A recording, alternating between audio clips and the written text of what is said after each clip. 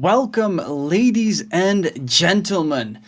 We are live right now with the DPC South America Closed Qualifiers. Unfortunately, Randoms Esports had to forfeit their first game because one of their players had some technical issues, but we luckily enough are fortunate to get at least a second game to be played between Randoms Esports and Vicious Gaming. Loser gets eliminated, winner gets to take on Team Balrogs for that second slot in the South American DPC Division 2.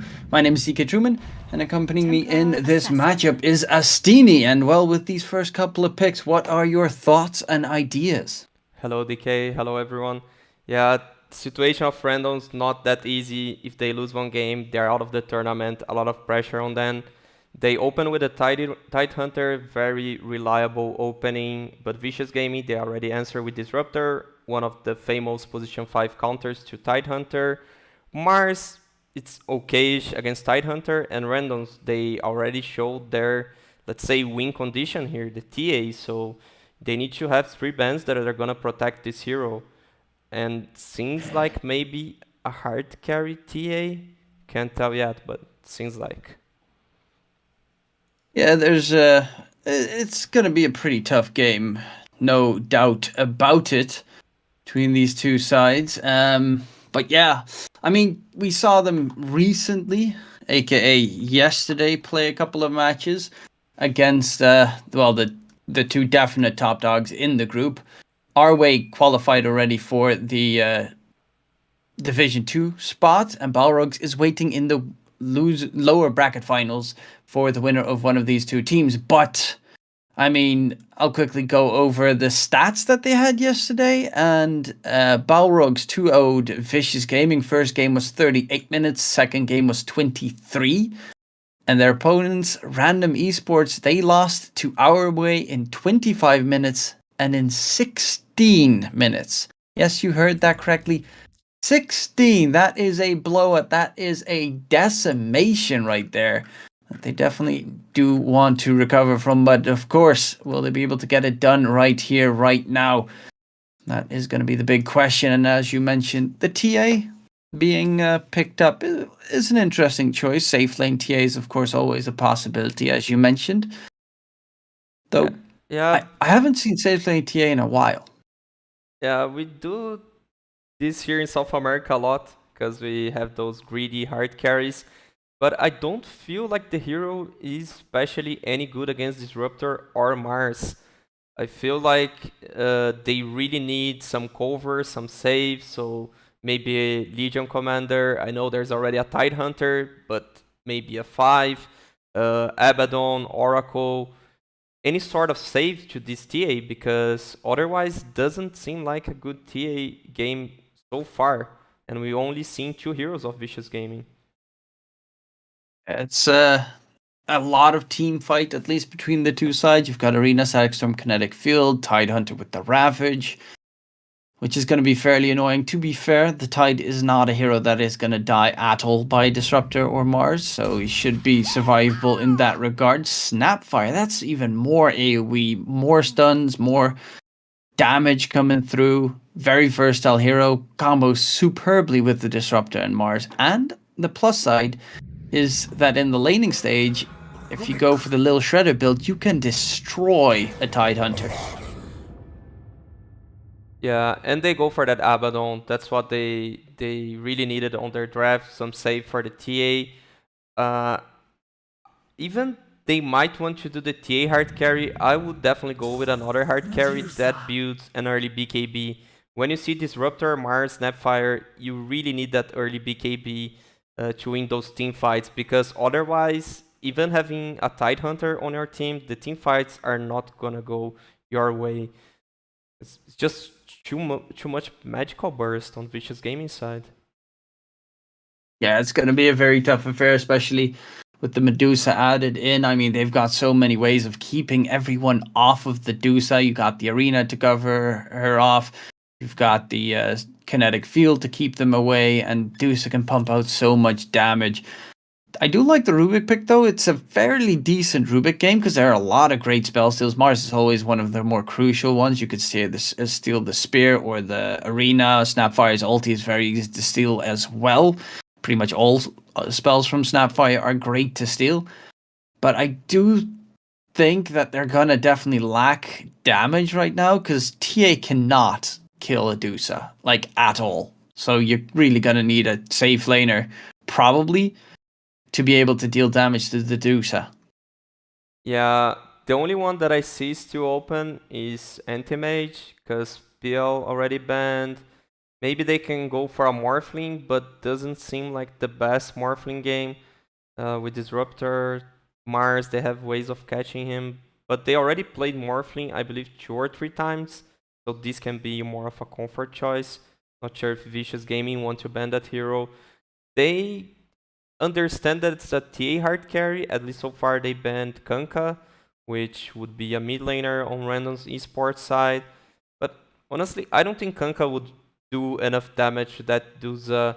If they want to go with a mid laner, it should be a Spirit, maybe Ember Spirit. Again, not the easiest game for the hero, but he can definitely do a lot of damage. And kite the Dusa, because if you can't kill her, you just kite her, you kill the entire team, she's the only one left alive, and then you think about how you're gonna deal with her. And they go for the Storm ban. Void Incarnate. Void Spirit pick. I mean, they chose one of the spirits, as you said, and the other spirit gets chosen on the other side. But for the Ember, yeah, it's a pretty good Ember. It's a really good Ember game. I mean, good against Void Spirit, Rubik, and TA. Not the greatest against Abaddon and Tidehunter, of course. But yeah, I really think that Random's Esports is lacking a ton of damage to kill the Dusa. Void Spirit's a great hero. And in the early to early mid game, you can definitely snowball with him. But if you get to, let's say, 30 minutes, you can never kill the Dusa anymore. As you mentioned, you really have to kill off the rest. And it's not easy killing an Ember, a Snapfire, or a Mars.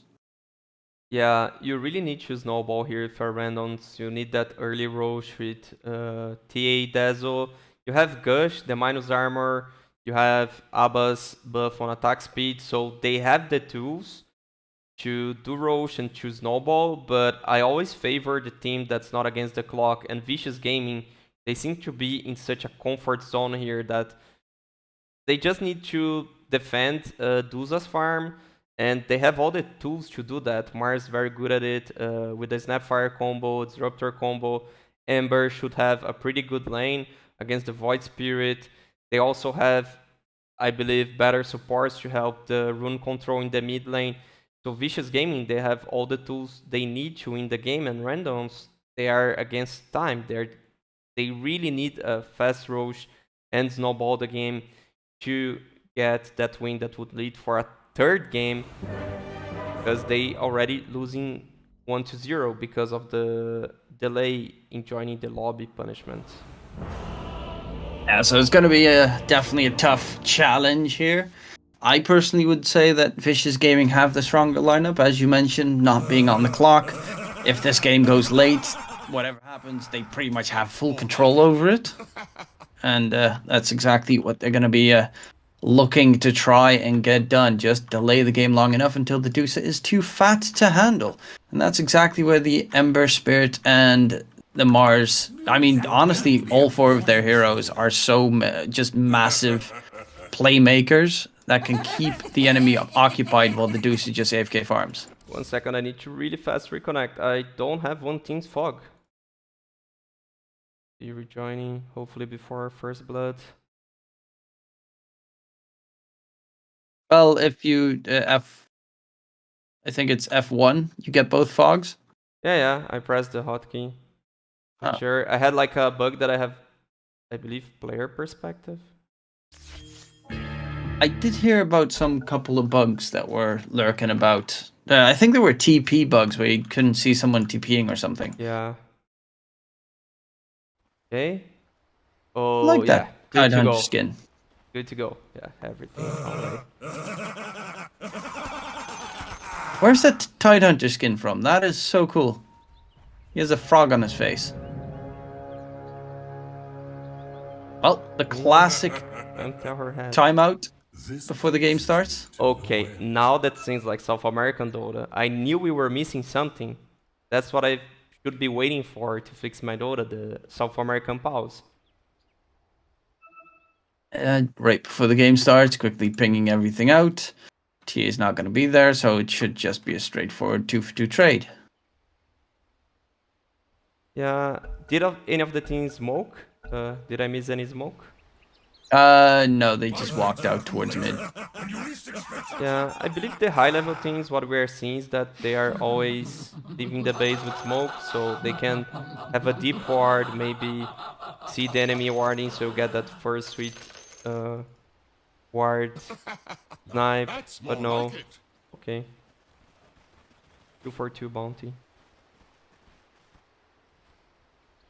Yeah, just a normal classic start. No one really engaging in a fight, and another pause coming through. Now Rubik DCing. Okay, I see a pattern that is probably going to come back time and time and time again. Yeah, and just to remind that Finat, he didn't have power at his home, so he had to go to a friend's house, so he's probably playing not on his computer. So probably he need also some time to set things up, but Vicious Gaming, they were the ones pausing, I believe, this time. Well, 2 players of randoms are also missing at the moment, so... Yeah, I'm not sure if they use the pause. No, okay, it's randoms. Both flag, they say. Well, hopefully that can be resolved momentarily, so that we can get ourselves back in the game. So which lane do you see actually kill potential? I see a lot on this Mars Snapfire, but on Radiant side, not much on any. I mean, if you catch a player out with a nice Rubik lift back into a gush, could put you in an awkward position. Mid always has kill potential on each other, Void Spirit and Ember Spirit. Though with the shields, they tend to be a little bit more tanky. But, you know, if you get really greedy, both of them could get to aggressive lengths. And the biggest threat, of course, is once those 6-minute runes spawn and they're level 6, they can easily gank the side lanes.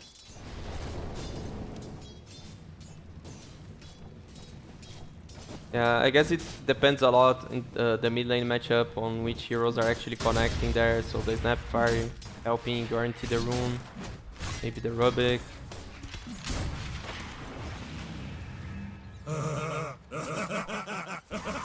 And yeah, as you said, the Snapfire Mars, you know, it's... If the Abaddon leaves the lane at one point, you just stun combo the TA and it's an easy kill. Yeah, and here they go for the TA. Yeah, this is a lot of damage already that they're taking.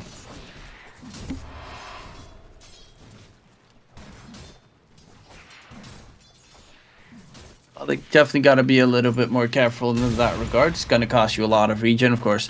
You do have an Abaddon, so he's kind of going to be the heal pony at one point. Yeah, and the Cryptic Equilibrium is super good for Vicious here. And doesn't seem like Finat's gonna get the pull since his camp's blocked. I mean, the problem with Abaddon is that he can't really do anything at one point, and right now that's exactly the case. Looking like it's going to be First Blood, picked up by Kira. Takes a bit of damage. Is kind of lucky that the Mars doesn't have mana, otherwise could get speared under the tower, and at that point, without the Abaddon to back you up, I mean, you definitely have to be very careful. Yeah, he was playing very aggressive to just guarantee the last hit on the range creep. That XP that's super valuable to TA, but not worth when you give away First Blood.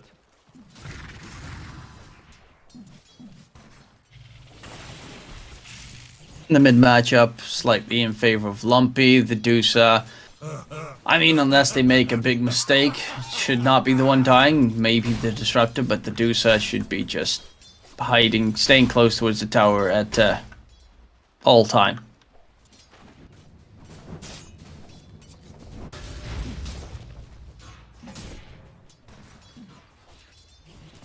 That Disruptor already unblocked his camp, so he can maybe stack now. That would be the best play for now. Oh, Medusa. Oh, dropping a little bit low, but no harm, no foul, no death at the very least. The problem is no healing salve, so he's gonna have to do it with tangos. And the Tide doesn't really fear anything currently, because he's a regen boy with the Ring of Health and Ring of Regen. He's got a nice passive 11.7 HP regen. Yeah, and that allows the Rubik to go for stacks, maybe heal rune from the Ember Spirit. That's super good for randoms here. I believe a little bit of miscommunication from Vicious, because Disruptor, he had really good opportunity to stack the camp, and Duza just needed to play safe, but when he goes for the stack, he was still out of position. Oh, mid lane, the Ember. Okay. Just a little bit of harass. Tower didn't attack him, so he was just pretty safe.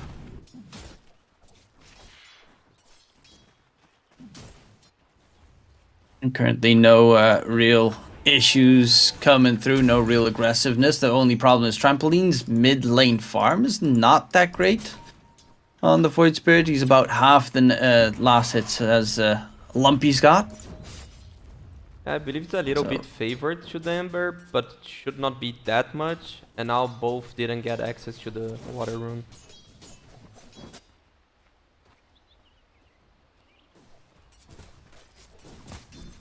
You see the aggressive ward's been placed, but that one's been spotted out already. So Kira is going to get the easy counter deny. Make sure the enemy doesn't spot out the jungle. Of course, both sides really want to get ancient stacks as much as possible this game. I mean, the TA safe lane on one end and the Dusa on the other just scream easy money. Yeah, and that depends a lot on the mid matchup. The one that gets the bar up rune can actually contest enemy stack. So now we see advantage for Ember, so that's a big advantage for Vicious, but oh, Trampoline, he almost got Lumpy. Oh, there's a nice catch, and blow up coming out from Revenant. Kill secured again, Abaddon the one to fall. Well, top lane, there's a little bit of harass coming out. Tide does need to be a bit careful, does have level 1 Kraken Shell, so a very survivable Tide Hunter in the laning stage. And he's also almost done with some extra magic armor on that Hood of Defiance, though he's still playing aggressively, taking the fight, will eventually get taken down. They lose Du, and now João Pimpo? Sorry if I butcher his name. João Pimpão. Okay, that João Pimpo. Yeah, it's a Brazilian Don. I don't know how to say, but basically It's just in our language, I guess. Home. Caminhão. Yeah, no, my Portuguese ain't the best. João Pimpo just suicided so that he has a decent spawn time.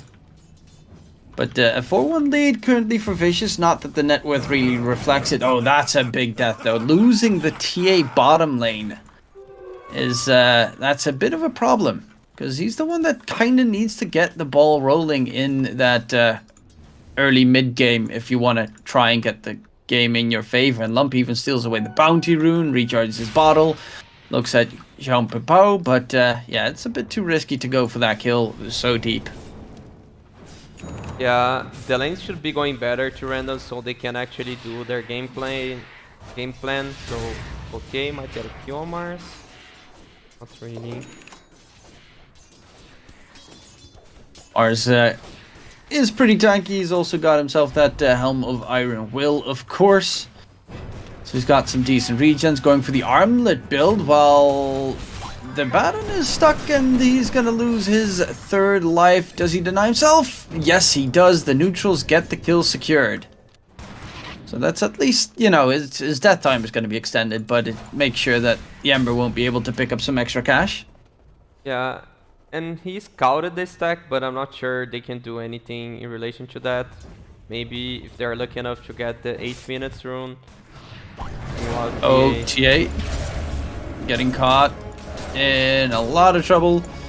Doesn't really have a way out, but the dust came a bit too late right there, and Revenant actually does get taken down. I think that Kira just should have pretty much popped the dust before the fight actually really came through.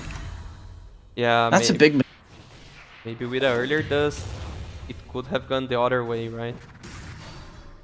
Yeah, that's definitely a slight mistake. You can, of course, apply the dust before the fight really comes through. And we have a DC coming on the side of Fishes this time. Well, it is South American internet, it seems. It's plaguing us all over the place.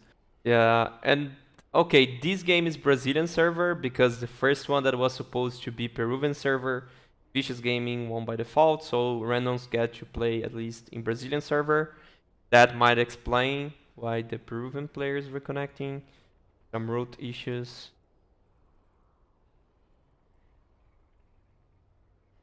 Well, hopefully we can write these issues off as a thing of the past soon. Because this game has a lot of small little skirmishes going on the entire time. Of course, the TA really is not having that great of a lane so far. Did get 2 kills, luckily enough. So, decently recovered in that regard, but has had some struggles. It's surprising to see the TA with better network than the Mars from what we've seen in the lane, but a double kill just changes everything. Meanwhile, Duza farming a lot of stacks. Yeah, now Ember is going to farm up a nice stack as well, while he's looking again for the Abaddon. Doesn't want to go for the root, because of course Abaddon will just use his Aphotic Shield. But well, if you just right-click him down, hit him with a Sleight of Fist at the end, it doesn't really matter what you want to try and do. And another Observer Ward denied by Kira, who's immediately going to go for an extra Ancient stack. Actually, they smoke up. They're going to get aggressive. This might be a surprise here if they catch the TA. Yeah, meanwhile randoms, they try to find the Duza, they come late, they just do 1 creep. Oh. TA up the high ground, they walk. TA gets rooted up, and there's no way he can survive that chase. And yeah, the TA is just... I mean, this time he died, last time the gank failed.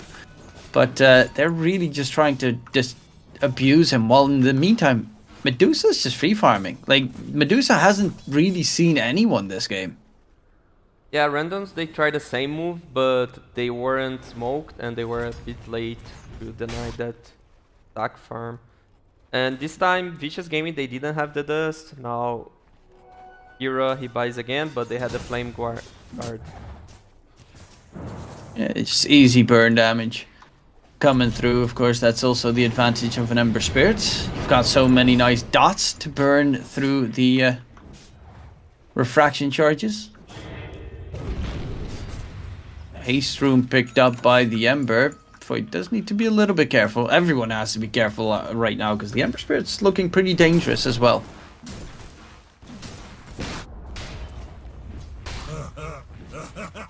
They just trade towers.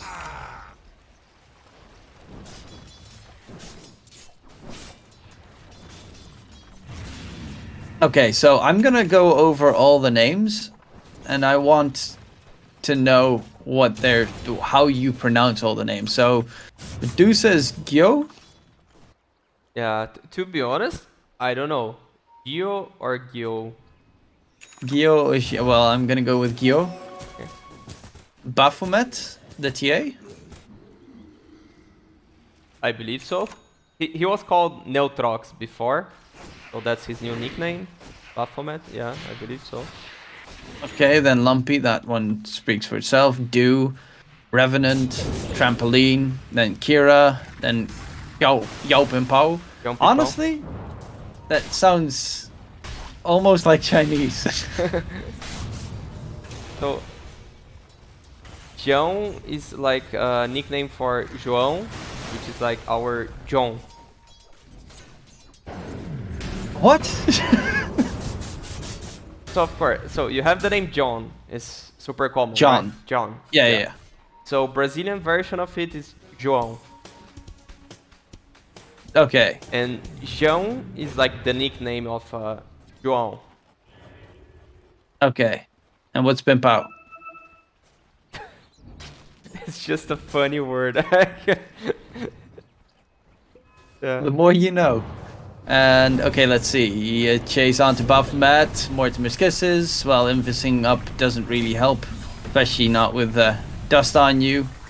Easy pickings coming through and no help coming out as well.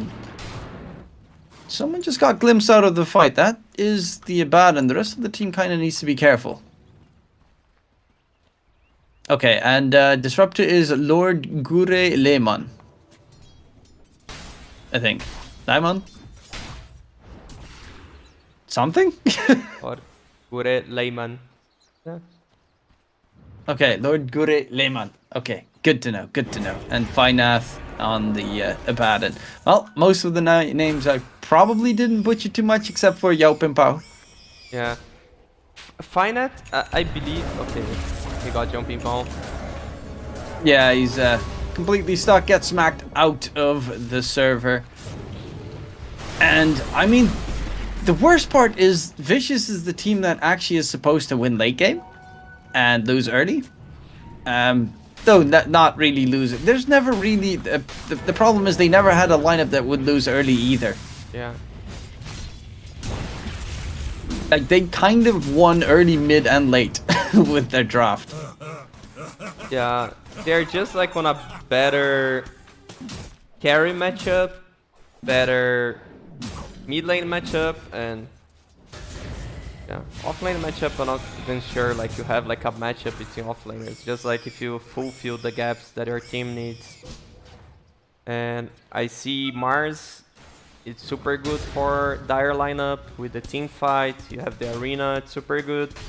And then on randoms, you have Tide, which is a lot of team fight, but EA, ABBA, they're not that team fight style. It's like just one of them. Oh, they found the teammate. Oh, not again. That's gonna be his fourth death already. This game 2-4-0. He's being absolutely destroyed. And well, you did mention a very important aspect in the drafting stage. They need a carry that builds a BKB quickly. Well, he's going for Dragonlance into Deso and then afterwards going for BKB. At that point, they're already 5k behind. Like, at that point, you're just going to get run down by the Dusa, because the Dusa, he's farming fast. She's done with the Manta style already after the Dragonlance. This is a gigantic Dusa. Yeah, you might have the BKB after Dusa already has the Eye of Skadi, and with the Eye of Skadi, the Dusa just gets rushed before you. Yeah, it's a fairly tough affair. Maybe we get to see a Ravage from the Tide. Kinda wants to have a Blink Dagger. Oh, that's a good catch on the Ember Spirit. That is huge play coming out. The arena in return. Mortimer's Kiss is on top. The Dusa doesn't even pop the ulti. He's just gonna go for the right-click fight, which is rather surprising. Would expect him to just get the extra damage, and now he's gonna pump it out to get rid of the Tide, slow him down, and they will finally take him down. But in all honesty, they definitely would sign for that fight on the side of randoms. Yeah, killing the Ember is super good. He was already on 4 kill streak. The thing is, do they have team fight now without the Ravage to defend the tower? Oh, TA's caught on the side. Saxon Kinetic Field is stuck as well. Might be able to just get away. Yeah, the Abaddon with the Folic Shield heal coming through.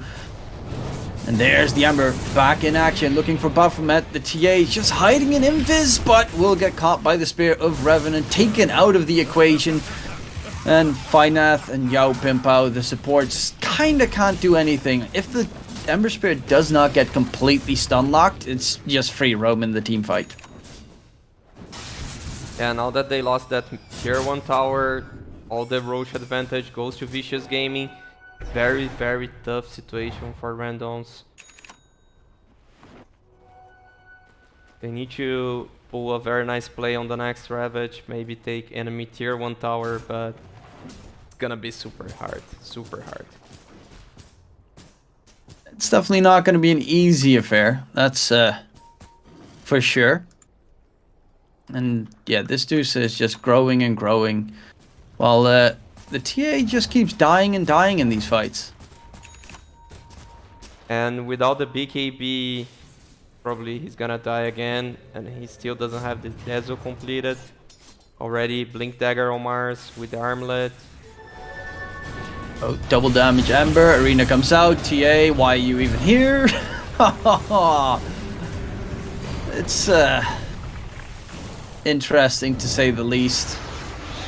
Well, they at least get rid of the double damage. But the Glimpse sends back Trampoline. They're missing all their combo spells though to hold the Void Spirit in place. But the Spear from Revenant comes out, smacks him away. With that, of course, Armlet does a ton of damage.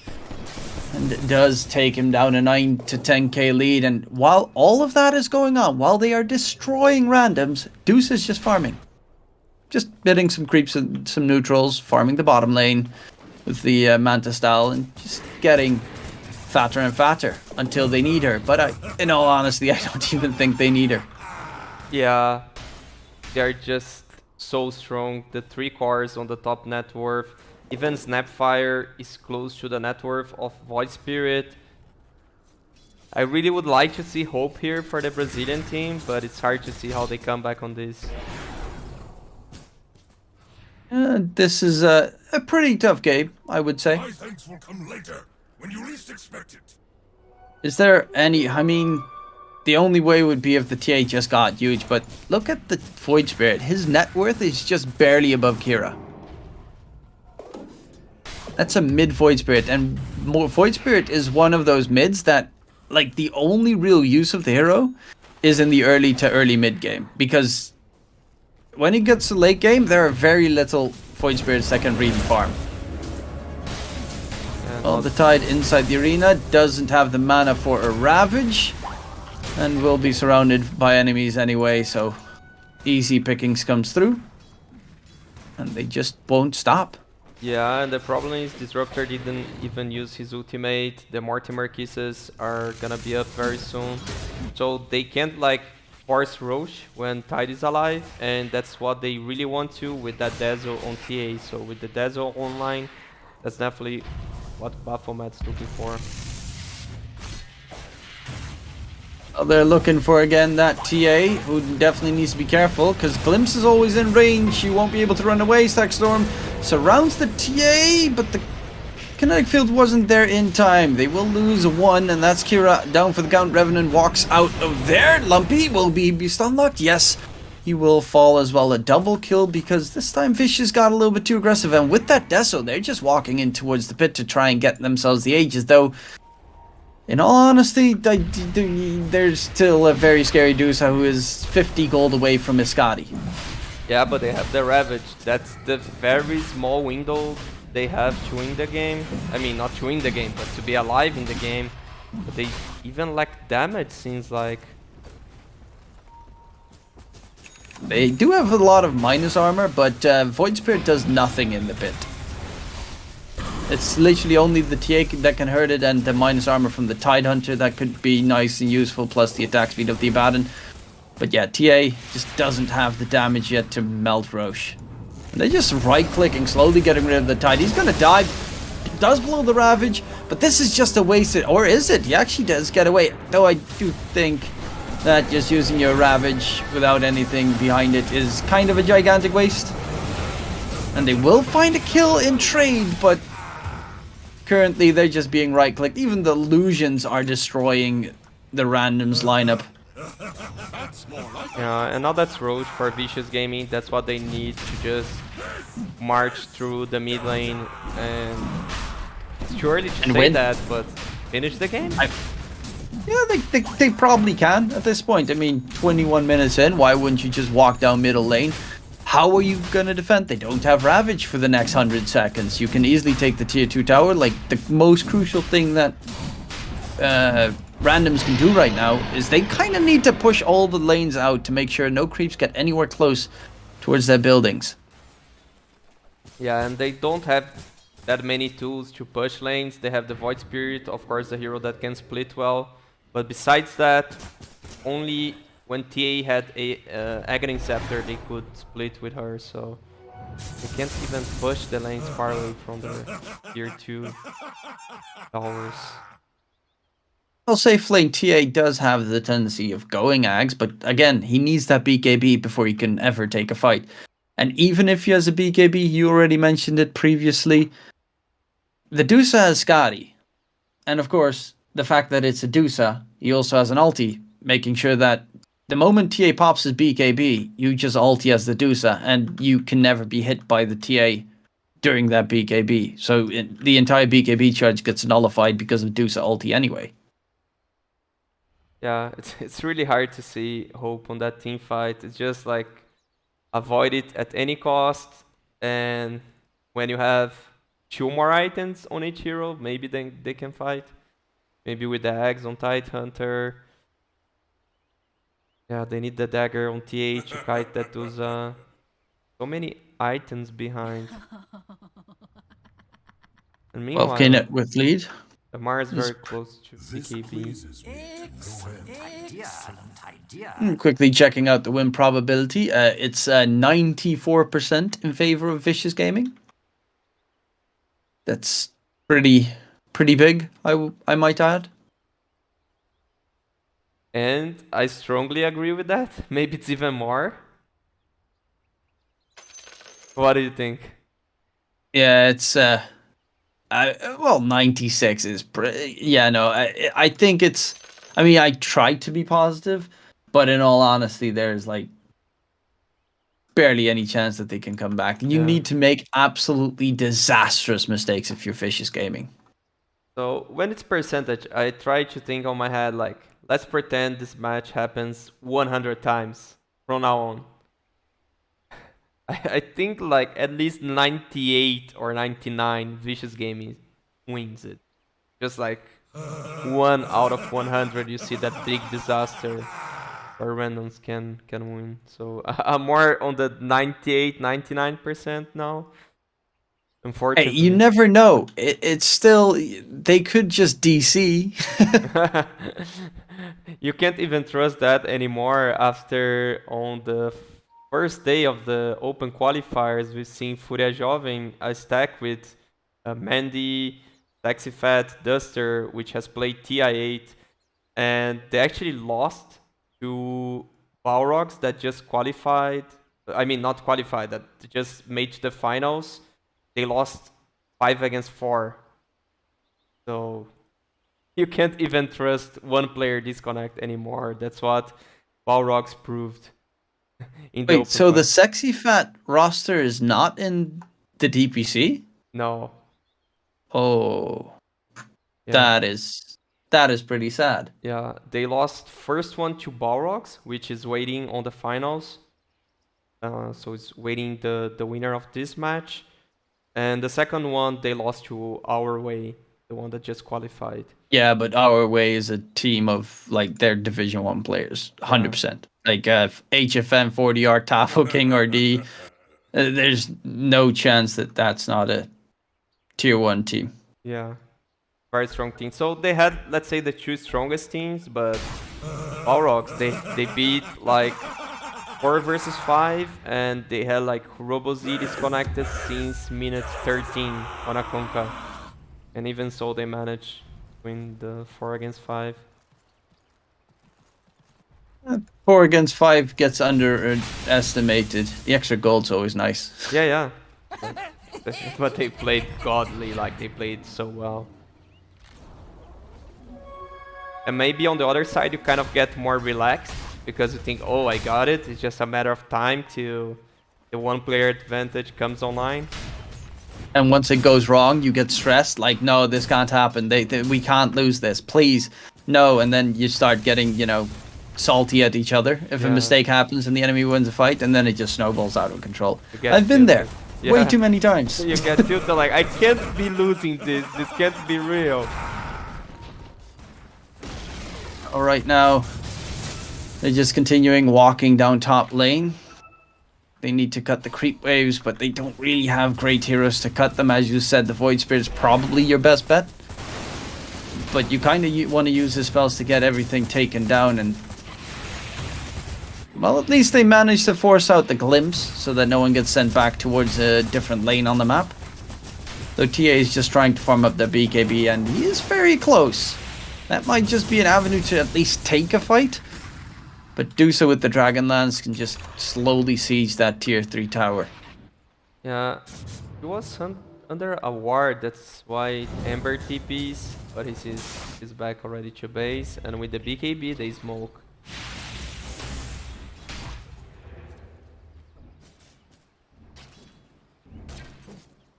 Well, lying in wait, Dusa next item, going for the butterfly. And surprisingly enough, the TA is actually trying to go for the immediate counter to the butterfly. So, it's got that in mind. Yeah, but it's gonna take so long. Oh, arena catch. That's the Rubik gone. So no nasty arena spell steal or spear spell steal. No blink from the Tide. He gets glimpsed back. The Tide's surrounded. Tide doesn't have anything right now. And he's just gonna lose his life without a buyback because he just bought out the Staff of Wizardry. Why is he fully buying everything out? Now they don't have a Ravage for teamfight. Yeah, I guess he trusts his team to just delay the push, and he doesn't want to lose the gold. So I mean, once he gets Ags, it still doesn't really do anything. Yeah, it's somehow of a clear wave defending high ground. Some high ground defense. But yeah, it's not enough.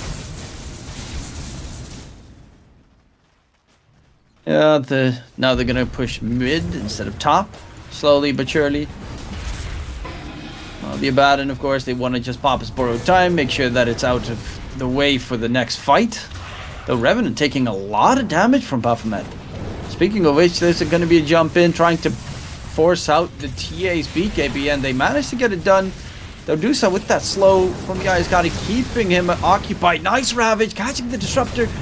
Can drop the Saxon Kinetic Field in time. Dusa ulti on top, and the Tidehunter is surrounded by enemies right now. Can he disengage? They bought back on the Abaddon. Dusa's just going to be fine, and they will blow up Kira. Trampoline's doing a lot of damage, and they can't keep him off of the supports. They're losing a lot of HP on Vicious. They might just win this fight. Rina comes out, but the Dusa, yes, he's the last one standing, pretty much, but he's just going to be fine. Stolen Spear as well, yeeting the Dusa out of the fight, and they might just kill him a second time. Just 25 seconds on the Aegis. Maybe that's what they're trying to wait. And yeah, Randoms, they are making it. This is looking problematic. 15 seconds until the Dusa Aegis expires. Buyback from the Disruptor, but they really need that Ember to join in. Okay, free kill onto the Rubik. Very questionable how that manages to happen, but they're going to dive in quickly and get the kill. Dusa does eventually get taken down, and a gigantic teamfight victory for Randoms. And I have no idea how they managed to make that happen, Astini. Yeah, the Void Spirit killing the backline was the beginning of it. Very well played by Trampoline. The Ravage also, okay, it's been like 90 seconds from the Ravage, but then they were just like chasing the Dusa. And that's the strategy. You need to kill the entire team from Dusa, and when she's alone, then you might go for the kill. They didn't have the resources to kill her twice, so they just wait till the last second of Aegis. Very well played by Randoms. So they are making it the 6%. It's now 12.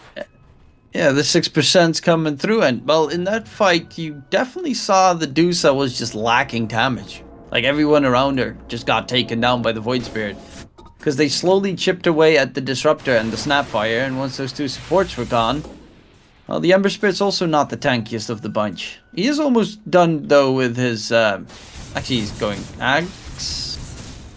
No, what's he going? Yeah, he's going Axe. Yeah, I think so. It must be something on the courier then, I guess. Ah, yeah. Has a lot of small items, let's say, with the Kaya, Mael. Yeah, I thought he was going to go for Kaya Sange first, but nah, he's going to get that Ags. Though I think the Kaya Sange might just be slightly better, because he does die very quickly if they get the stun lock.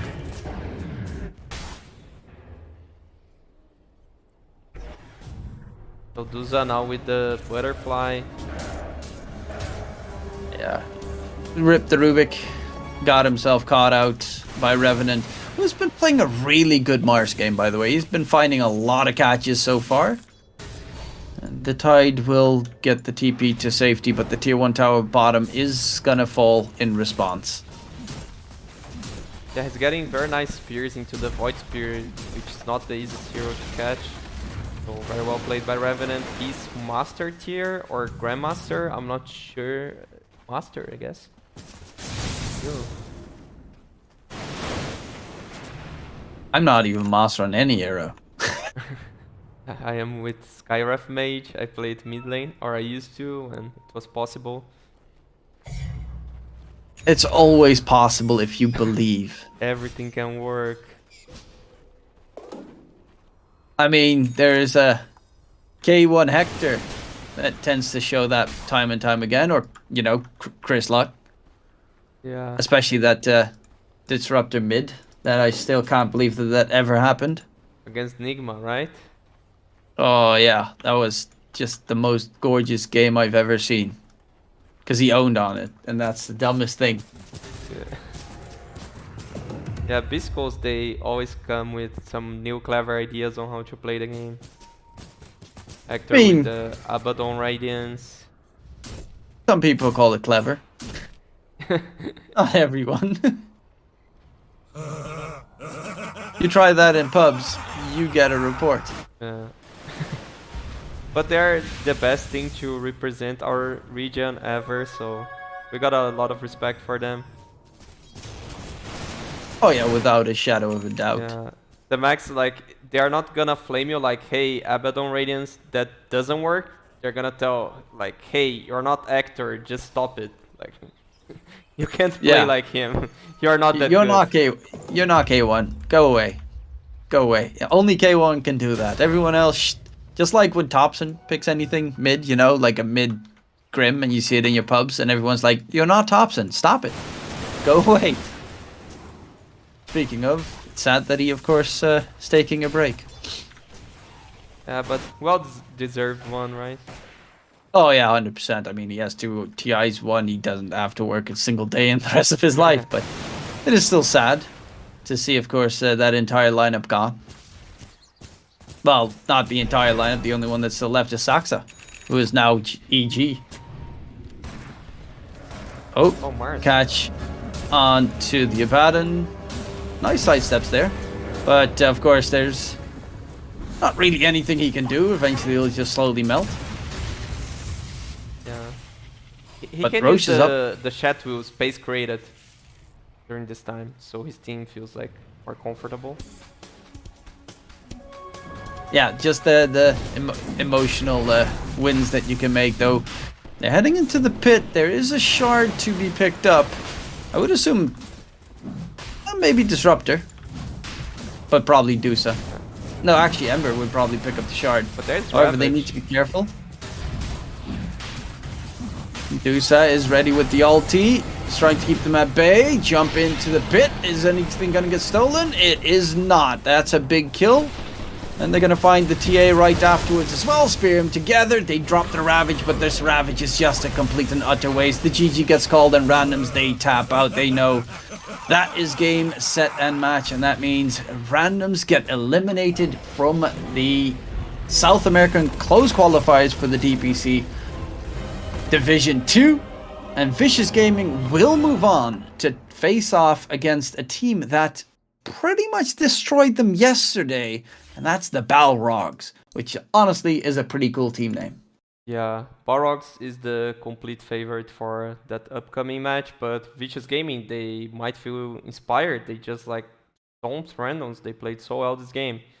Maybe they got some lessons learned from yesterday and can surprise Balrogs now. And randoms, they went very, let's say, they played very well the qualifiers, making to the closed qualifiers for a new team. Congratulations to them, to what they made, to the very final day, trying to make into Division 2, and best of luck to them in the upcoming qualifier. Of course, it does mean that we're going to have to say our goodbyes towards them, but there is, luckily enough, more Dota on the horizon. As we mentioned, we will be having the Balrogs versus Vicious Gaming revenge grudge match from their showdown yesterday, where it was a 2-0 for the Balrogs, and we'll be back for that game after a pretty lengthy break, I would say. So don't go anywhere, ladies and gentlemen. We'll be back for the lower bracket finals. We'll see you then. You guys.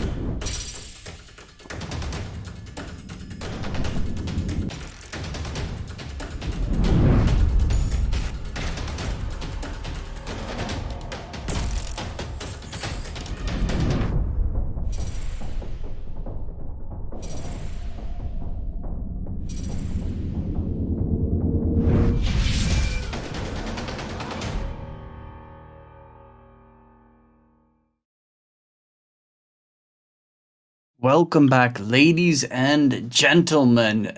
We are back for the final match of the closed qualifiers between Vicious Gaming and Balrogs Esports to decide which team will be joining the rest in the Division 2 this DPC season. My name is DKTruman, and joining me on the broadcast is Astini. And well, this matchup has been played yesterday. Can you give us a brief little recap of what transpired? Yeah, yesterday it was 2 wins for Balrog side. First game a little bit more close. The second one very, very one-sided for Balrogs. So Vicious Gaming, they need to come up with something new to surprise Balrogs. Otherwise, yeah, Balrogs' biggest favorite here. Yeah, that is exactly the case. They need to pretty much surprise. They need to bring what they brought in that one matchup that we saw against the normals, where the randoms, where they pretty much completely destroyed them. They need to bring that same flair and play style over if they want to try and carry it forward. But currently, well, the Mars at least is the same, but so far these bans, I do like the fact that Io got banned, because honestly I've seen way too many teams pick up Io, and it's still one of the most boring heroes to watch. Yeah, Balrogs, they won even against our way with this Io Razor strat. They've run 3 or 4 times during the qualifiers the Io strat, so it's pretty good that they banned the Io, and also they steal the Mars, because the 2 matches that Balrogs won against Vicious Gaming was with the Mars. So pretty interesting opening, and they already showed the TB. Very early showing the hard carry and the win condition. They can be punished by that, but of course they will look to ban counters to the hero. PL is the first one. They can go with the Morphling ban, or they can ban heroes, which could be good laning against him. So maybe if Balrogs consider doing the Tide 5, they can go for a Timber ban, a Darkseer ban. Not strong in the lane, but strong in the game against TB. And so on. The TB is always it brings the same vibes as a Dusa, and that's why Mars is so great, though, to keep them off of the Terrorblade once he pops Metamorphosis, or keep them, trapped in there in his little hellhole together with him. The only big downside that Terrorblade does have is that, well, without a bunch of items, he is probably one of the weakest heroes in the game against Magic Burst. So you really do need to build up something quickly, because a Tide Ravage is plus an Anchor Smash and a Gush is already enough to get half of the Terrorblade's HP away in the mid game. Yeah, he needs to get that Skadi online very early, let's say on the 18 minutes, 19 minutes, because if it gets too late, Balrog's just gonna run at them and remove this jungle space that Terrorblade loves to farm. They remove the Kunkka. Usually has a nice mid matchup, so they don't wanna see Balrogs snowballing. And Balrogs, they protect the Tidehunter with the Disruptor ban. That's what we've been seeing, countering Tidehunter as a position 5. Of course, there's also the Green Stroke, but it's not so common nowadays. So yeah, I can understand both bans from both sides. Will they be able to build up a nice little lineup behind it? I mean, you did previously mention, of course, that Disruptor. We saw it in that first series where it was very nasty to try and get rid of.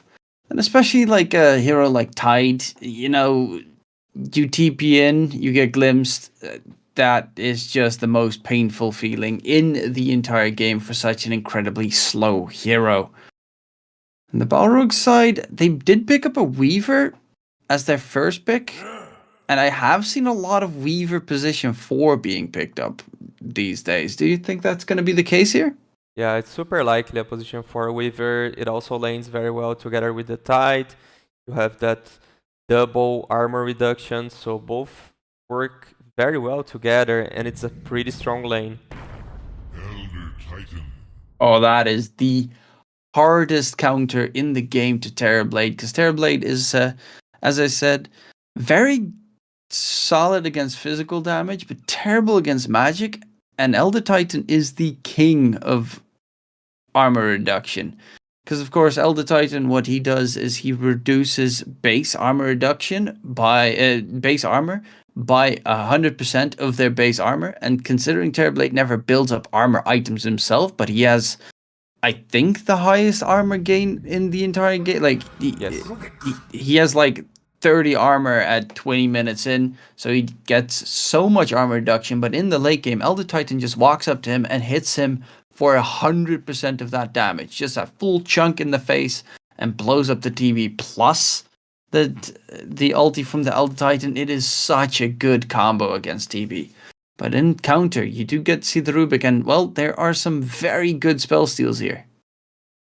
Yeah, I could see they going maybe for, I know it's a bit weird, but an Oracle 4, or even your Oracle can be your position 5, but you play it together with Mars in lane, so you get to spell Elder Titan in lane, because otherwise such a strong lane just by having the Elder Titan.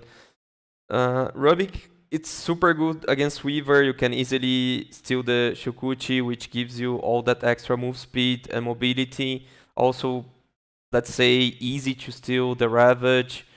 A good pick here, but I like to see they answering a little bit more this Elder Titan, because it's just too strong against the Terrorblade, and if Elder Titan has a good game, they will have a lot of problems.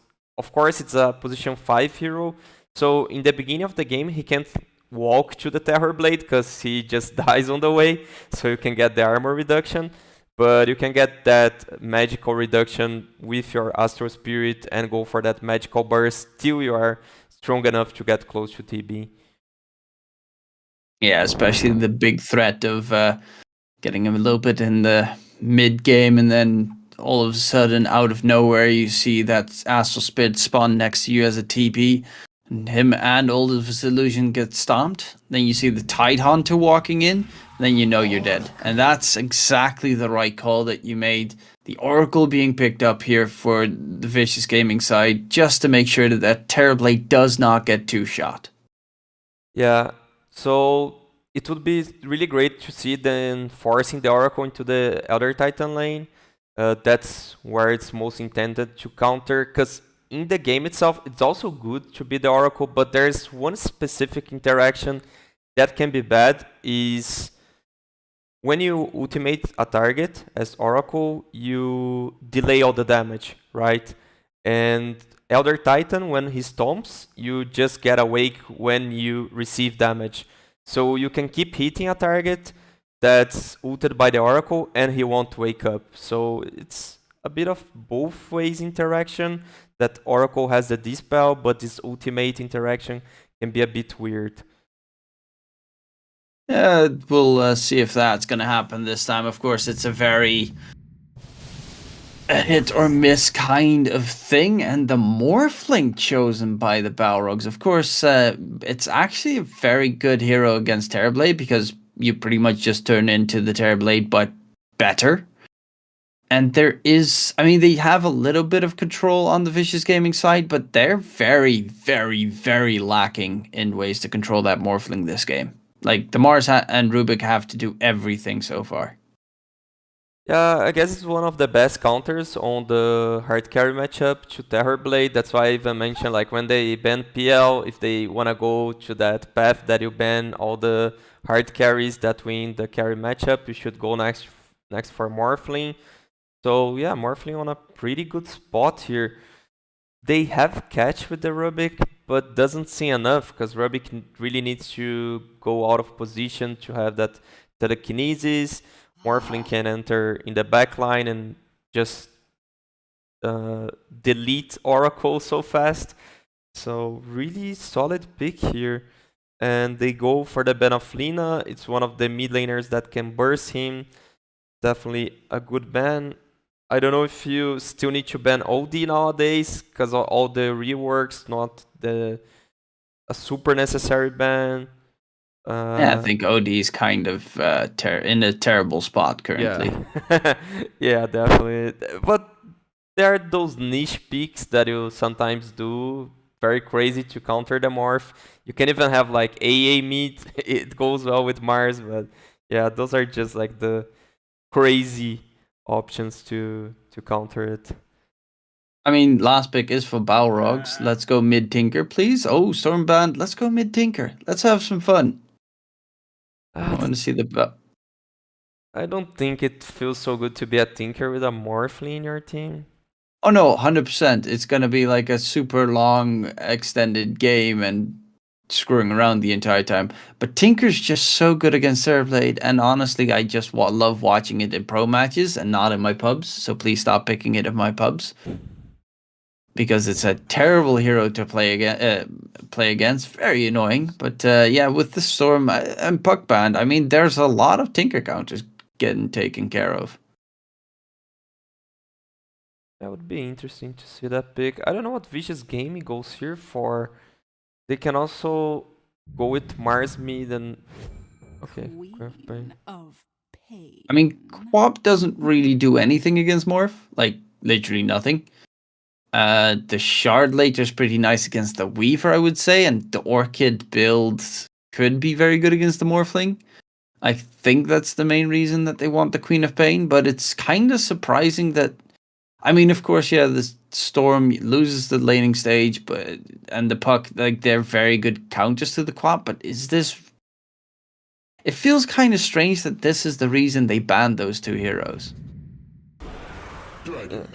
It feels like Storm would be good for them, actually, because it's a hero to jump on that destroys morph. Yeah. Yeah. And, like, Void Spirit was already banned. Ember is not good against Morphling because he can steal your spells and do so much.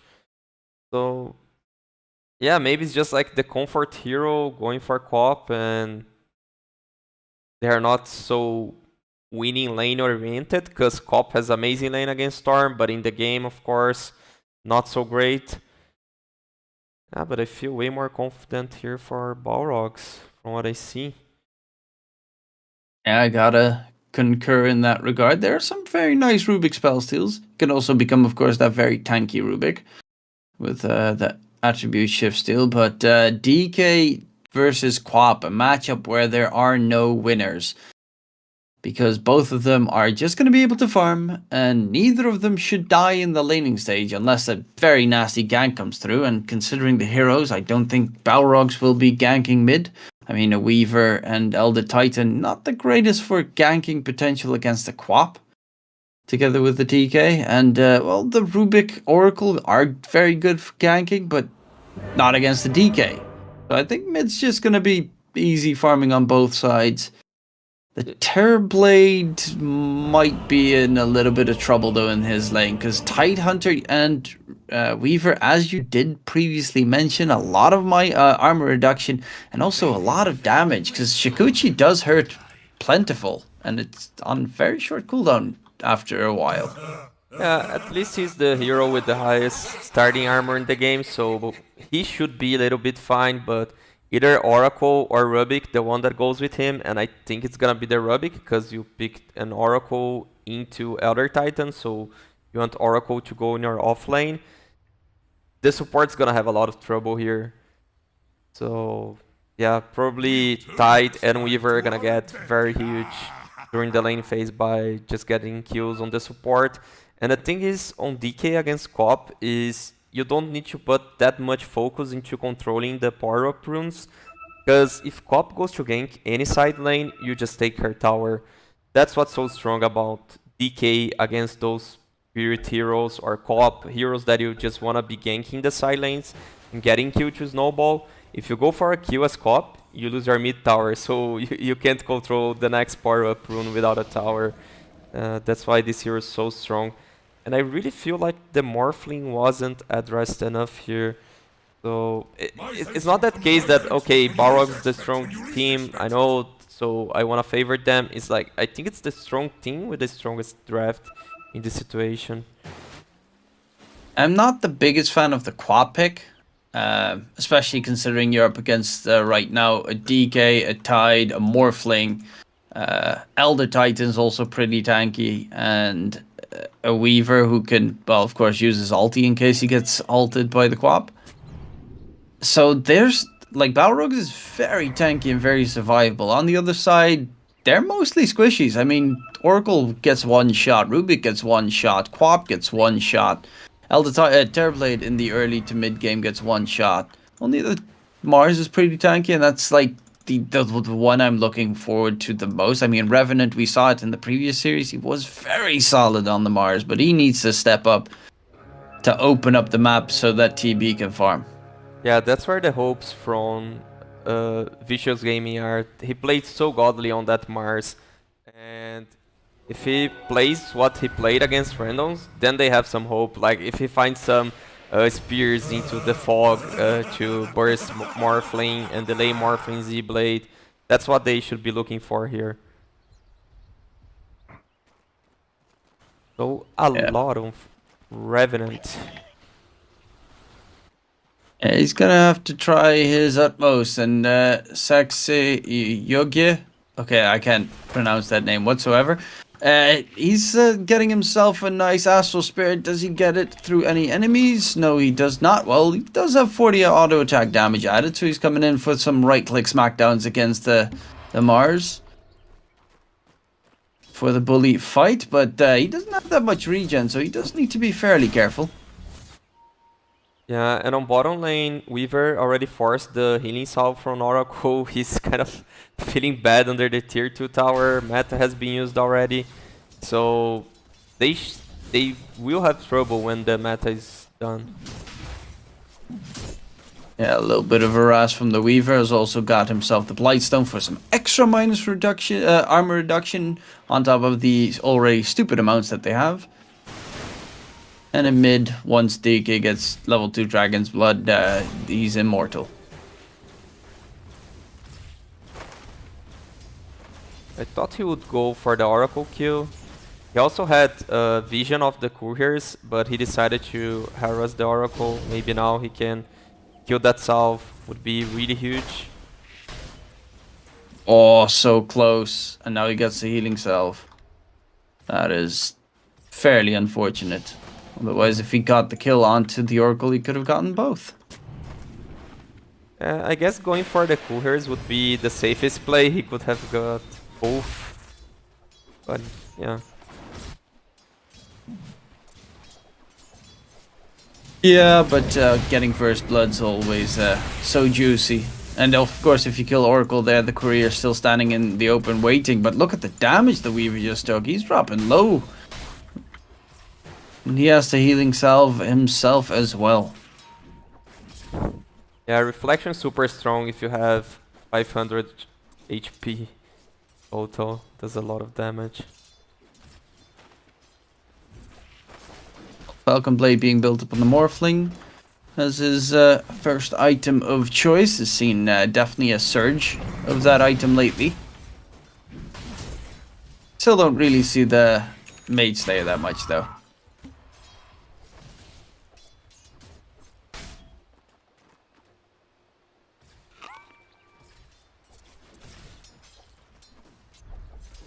Yeah, currently everyone just farming. Bottom lane is where the most kill threat is, but honestly top lane you definitely still need to be careful on either side. I mean, right now the old Titan's coming in with those nice Astral Spirit hits and natural order as well, so more armor reduction on top, even though they don't really have armor.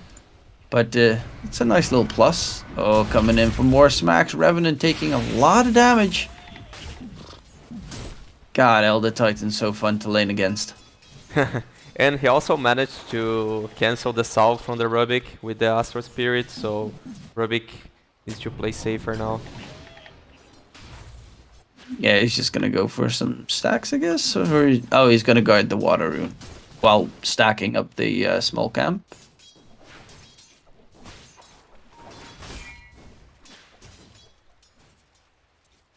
Actually surprising. DK went for a bottle. Yeah, and feels like he doesn't need that health regen and that he could got the mana regen with a soul ring or even with a stick against the Queen of Pain. Oh, but Elder Titan's actually first one to fall, and Weaver dies bottom lane as well. A lot of damage. Metamorphosis is used by the TB as well. So it's still a Tide Hunter. Oh my god, I say that the moment he almost gets evaporated. But that's 2 opening kills here for Vicious. Yeah, I wasn't really expecting with the strong lane that ET has. I was expecting him to get the first blood, but he forced a lot of resources on the top lane, so he should be fine even with that first blood. The problem, of course, is even though ET does a lot of damage and is very good at harassing, it is still a hero that if you get speared to a tree, you can get taken down with a couple of levels on the Mars and Rubik. My thanks will come later. When you least expect. Yeah. But he is stacking nicely. Yeah, that gives a lot of damage for him, but I'm afraid Mars gonna end up farming this if they're not fast enough. He has 149 extra on right-click damage. Unfortunately, he's not going to be able to use it on anyone, but he has it.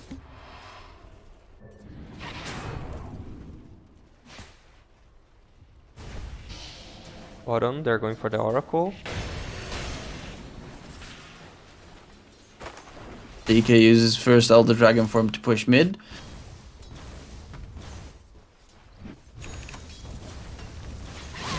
Gonna be a lot of damage with that siege creep. Yeah. They're looking to gank mid, it seems. Oracle nearby as well. Oh, actually guarding the rune. It's going to be an invis bottom. And no chance that the DK can yoink that one away from Quap. So they now definitely need to be careful, because this is a nice moment to go for a kill. And Queen of Pain, of course, not too surprisingly going for the Orchid. Of course, as a hard counter for the Morphling, who has his Falcon Blade done and has the second one queued up. Oh, Please don't go 2 Falcon Blades. Okay, yeah, no, he's going normal items. Thank God. He just asked, he's hearing you, man. I just gotta make sure that he's not toying with me. Yeah, but that's okay for DK, like you lose the Invis rune and you're pretty comfortable with that. You got the chance to leave your both side lanes 2 versus 1. So they made pulls on both lanes, have a good creep equilibrium now. But okay for him. Still don't get the bottle that much, but yeah. I mean, he just doesn't need regen, especially because he did go for level 3 Dragon's Blood. So there was never going to be a moment where you pretty much die.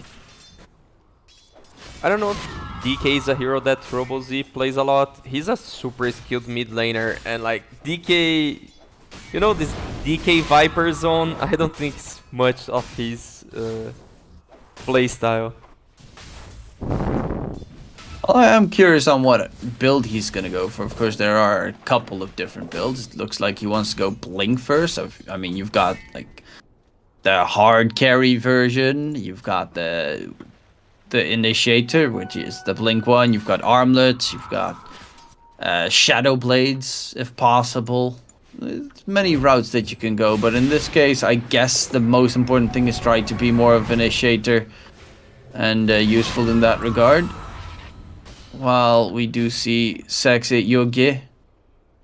Sex, yeah. Sex Yogi, I guess. It's like this. Sex Yogi. Sex Yogi. Like Yogi Bear.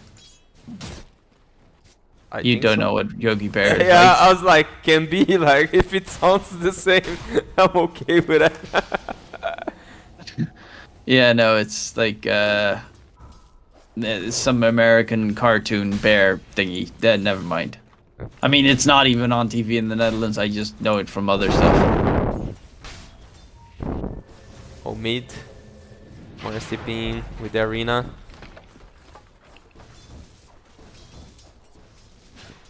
Walking in, Rubik's there as well. Arena, Spear. No TPs from Balrogs. And a blow-up coming out. Did use 2 ultis for it, but they do manage to finally take down the DK. And it's a 4-0 lead for Vicious. They're starting off this game very well. I mean, that TB right now is in the jungle, but he's almost done with the Dragonlance. The laning stage went very well for the TB, and well, the farm is going really well on their part. Not that, of course, Balrogs are massively losing. They're still ahead in net worth, which is like the more important part. But still a 4-0 lead. Definitely can open up the map a bit that way.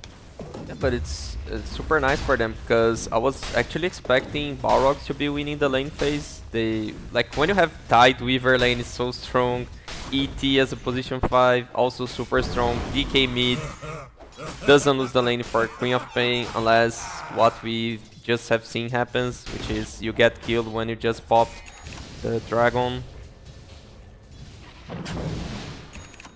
By the way, the Weaver is gonna go Medallion first and then straight in towards Ags, it seems. And, well, Ags is definitely an item you expect from a Pulse 4 Weaver, though normally you tend to see 1, maybe 2 items before it comes up. Yeah, usually they're going for Urn, Vessel, and then Agonies or Solar Crest Agonies. Guess he really wants that item to over heroes against Mars Arena, which can be very, very effective. At both sides with some nasty saves. So, Morphling and Sexyoge being chased, but the more important part is the fact that there are a couple of stacks that they want to quickly farm on the Radiant side, and they'll steal them away. Nice little tumbler toy dodge there from the Quap. And Quap with our Arcane Rune, not even losing that much mana to steal all the stacks. And very close to an Orchid. That is, well, Orchid's pretty much done. That's a pretty good Orchid timing for the Quap. Yeah, no boots. Just one new talisman. That's what you want to do against a Morphling. Because, like, every minute that you delay your Orchid is 1 minute that he's going into his Manta. So, he's gonna have a huge window to kill that Morphling that now has the Manta on quick buy, but so far away from it.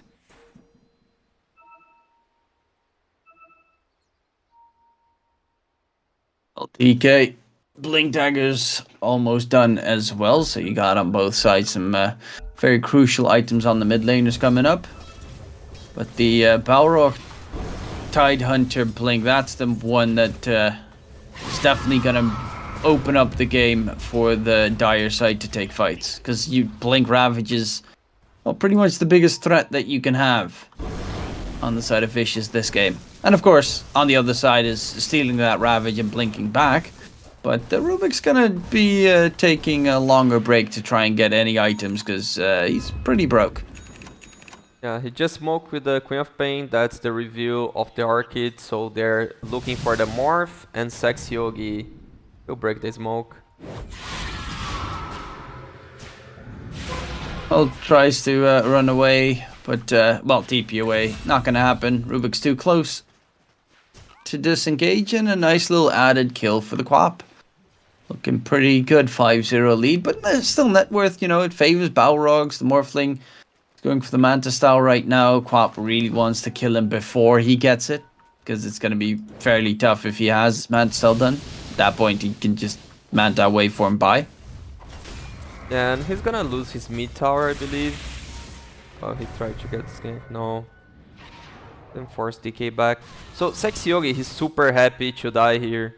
Like he paid Bernabil and he's happy with that. Just thanked the smoke of the reveal of the Orchid.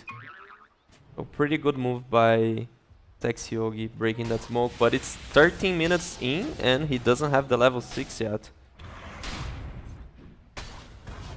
Yeah, the Titan's ulti is pretty useful to have, the Earth Splitter. But that's only necessary if you're taking a fight. And currently, like, Balrogs, they're content with just not fighting. I mean, they're farming faster than Vicious, even with the 5 deaths. And the Tide Hunter, yeah, I definitely doesn't want to do anything until he gets Blink. And he's getting very close to it, though. Yeah, the Blink that's on, it's on DK, so he's smoked, trying to get something from behind the tower, but Vicious, they imagine what's going on here. Definitely want to kill the Oracle in one fell swoop. But very good positioning coming out from the Oracle, making sure he's very far away. Now they do spot him out. And they're really doing their best. I mean, Lumpy even guarding the Oracle from the side. Just to keep... Because he knows if he's going to get jumped on the Quap, then you're going to get false promised and get saved. So all you need to do is make sure that the Oracle doesn't get jumped. And that is something that a lot of teams tend to forget, that you need to defend your supports, especially if your supports are there to save you. Yeah, Lumpy playing very well, protecting that backline. But the thing is, as a Queen of Pain, that's what I mentioned on the DK matchup. The last two runes were with DK, so the Haste rune, the Illusion rune. And there's not much that Lumpy can do without that rune. He cannot smoke and invade enemy jungle if he doesn't have any power up rune to help him with.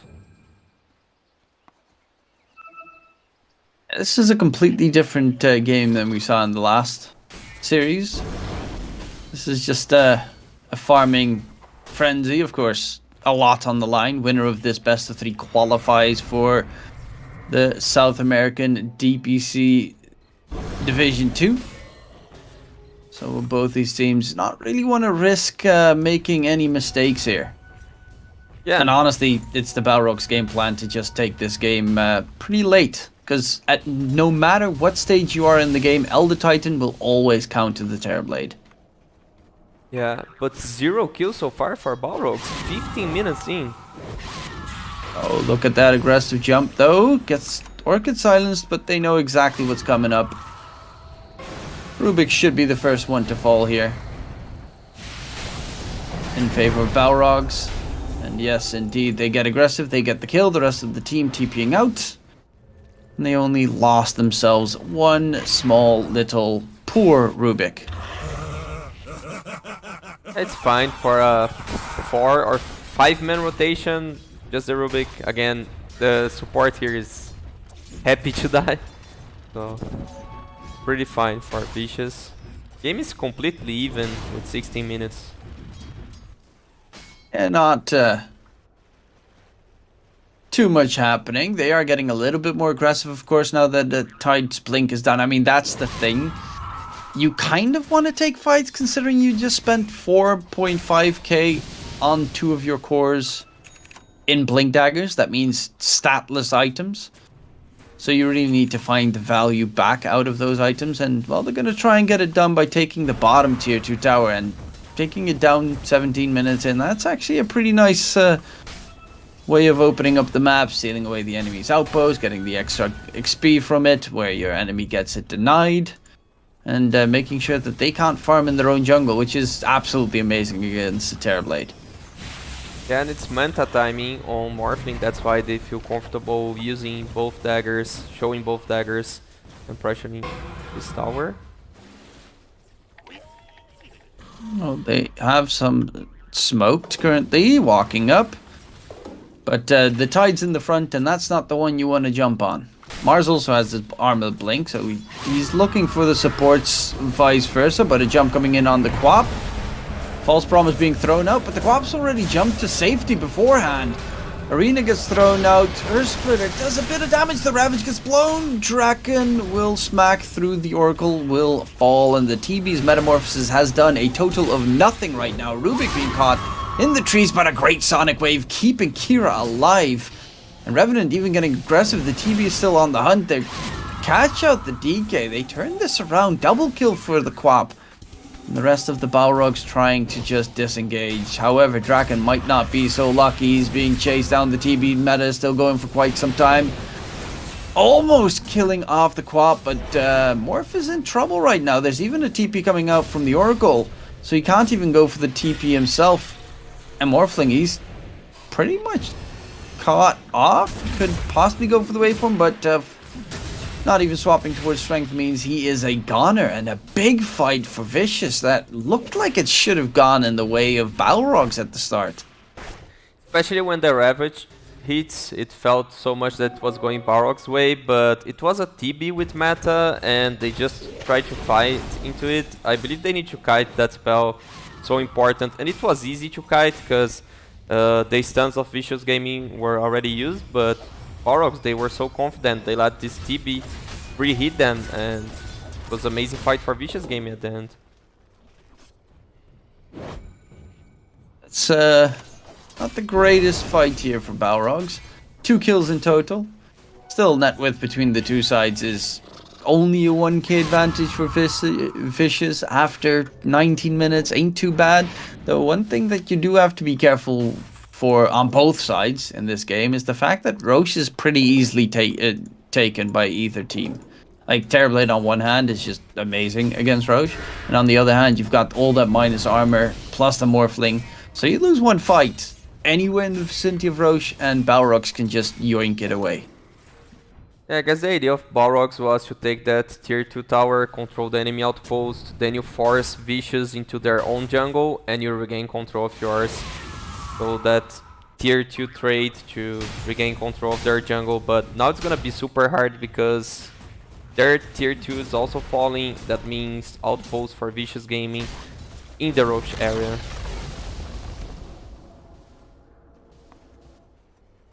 And right now the Co-op's almost done with his BKB as well. Afterwards going for the Scythe to get that extra invis going. The extra Hex, which is another great way to control their opponents. All these BKBs are currently being built up. Smoke.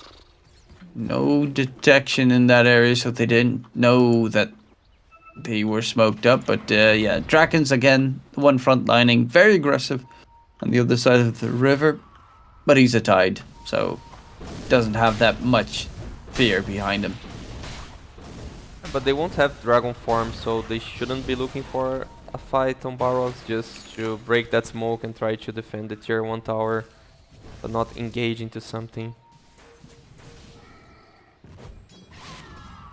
Well, Weaver just continuing the farms, done with 2 pieces of his Zags. They're under a ward that they won't find. It's a very aggressively placed ward. And a nice little spot that pretty much no one would probably drop a sentry nearby.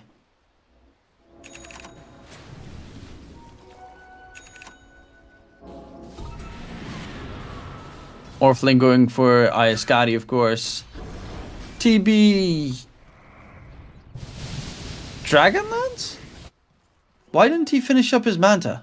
The thing is, he dismantled the Dragonlance to do a faster BKB, and now he's just like rebuilding it.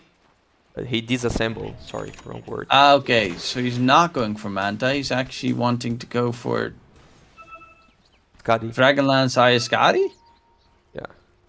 Dragonlance BKB Skadi. But he started his Skadi and then he made the BKB by breaking the Dragonlance, and now he wants the Dragonlance back. Oh, that Ravage though, getting immediately the kill onto Oracle, but buyback coming out. Arena, big Sonic Wave coming through. They get themselves caught. The Morphling's already dead and done and dusted. Chasing for the Weaver, does time lapse. First Splitter comes out, a little bit of damage coming through, but the DK is gonna falter as well, and that is just gigantic. It looked like that was a great Ravage, but it only caught the Oracle. There was someone with him, but I guess he blinked out of that situation. That could have been a lot worse for Vicious Gaming. And currently, they're still hunting for more. So, you know, the old classic Mars Spears to save an enemy. And it's gonna be Roche for Vicious Gaming. Like, I don't think you can commit so much into an Oracle. You just buyback and you don't have Ravage anymore. So they just reset the team fight where Vicious Gaming had everything and Balrogs didn't have the Ravage. I mean, that was a absolutely beautiful combo of the arena into Sonic Wave.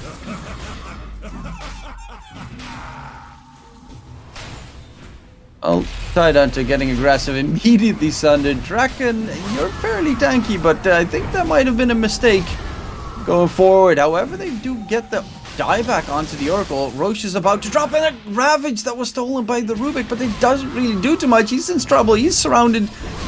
I mean, a nice attempt, but there was no communication. His team was disengaging from the fight. They walk into Roche, but they're about to steal it. How did it turn this disastrous this quickly? Yeah, and the Ravage looked amazing, but the team wasn't there to follow up with that damage. I mean, that was just... They forgot to mention the fact that... Well, he probably forgot to mention that he had Ravage available. And Lumpy's even going to die afterwards. This is absolutely huge. A terrible engagement from Vicious. Yeah, and Balrogs, they were just happy with forcing the Queen of Pain BKB, but they also managed to kill her after forcing the BKB. So huge for Balrogs. Vicious, they really needed that Aegis to keep pushing with the TB, take towers, take objectives, don't let that Morphling grow, because this Morphling getting items, he'll just outpace the Terrorblade and fight way better. And has a Skadi now, or almost. Yeah, that was a really painful team fight loss. Of course, if you don't have Metamorphosis, Arena, Sonic Wave, their team fight does actually drop incredibly quickly. Though, with that Ravage, it just makes you think you probably could have tried to go for a fight there. Either that or you save the Ravage. Either of the two. Yeah, and I believe this has something to do with what you just asked about the Terrorblade build. He goes for that BKB before the Skadi, but he didn't even get to use the BKB. It's still sitting at 9 charges. So if he had a Skadi, probably he would have finished Roche. He could have fought even without the meta. So the itemization here from Geo might have costed them that team fight, I believe. Not to mention, of course, all this miscommunication of not fighting around the Ravage. Not really 100% sure what everyone wants to do in that situation, because Ravage was pretty much the only ulti that was left. Like, every ulti was used in that fight beforehand. But right now, the Weaver, he's got his Ags done, and it's being delivered as we speak.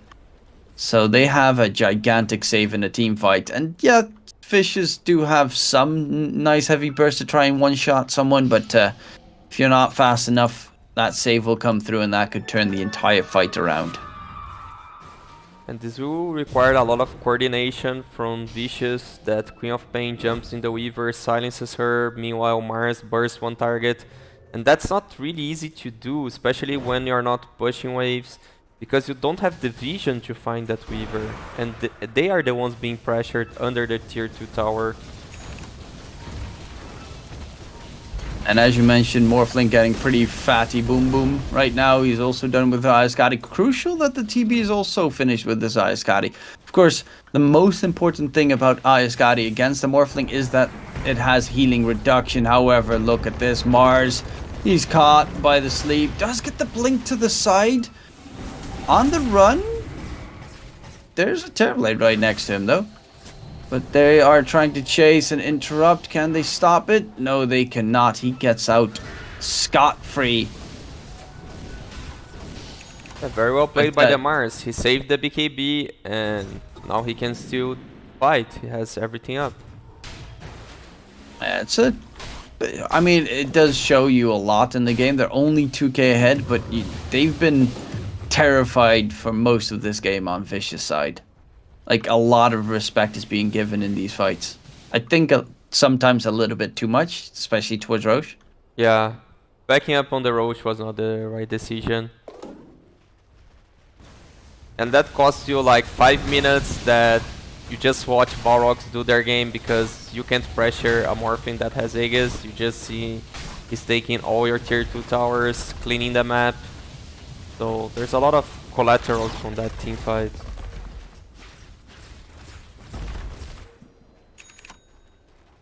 And now they're just gonna go for the high ground push. Attribute shift stolen by the Rubik. Going for that full strength. Look at that. Easy 2.5k Rubik HP. Arena, catch onto the Elder Titan. Make sure he doesn't pick up the haste rune. And ET out for the count, but they still have that Aegis for 25 seconds, so they want to make the best out of it. and try and take down the tier 3 tower, but it looks like they're gonna bail out before, you know, you make that mistake of standing on the high ground the moment it dissipates. Yeah, especially without the Elder Titan. They were going to fight 4 against 5. And knowing that Elder Titan is dead, Vicious Gaming, they go for a smoke. And they might they'll find the Tide.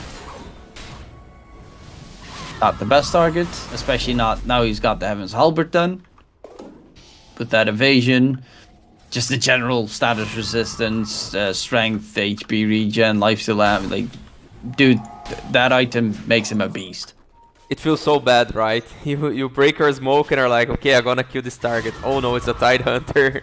And you don't even wanna touch him. Just yeah, so you scared. need to pop meta if you want to kill Tide. Like, there's no other way to kill Tide. Currently a smoke coming out from Balrogs as well. Looking for their own little engagement. I mean, they're just tanking up so much. AC being built up on the DK as well. It's got that BKB. Blink Dagger. Tide's got all these tanky items on top. Morphling, of course. Didn't go for the E-Blade build, but in general just wanted to be one Buffy. Revenant. DK stun comes out, and that's a big kill to Mars.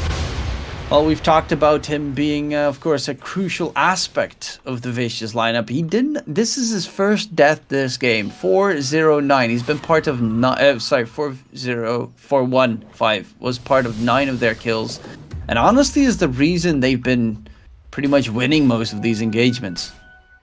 Yeah, and again he saved his BKB, right? In the top pick off, he saved the BKB, but get to be alive. And this time, yeah, it's easy to say now that he's dead, that maybe if he popped up the BKB, it would be better.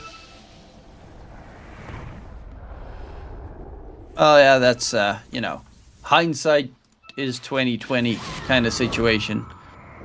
You get the TP out without popping the BKB, you save your BKB charge. But yeah, in this case, the risk did not outweigh the reward. Yeah, and this time was a bit more dangerous because everyone from Balrogs were missing for so long, so you could expect they were all smoked together. But I understand his play. It worked before, he has played very well, he's playing very well on the Mars. So, yeah. Respect to him, even though with the dead. EB has been in the same spot in the trees for the last like 3 minutes. Just only summoning image and then, you know, staying hidden just in that little corner. Now TP's away. He's going for the silver edge. Of course, to break the tide is pretty nice, and then the team fight can be a little bit dodgy. Though one of the... Why are they going for the tide? Well, he is dropping pretty low. Actually, they're killing him. Metamorph is used as well by the TB plus BKB. Morphling, I don't know why he's not walking away. Right now, waveform in the tree, going for the TP, but the spear! Revenant gets the catch, and... Oh. I don't know, why was Morphling running circles? Not so sure also.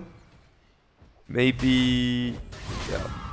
I guess he was just like a bit under pressure, waiting for the waveform cooldown, not sure on what to do. Playing with fire here. Literally, there's a fire trail behind the Spear of Mars.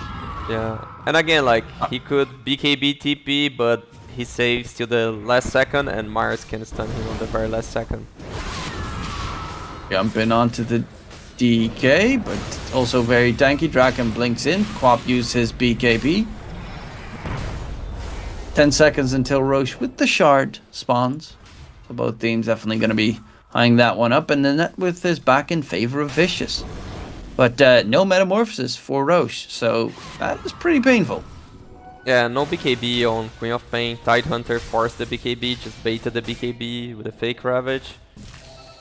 But she has a Sight of Ice, so even without BKB, she can just jump and burst one target. Maybe we should get Shard, now that Terrorblade has his Silver Edge. Those bugs are very annoying to get rid of with the invis detection that you then get from the swarm.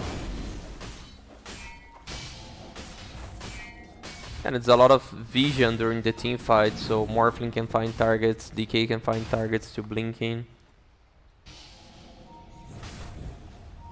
But all of them, they want that free shard. The one that comes with the Roche. Yeah, there's so many good shards this game. Weaver wants a nice free shard. They already bought 2 on the Vicious side, but I mean, Queen of Pain definitely wants that shard. It's so good on Quap. Especially against a target that has Manta, so you can force the first usage. Jump in, Mars getting caught, does still have his BKB, but the False Promise keeping him alive, gets an arena onto 3. But the rest of the team is not ready for the remainder of the fight, and Revenant, he's just being sacrificed, it seems. No, doesn't take enough damage in the process. Will be able to walk away, but Arena has been used while Ravage is still available. And the Metamorphosis from Terrorblade, it is ready, so they can take a fight. But they need to find a quick, good opener in that engagement. Nice stun coming out. The Ravage does get blown. Sonic Wave pushes back the Dire Heroes. They lose themselves the Weaver, and that's going to be no time-lapse for that fight. Draken slowed down by that Eye of Skadi on the run in the process. Quap on the high ground, though, being caught out. Blown to smithereens by the Elder Titan, and now they have to be careful because the Elder Titan's Aghanim Scepter is being delivered as well. Dragon's on the run, being chased by the TB. But they lose themselves the Oracle in the end, and the TB is going to hide in the tree lines, TP to safety, while Roshan's going to be yoinked by the Balrogs, and they take back the net worth lead. Again, a team fight that looked to be on Vicious way, but they just kited TB. He couldn't get to hit targets, and Morphling now with Aegis is so strong. Aegis, BKB. Going for on Lincoln's, I believe. Yeah, Quap cliffed himself, which wasn't really the best move. Like, he actually cliffed himself and just blink on the high ground, and then Morphling stands on the low ground just hitting away at him. Yeah, then it's easy targets. Yeah, I noticed I don't have zoom while this team fight, because I really wanted to zoom out on the cliff.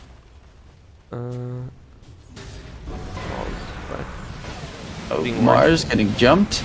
Again, False Promise immediately being used, but that means no False Promise for 90 seconds. And the high ground push can continue. There's also no meta for 65, but he's very close to Zags though. Like 170 gold for the TB, and then he's got Ags, he's got split push going on in the bottom lane, so they kind of need to send someone back, otherwise you're going to lose racks. Or at least the tier 3 tower. Yeah, they'll need you back. Yeah. Sometimes you just wanna keep hitting the tier 3, force heroes back, but it's a TB. The illusion's gonna be there for you. So Verna, he needs to go all the way through back to base. And they might catch the Weaver.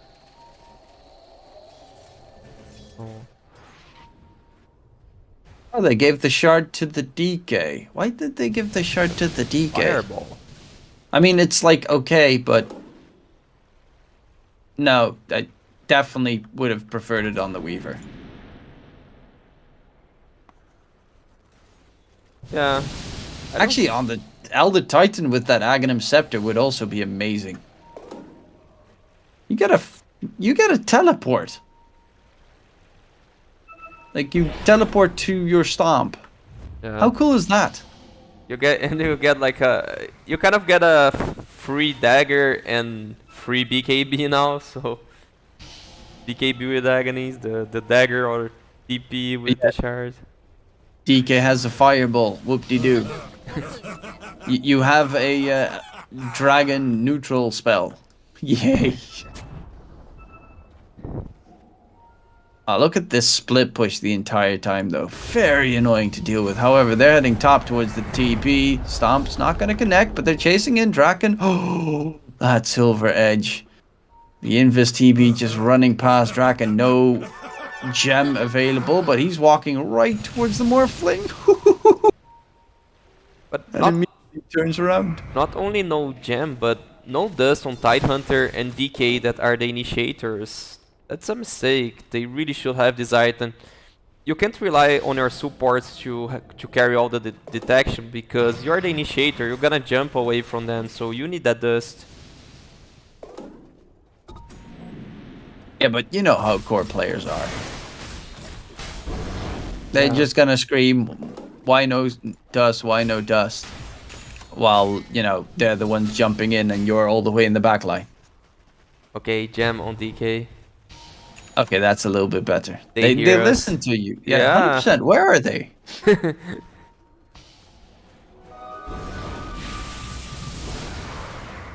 Almost catching him. But there's the high ground push coming out. You've got the arcane rune on the DK as well for that cooldown reduction, Elder Dragon form, and Fireball, I guess.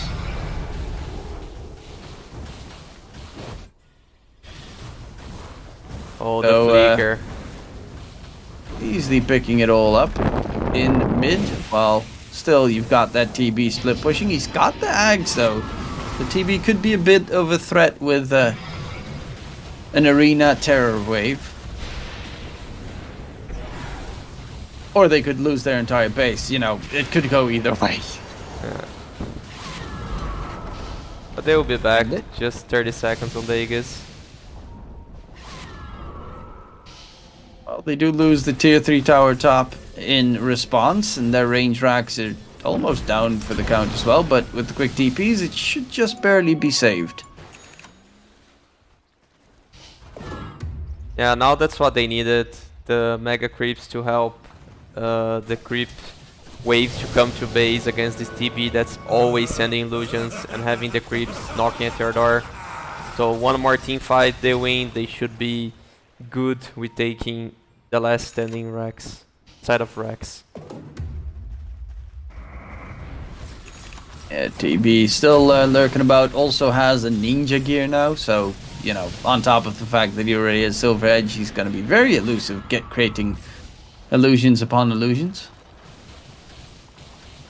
And in mid, they're actually looking to go on morph, but Dragon's right behind him, getting spotted out by the TB. They do have a gem. That's something that he might not know. Arena comes out, the lift Rubik save coming through. Sunder comes out, Ravage gets blown, Quap blinks in as well, does have a Sonic Wave with the refresher. He's gonna go for the double Sonic Wave, get rid of the Weaver quickly, and they do get the kill on Weaver and Oracle on both sides, and the rest of the teams are just going to disengage. However, Lump, ooh, that is playing with fire right there. One buyback on each side on the supports, the backliners. So Meta used, no, Meta not used, just the Terror Wave used. So that's better for Radiant. If they use Meta, would be worse for them. But without using Meta and DK using the ultimate. Yeah, Tide's got the refresher, so he's got his ult available again. Oh. Same with the Quap, also used the refresher, so also has his ult available again. And I guess they are not aware of the Tide refresher because even DK showing up with a gem for 2 minutes, DB wasn't aware of that. Oh, enough pain got Tide. There's not enough damage.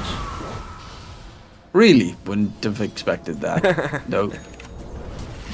TB lurking about, the catch onto Weaver, that could be a dieback, that is huge! They find the Weaver kill, now they're gonna go for the fight, Sonic Wave pushes them back.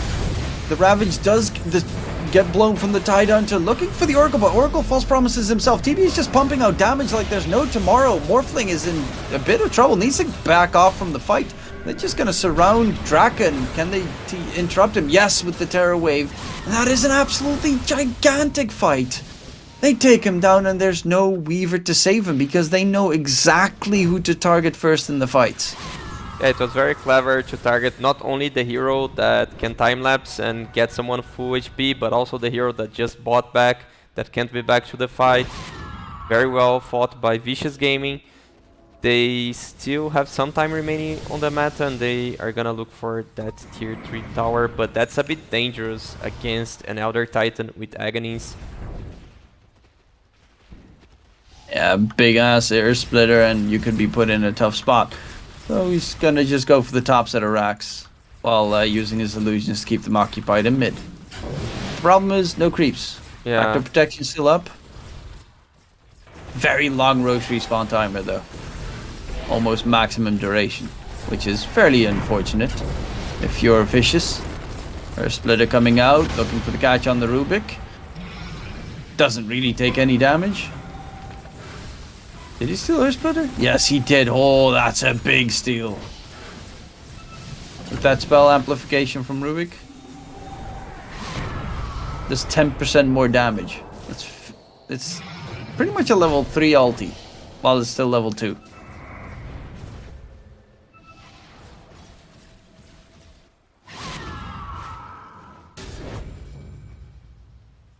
Yeah, there's 26 from the aura and 30% from the spells too. Yeah, if you press Alt while hovering over a spell, you can see how much damage it does. 50% max HP, whoa. Yeah, the power of Rubik.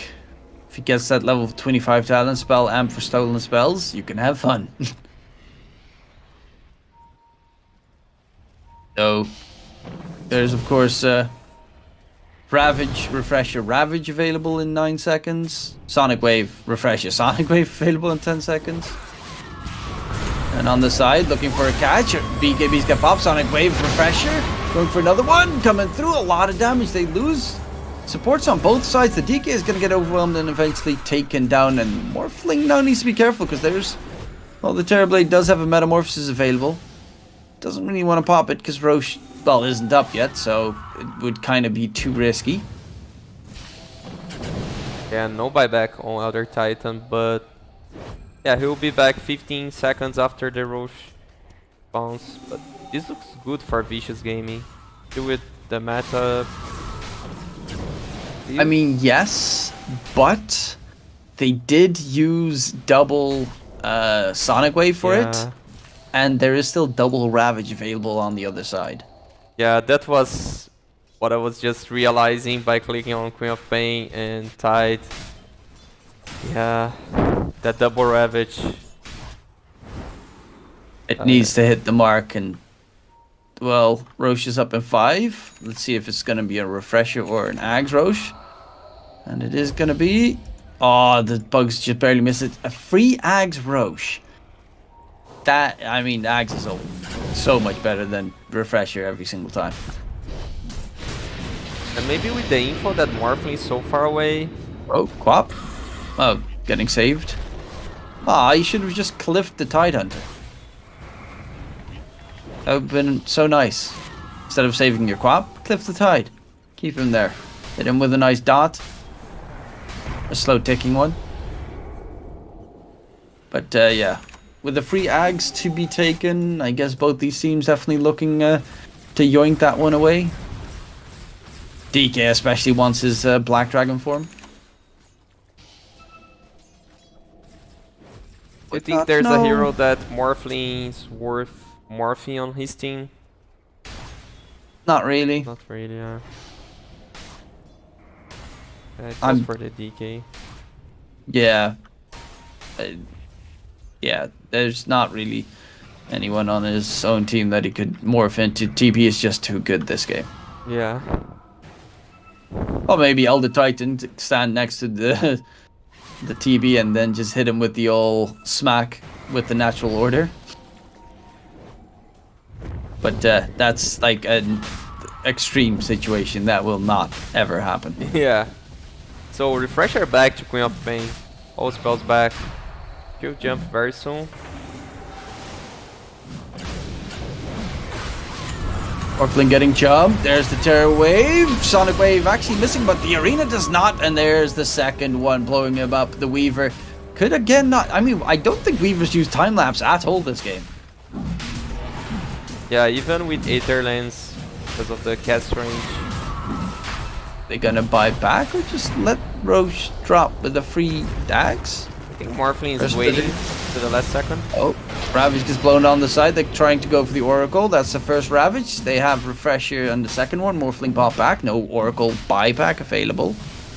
This could be pretty big. Because, well, there's still meta. But there's no Sonic Wave, no Refresher Sonic Wave. Well, there is a Tide Ravage.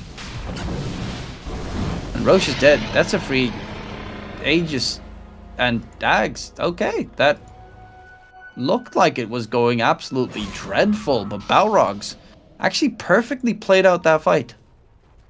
It looks like the third time everything seems to be going vicious way, but Balrogs, they end up with Aegis. They just know how to time better. I believe the buybacks and the spell usage till the Aegis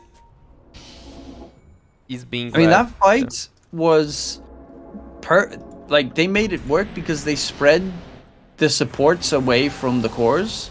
Like the Oracle was for some reason chasing up on towards the high ground, and that was well, that was not really the place to stand. And then he just got completely obliterated. And once the Oracle dies, that's your save for your Terribly Gone. And you the same on the other side, but to be fair, Weaver, you know, he hasn't saved Morphling a single time this game. So he hasn't really done anything on this Weaver. It's a nice pick. Laning Sage went pretty decent, but an actual contribution has been fairly minimal.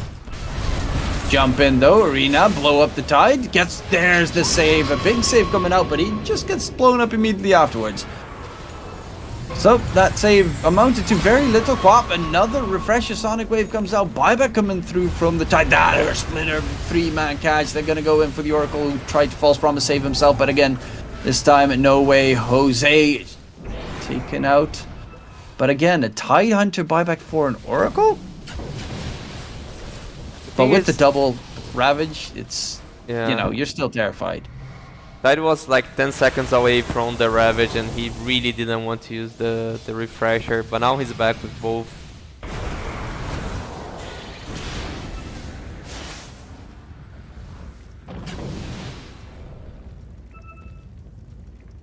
Well, the waiting game continues.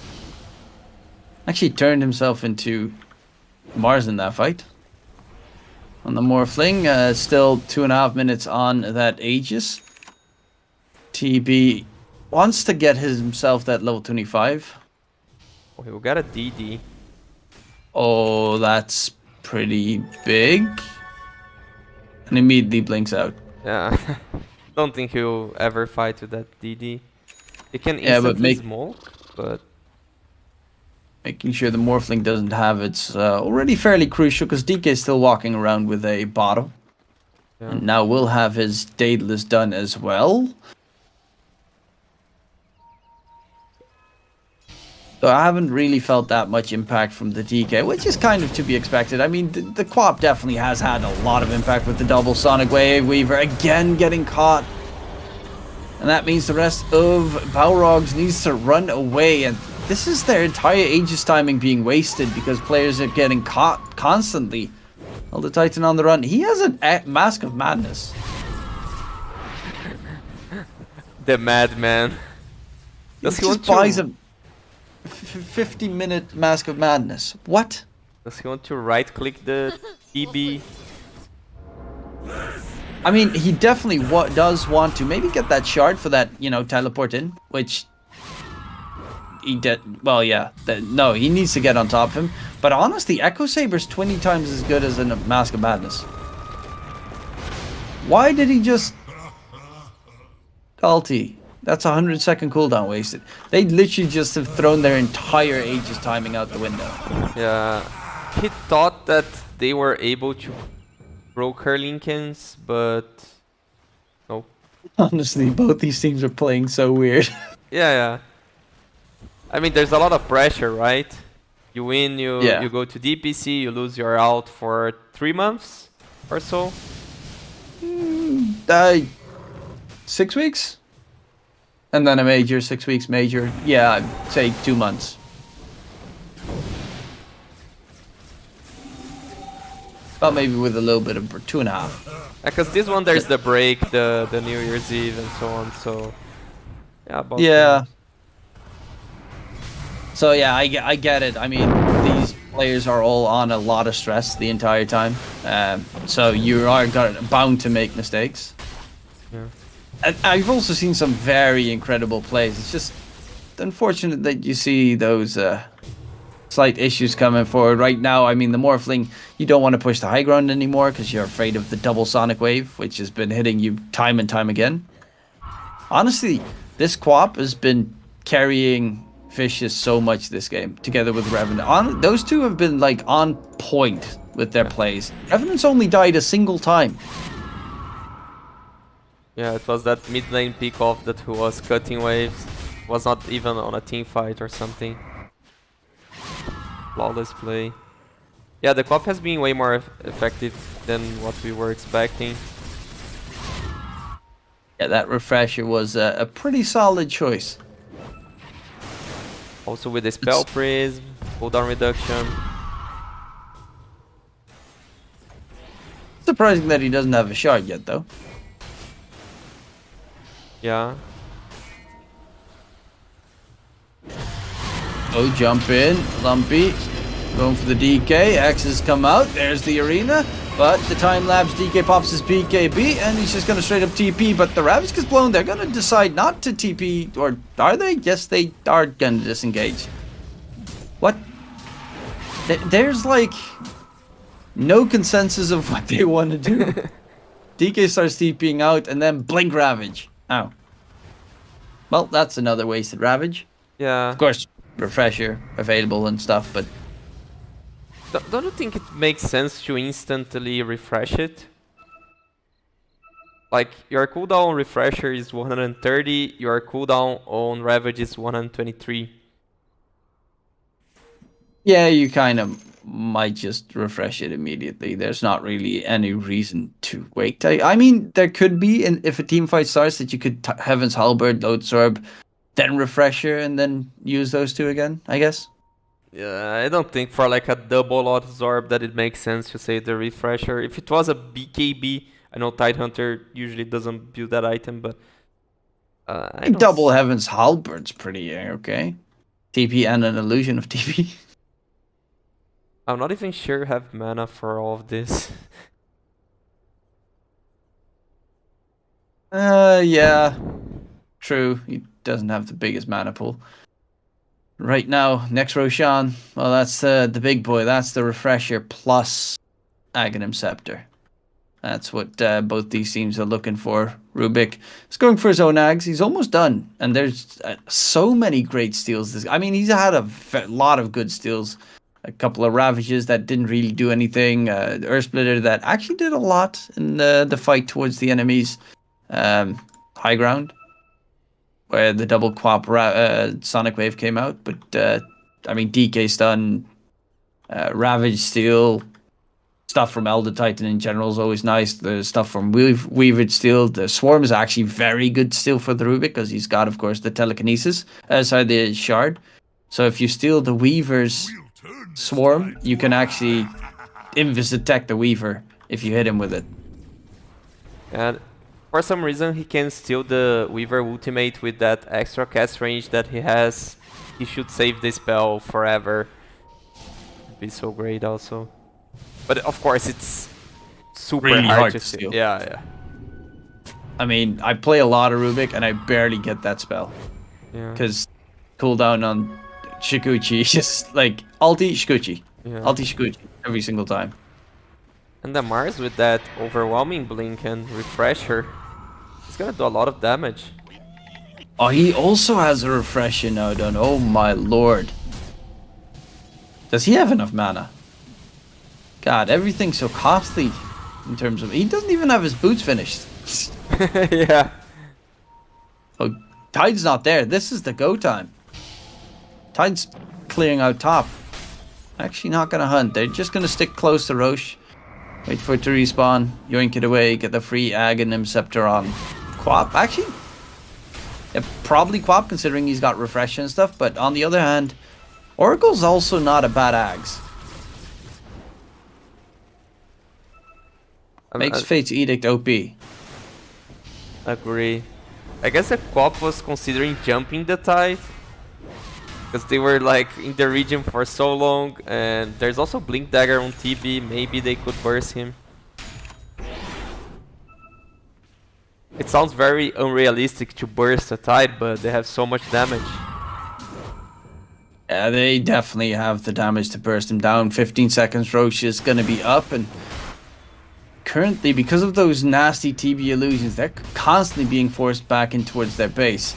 And Elder Titan's going for an MKB. I have no idea what's going on in this game.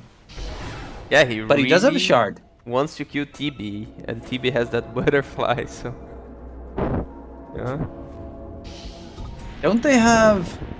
Oh no, they don't have that neutral item, the cast range neutral item. Because that gives you True Strike on the first auto attack. Well, in the pit they go. Wanting to get that Ags and Refresher, of course. Mars saying hello. Pops the DKB. But of course has a Refresher, so he probably just blink in Refresher, high ground, whop, Sonic Wave, Refresher, blinks away, Ravage gets thrown on the backline, but I think Ravage just got stolen. There's a steal from Rubik, big blaze coming out, they're all stuck inside the double arena, completely obliterated, and the DK no more. That was huge, that was gigantic, that was sexy. Oh my lord, 5 buybacks on Balrogs, 5. And they steal their and Roach. Roach is gone. Though, actually, Eltitan jumping in. Does he steal anything? Nope. He's just gonna stop. They will blow up that Aegis and the Quap, looking for a bigger fight. In the process, Oracle on the side. They're gonna lose everyone on the side of Vicious right now. TV's gonna die a second time. What is going on? How is this happening? What is the game? Oh my god. Okay, the Elder Titan build paying off somehow. They actually got the last hit on Roche, but of course TB got the Aegis. And again, like, all fights look like it's gonna go Vicious way, but the buybacks on Balrogs, they're always on point. Yeah, this game is just straight up nuts. They've Okay. got a free Ags as well to give away. So besides TB, 9 buybacks used. No, Rubik didn't use, so 8 buybacks used. Yeah, if they manage to defend high ground, they can win the game. Because there's no Aegis on Dire side and no buyback at any hero and that extra respawn time, so they still can make it. Oh, no Refresher available for Quap, no Refresher available for Mars.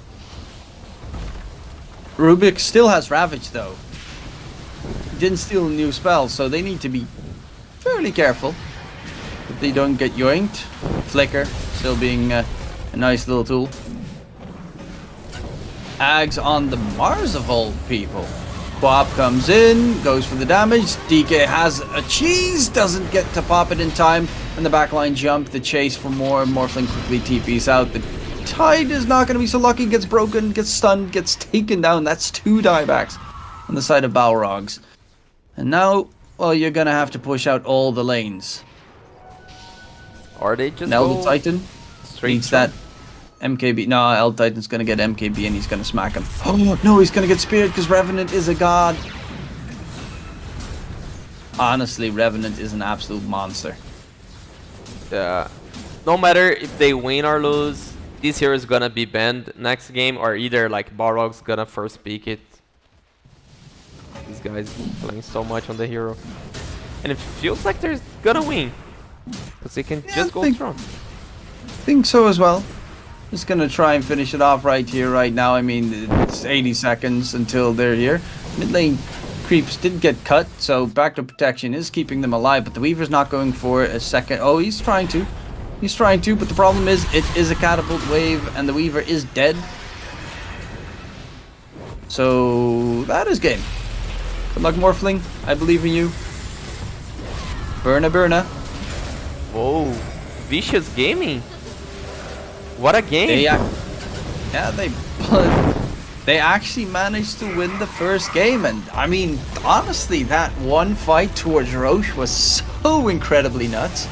But what a close affair for such a long time. 61-minute game. And I just want to remind you, it is 3:25 a.m. for me. And what a sick game, yeah. Probably going to 5 a.m. This looks like it can go to game 3 because it was so even. All the time we felt like Balrogs were winning and Vicious Gaming. They just come back on the last high ground defense. That was nuts. But of course, there's more Dota to witness. We'll be back for game number 2 after a short break. Don't go anywhere. We've got more exciting Dota for you.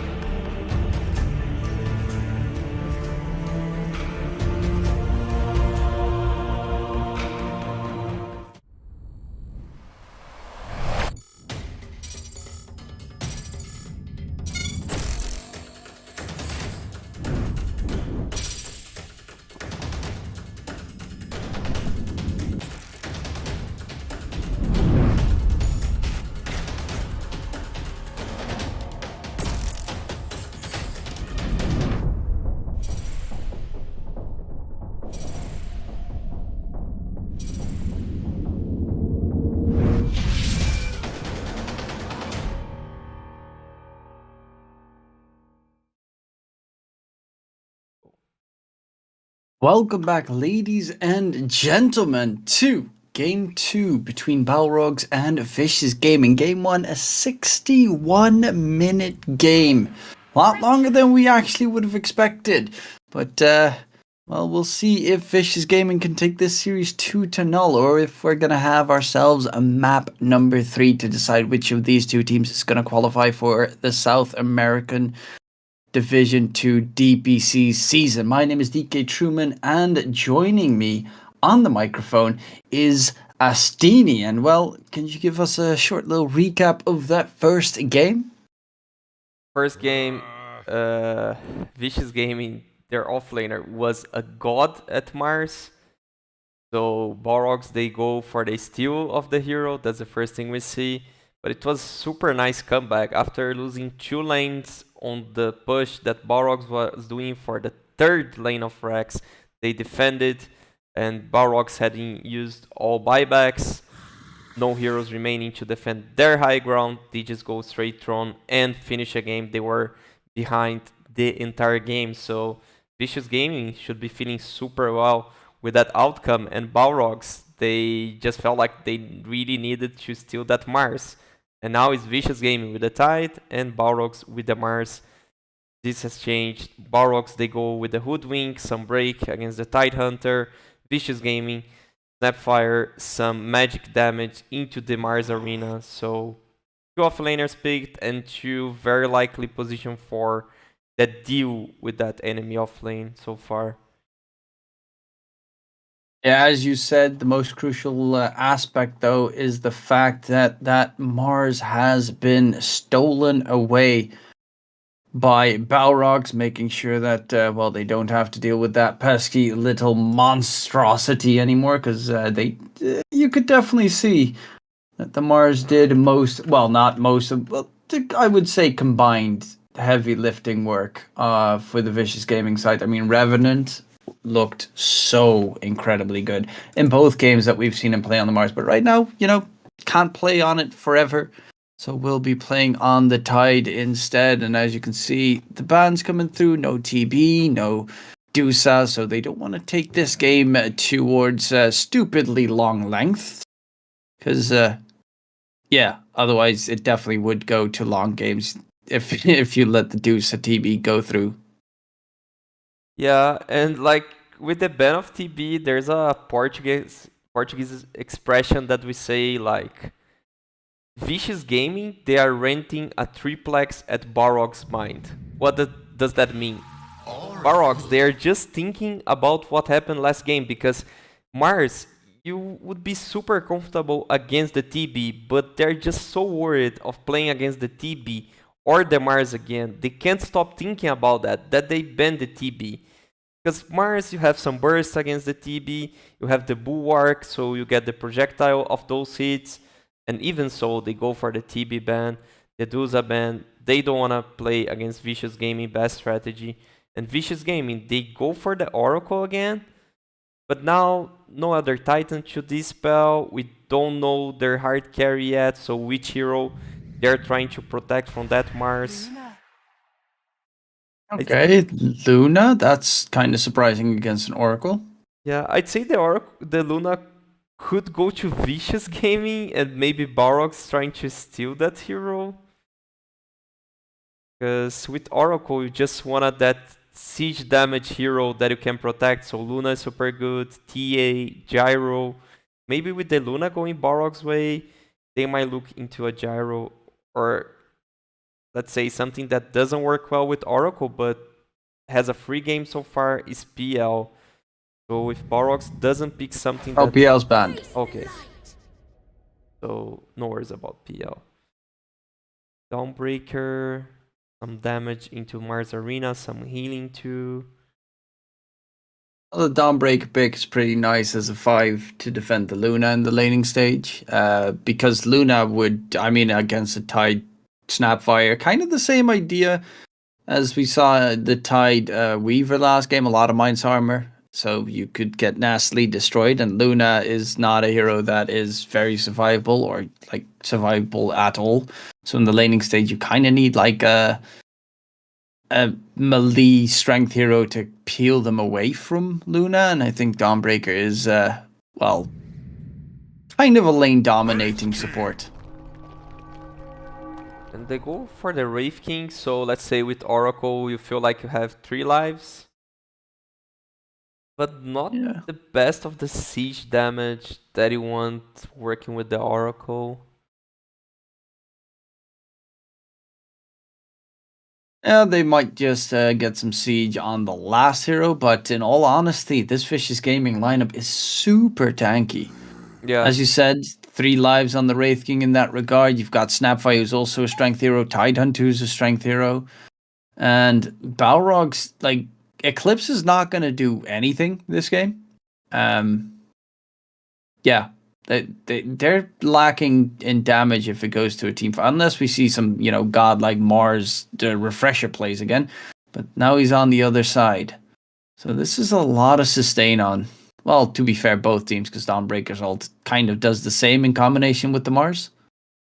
Yeah, I feel like they really answered that Mars pick. Like, usually it's just like the offlaner is their first pick, so you don't think it's gonna be really countered. But if you look at the Mars game, who he jumps, like the Tidehunter, Snapfire, so hard to catch, Wraith King with 2 or 3 lives, maybe he can kill the Oracle, but then still the entire team's alive. There's no targets he can actually burst. I mean, catching the Oracle is going to be very tough, considering he's got like a Tide Snap, Wraith King peeling everything away from him and running to the front line. Even if you get caught by the Mars, like, you get cookied out of the arena and you're just fine. So I really like the combo on the Vicious Gaming lineup. Yeah, one thing I was gonna say is Vicious Gaming, they have 3 strength heroes. Is there a word here where Balrogs they go for a Timber and put the Mars mid? But Vicious has the last pick.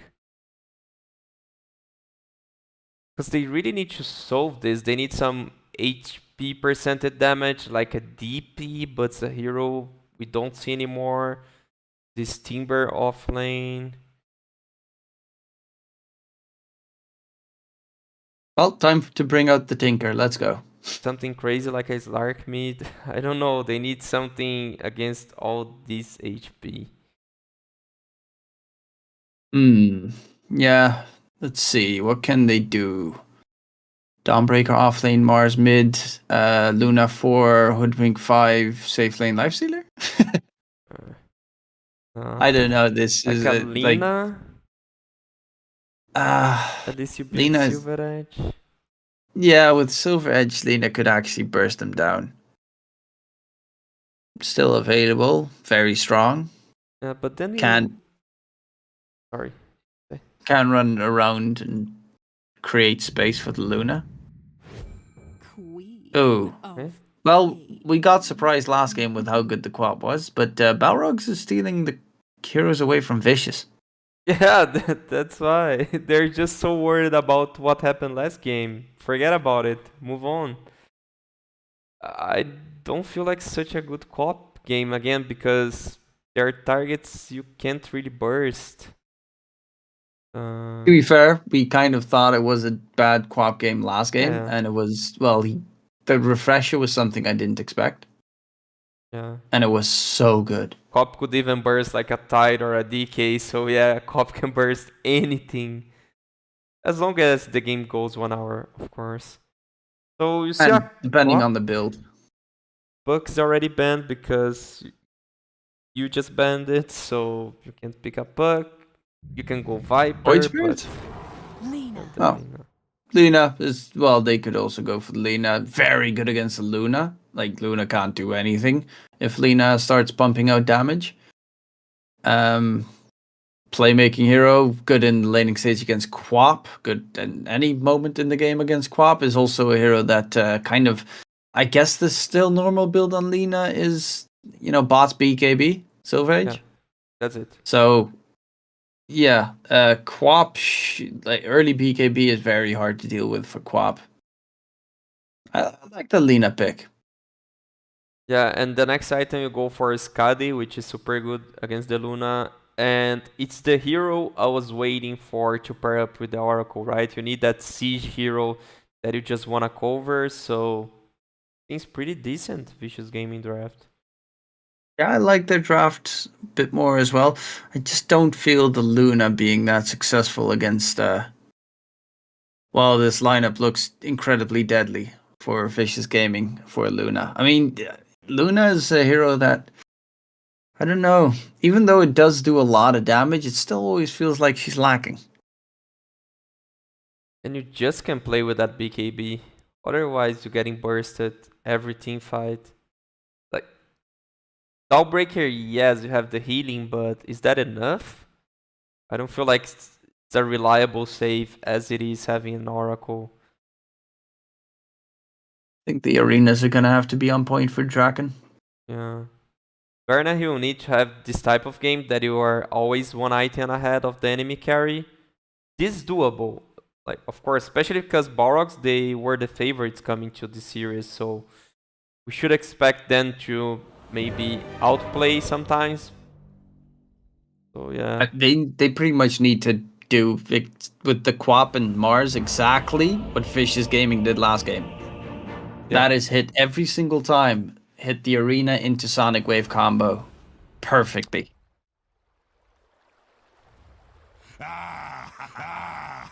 So you're telling me that Sexy Yogi, Balrog's captain, he just picks like Mars and he tells, "Hey Drakel, can you play just likely Mr. Revenant?"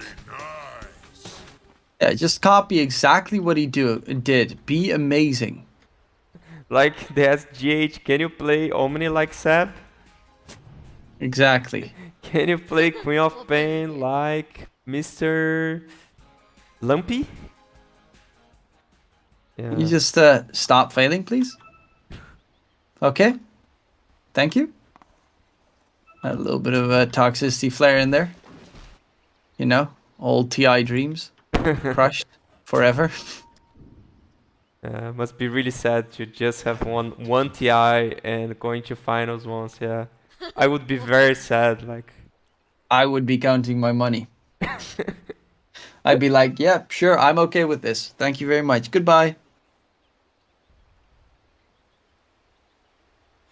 Yeah, of course it's very sad, but they still make a fortune, so yeah. They'll survive. They'll cry in their Lamborghinis.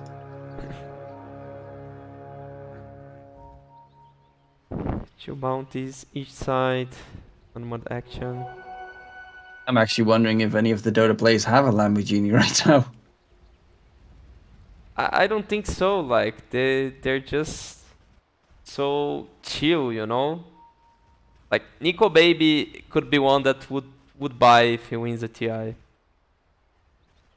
You know, he has more of this. You look at him and you're like, okay, this guy I could meet him at a party. But the other ones, As in, like, he's the only one that has social life. The rest of them, yeah, I didn't want to say it that way, but yeah. well, now everyone knows Nico Baby's the only social person in Dota. Come on. Just kidding. Well, how are these lanes gonna go? Mid, I believe Lina has a little bit of advantage, but both should farm. There's potential for solo kill for Lina when she gets level 4, but that requires a lot of outplay. Top, I guess, is a super good lane for Mars. He might be the one getting first blood. And bottom is good for Luna. So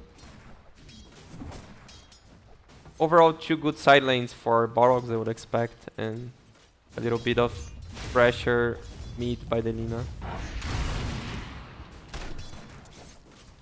Yeah, Lina's, of course, stupidly OP in the cast attack range department.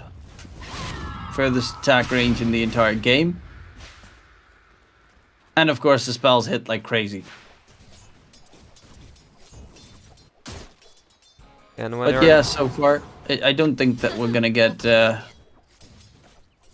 really that aggressive of a game. Pretty much like we saw last game, where takes a while before we get to see some kills. I think they can get a kill on Tide. Tide's been has 10-6 chargers actually. He also has a Fairy Fire still, and does get first blood. With the Luna now being hit by a bunch of creeps, will be just fine. But yeah, that's the first blood for the Tide, who is now done with a Ring of Regen.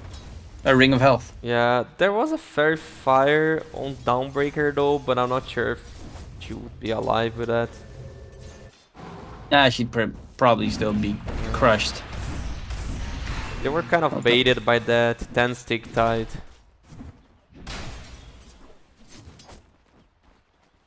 Yeah, the big bad bully. But even though they did lose, you know, first blood, just like last game, Balrogs, their lanes are going pretty well in the farm department. Especially Mars against the Wraith King. Now last hits ahead. You know, every new hero that joins the game is just stupid. Mars with the 200 attack range. Sorry, 250 attack range. Is only 50 away from a Monkey King. Whereas Wraith King is running with 100 attack range less as a melee. All those new melee heroes, right? Ice Frog is just like, okay, you can be a little bit of a ranged hero. Know what's actually the greatest combo with Marcy? What Marcy plus Pudge.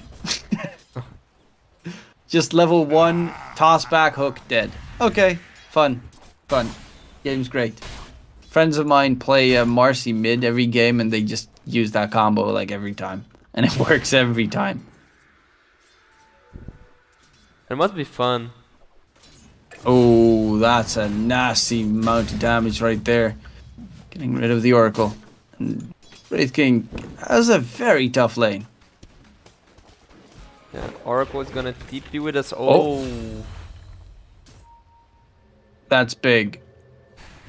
Double kill. Board's gonna get counted, of course, but well, you got that double.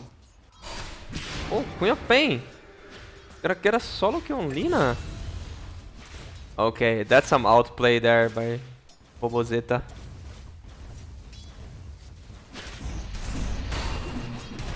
Well, that is not looking too great here for Vicious. All of a sudden, Revenant, bottom lane, does get nastily bullied. But of course, again, still running around with the 10 magic stick charges. They're not going to fall for the same shenanigans again.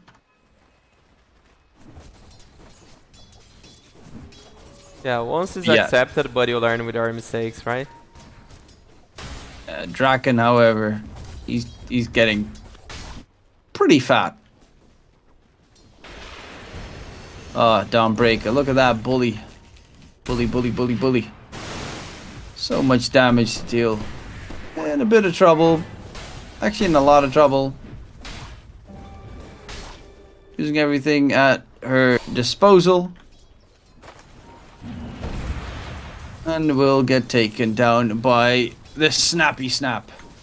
So another death on the position 5. Who cares? Top lane though. Not anywhere near enough damage to get more kills. Guess they're fine with it. The 3-core city on top net worth.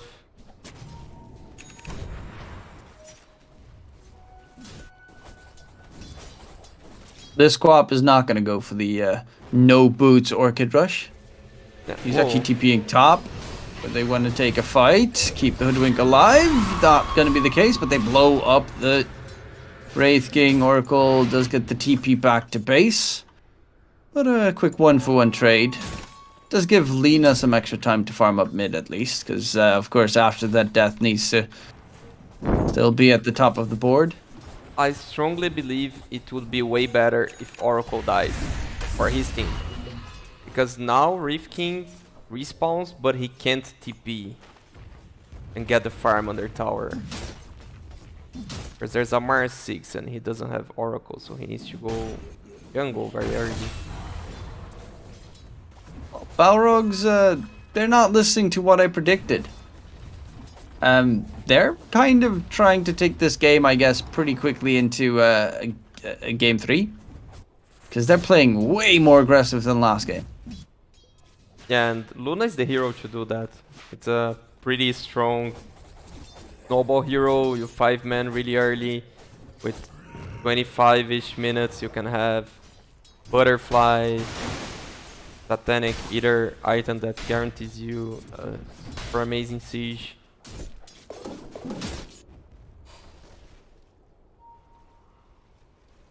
Ina's going bots into PKP, so it's gonna choose to go for mobility, but they're even smoked up already, looking for the Lina catch. And that is a big one to secure. Lumpy, no more. Kill goes to the Hoodwink.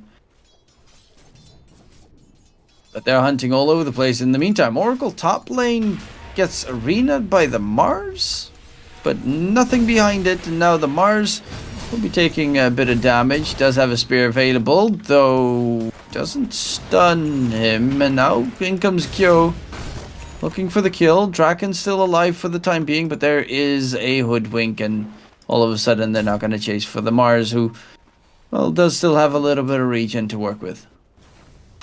This helm feels so nice for this hero. They couldn't kill him using all possible spells. And now he's already back to the lane with the Mars. Yeah, back to half HP. Not going to take too long until it's full.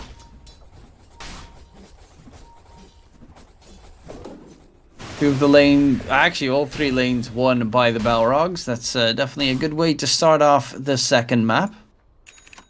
Yeah, and even Luna just got 1 point on Lucent Beam. So when you go trying to win your lane, usually you get at least 2 points.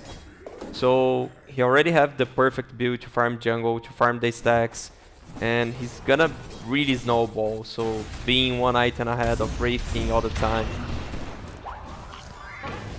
While they dive Sexy Yogi, but no damage. And they're pushing top lane at the same time, so they can't take down the Dawnbreaker. Bottom lane, and they are taking the tier 1 tower top at the same time. Pretty problematic, because fishes, they're not getting anything done on the map. Yeah, and Balrogs, if they want, they can defend that safe lane tower. They have arena. They have... yeah, HTP's bottom. Looking for the Tide, who is half HP and is very, very dead. 3k net worth lead after 10 minutes. That's definitely not a bad way to start off this game. And Quap even finds a nice little haste rune right in front of his feet. And there's still stacks for Luna to farm, so yeah, 3k and a little bit more ahead, almost 4 when she finished to farm all those stacks.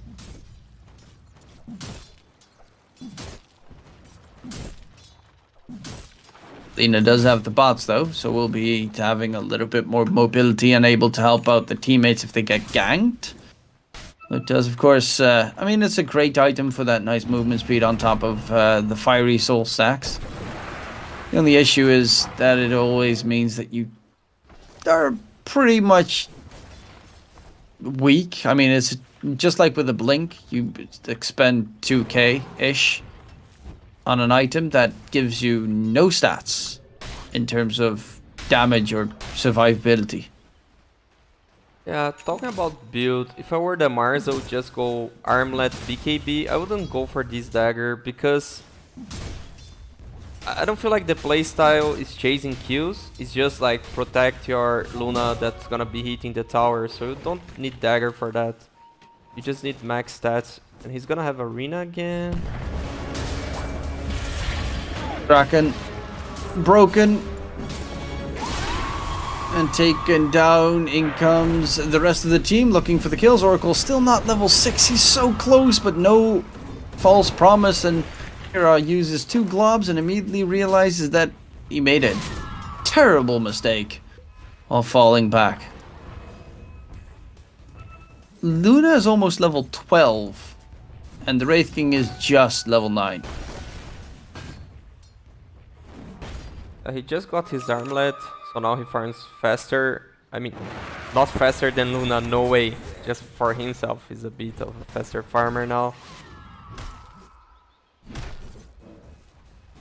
But I feel they won't be able to stop this Luna. Soon she has Roche threat, and not sure they can fight into this Roche fight. Oh, that sun coming out. They're not gonna chase behind it. Of course, Blink Dagger not yet done on the Mars.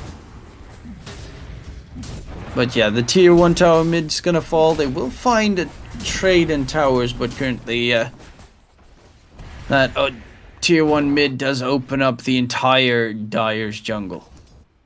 Yeah, and they don't care about bottom anymore. Maybe you're gonna see the Hoodwink playing there just to get that extra XP, or now that you have 2 waves going under tower, a hero goes there for XP.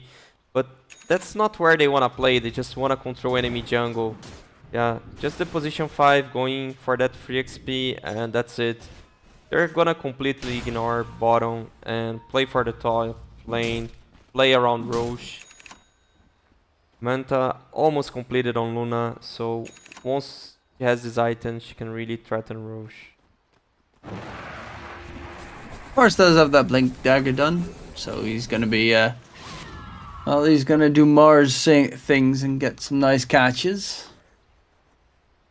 They are slowly but surely just extending their growth pretty quickly. I mean, Sexy Yogye is going for the Ags Rush on a 5-position Dawnbreaker, and if you're inside an arena with the Ags on top, that is so much damage healing, it's near impossible to try and sustain out of it.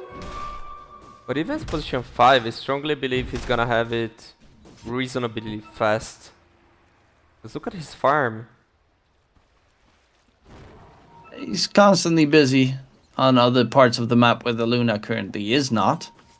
And Snapfire is gonna get stunned up, speared up. Kira caught out. They're just feeling so much stronger and a lot more confident this game in trying to take engagements early. And the Hoodwink was very clever to see the smoke was broken, and just to drop the sentry, and they found Lina. That is gigantic. Lina mid, by the way, is level 11. Luna, safe lane, is level 14. That's the disparity between the two sides.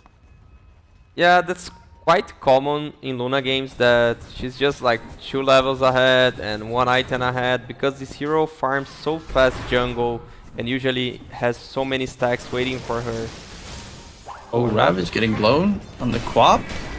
They're trying to take him down. Quap's all gone.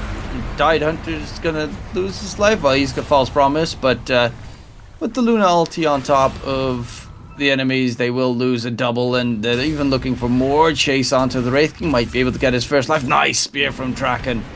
The Wraith King's first life is gone, and his second life won't be far behind it. Silence. Chase, Smackdown, keep him away from disengaging. Laguna, blade used by Lumpy. Luckily the spear does not connect, but yeah, this game 2 is gonna be over very quickly. Yeah, 7k ahead for Balrogs in 15 minutes. Things looking really bad for Vicious, and they used all the cooldowns. They used Ravage, they used the Mortimer Kisses. Wraith King doesn't have the second life for 2.5 minutes. That means Balrogs, they can either do Roche, or they actually can get the tier 2 tower mid and then go Roche. Because there's nothing Vicious Gaming can do to stop. Okay, they go directly Roche.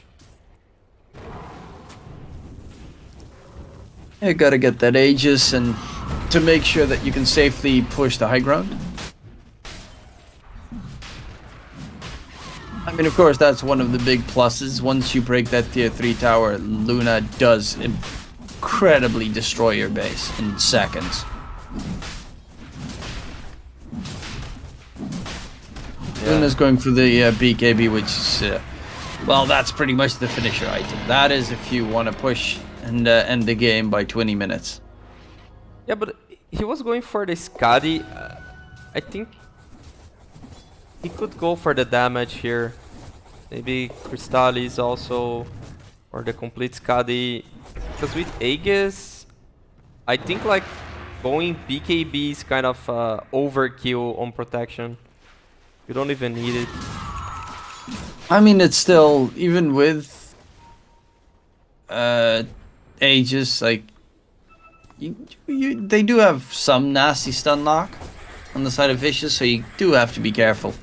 Because he doesn't have a Dragon Lance, so he has to actually stand like almost next to the tower. Yeah, but like his attack range is 30 more than a Monkey King. Yeah. They got the Ray King. Oh. Still no reincarnation. That is, well, an immediate turnaround and back towards mid they go. Look at that. Robo-Z coming in with the quick charge, looking for more. Lumpy on the run. But luckily the haste just ended. Lina does have a BKB, however. So Lina does have a bit more survivability in a possible fight. Yeah, and this hero, only with the BKB, he can do already a lot of damage. This Fire Soul passive gives so much attack speed. So being alive means that Lina can do a lot of damage.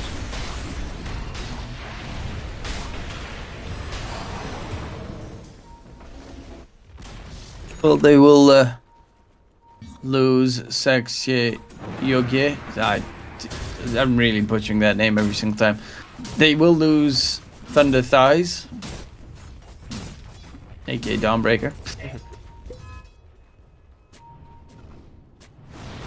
Oh, going in on towards Luna, but again still has the Aegis.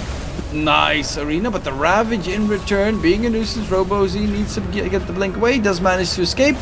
Aegis got popped, and the Wraith King with his reincarnation thinks that he can stand toe-to-toe against the Luna. That is unfortunately not going to be the case. Trying to run away, False Promise comes out, but that will cost the Lord his life. Sonic Wave, a lot of damage, might even, yeah, they'll definitely take him afterwards as well. And Mr. Piggy cannot run to safety.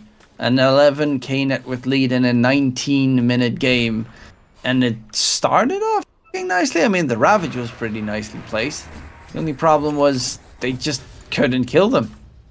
Yeah, they can take one life of Luna easily, but not 2 lives, especially a second life coming out with BKB. Maybe they should just have retreated after using Ravage, after taking the first life. It was a bit surprising that the Wraith King was like standing on top of the Luna while she was respawning, and knowing that, well, should have known that she had, of course, a BKB available. Agree. Revenant on the run. Will be able to run away, though. I mean, this is terrifying. Even the Hoodwink is scary. You get stunned up, and the Mars blinks in. Easy pickings. And the Dawnbreaker needs 300 gold for the Agonies. Of course, one plus is the fact that you can just TP all the way back to base, buy the Ags, and then use the Ags to TP back in the fight.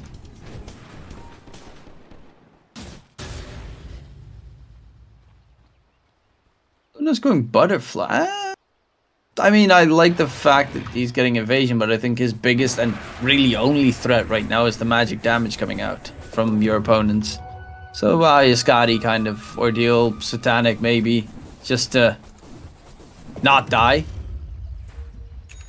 I guess he's just going for that fast siege damage, understanding that they can't burst him with BKB. Okay, he changes his mind. He agrees with you. That's I mean, if you're gonna stand on the high ground, they're just gonna constantly keep berating you with spells. Like they're berating this Wraith King. Reincarnation popped. That's gonna be on a cooldown for the next 125 seconds. So this is pretty much go time to push while the Dawnbreaker's got that Axe done. The Dawnbreaker's ready to pop that ulti if need be. Waiting for a Tide Ravage. but I assume this is go time.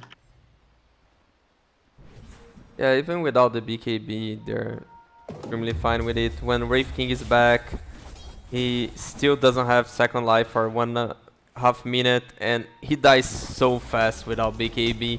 And he's still going for a Desolator, so he's just gonna be bursted when he's back.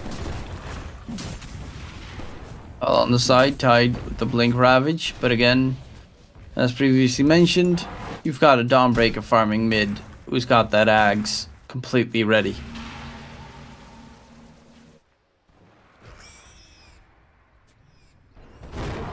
I didn't even know that Dawnbreaker's Ags gives people 60% evasion.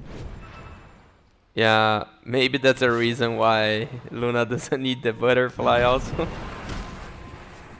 Yeah, because Dawnbreaker is so incredibly farmed for Pulse 5.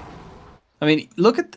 He's 1,500 gold away from the Wraith King, from the enemy safe laner. And he's position 5, not even position 4. Who should be the poorest support of this team. And he didn't even drop that Philosopher's Stone. Or Robo Z. Will he find them? Will he? No. That is so sad. By that time, they know they lost the game. It's about the decision, like, do you wanna just drag the game as most as we can? Maybe Balrog get tired and we gonna have a better game 3, or... Because things are looking so rough for Vicious Gaming. Rough is an understatement. It is looking pretty terrible. Nearly unwinnable, even though last game we got completely bamboozled by the fact that, you know, one team was definitely looking good the entire time. With the draft this time around, I don't think that that's going to be the case. But they were at least following up on farm. Luna, I thought she needed to be always 1 item ahead, and she's 10k ahead of the Wraith King. He's like 4 items ahead because he didn't even complete the Desolator. He's 0-7-0 this game. If this was any other game, he'd be James Bond. Nah, it's not assist. Yeah, I know. But because of the way it's standing, it shows that the 7 on... Okay, any other... Okay. My bad. No, Eclipse coming out, running forward. Oracle gets taken down, can't even respond, and everyone in the team is just getting absolutely destroyed. As you said, it's rather surprising that they didn't just tap out, because right now this guy has to be demoralizing for your... I feel bad that I made you explain a joke, and Vicious Gaming, they feel equally bad by now. That just means my joke was terrible. No, your joke was good. Just my mind was too slow to catch it that if it was another game. So. Midnight here. Yeah. 4 AM here on the street. Okay, no excuses on my side. I mean, they're literally just gonna wait until their entire base is gone, aren't they? Well, Yeah. Wraith King has his Deso done, so maybe he can do something. They won't even have the ravaging time for that last team fight.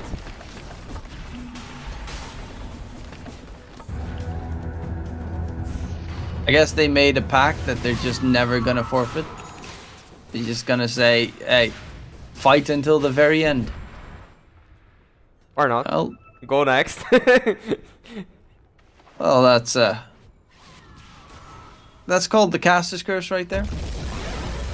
Yeah. And that is Vicious getting destroyed, and that is with a capital D by the Balrogs, who pull out a different draft, not taking it towards that very late game shenanigan with the Morphling anymore. This time just going for the early game advantage, and 27-5 is where they end this second map. That means map number 3 will be coming in shortly after a break to decide finally which of these two teams is going to be qualifying for the South American Division 2 spot in the DPC League. We'll be back after a short break. Don't go anywhere. We'll be right back.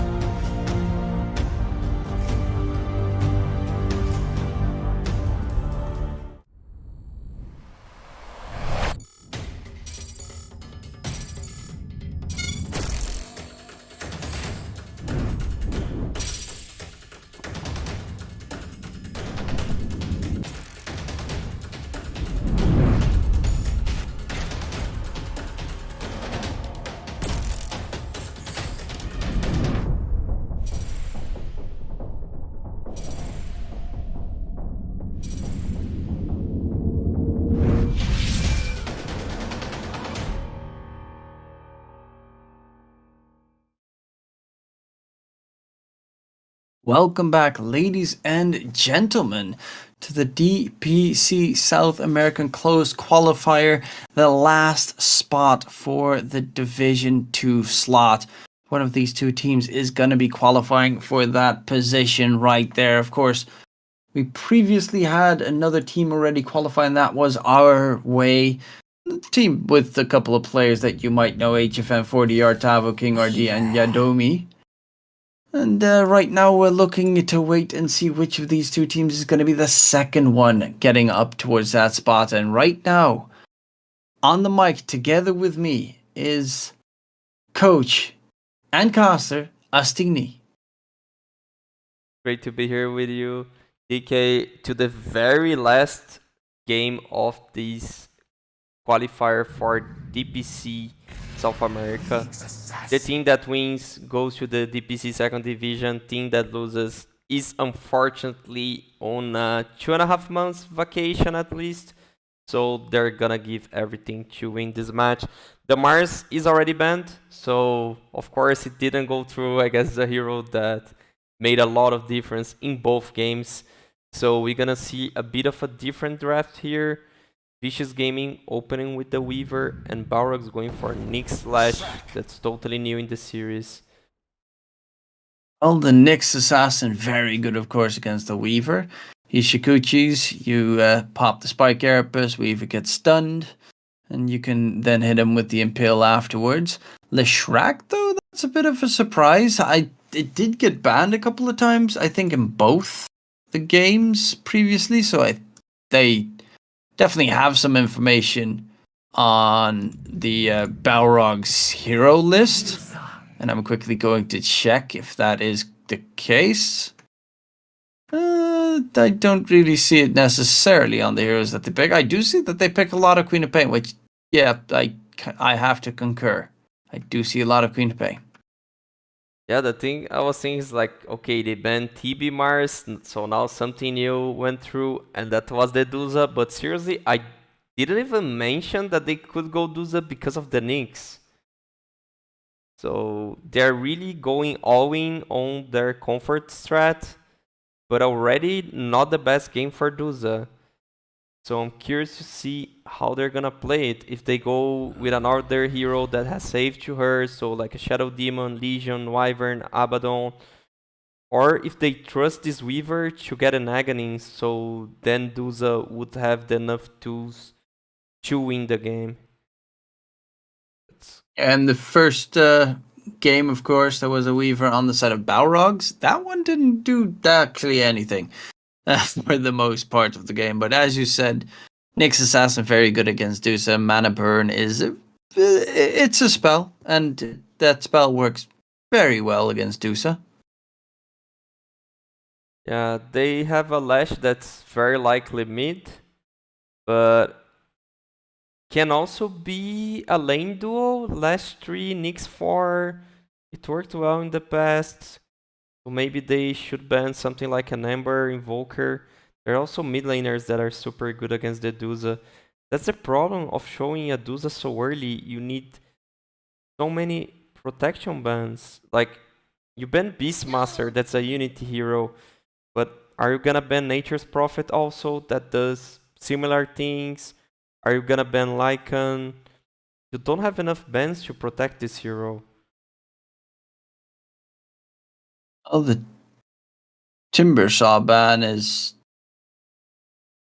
I mean, like, it's annoying, I guess, for the Dusa, but it's not really, like, destroying the Dusa in the lane that much. You can still, most of the time, farm decently, even with the Timber. Oracle, of course, has been picked both games. Gotta make it a full solid 3. Tide's gotten banned because, well, also got picked both. I mean, Tide, Quap, Mars all 3 got banned by Balrogs, and all 3 of those have been picked in the 2 first games.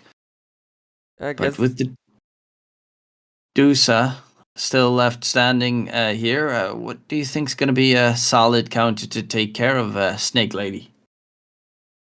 You mean Balrogs countering the Duza? Which heroes? Yeah. I see they can go something like this idea of an Ember mid. They can go something like Invoker mid and keep the last 3. They can go Nature's 3 is also a good option. They still can go anti-mage, but of course you need to see more heroes from Vicious Gaming before committing on that decision. You can even go... Morphling is also decent, but again, you need to see Vicious Gaming heroes. And now Vicious Gaming, they will show their position 5. Could be an Abaddon, Ogre, Legion okay, Commander. Legion. Yeah, so they don't need the Abaddon if they have the Legion. That's what I mentioned, like, you really need that hero that's covering the Duza, which is Legion, and now they could really go for an Ogre or Undying with the Duza. That would be the 2 best picks once you have the Legion. I'm more of a fan of Undying, but I can really see them going Ogre. Lion. Okay. Well, so you got a Legion Commander Weaver lane. Legion Commander, of course, is pretty decent in controlling your opponents, because that's Dusa Weaver is something that they are lacking. And the Legion Commander is also a decent save for the Dusa if Balrogs pick up something strange. That is going to be very hard to deal with. Darkseer is such a good hero against Dusa. Yeah, the decision that you go this sort of dispel on the position 3 means you can go Darkseer. There's gonna be no lane counter to him, and Darkseer is the ultimate game counter to Duza. What is best than Duza is Duza herself, so you just make a copy, no matter how strong she gets. You're just gonna make a copy, and it's a pretty solid lane with Nyx. Nyx doesn't have the best lane of the game, but together with Darkseer, it's a pretty solid lane. And I'm really worried, like, either you go Duza Weaver, which is weird, or you go Duza Lion, which is also weird. I really think you need a frontliner on that Duza lane, such as an Ogre, Undying, ET. So I'm really that worried. Darkseer Nyx Assassin, if you get like Impale stunned with the shields on them, the ion shells, Lion and Medusa just gonna burn in the lane. Like, they're just dead to constantly pushing Darkseer Nyx Assassin. It's gonna be very hard to do anything if Balrogs play their lane correctly. Yeah, and now they need to remove the carry matchups. Anti-Mage is mentioned, has a nice game here.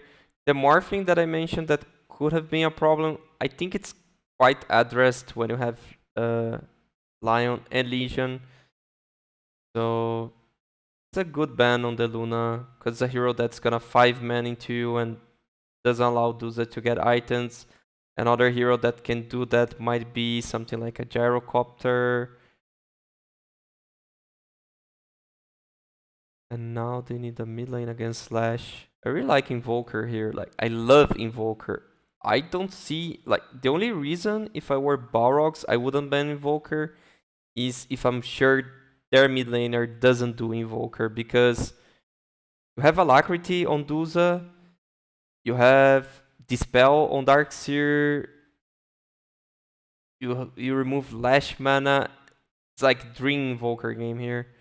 You have setup for the Cataclysm. Puck. Okay, last pick, Puck for mid. Well, good against Darkseer's Surge, of course.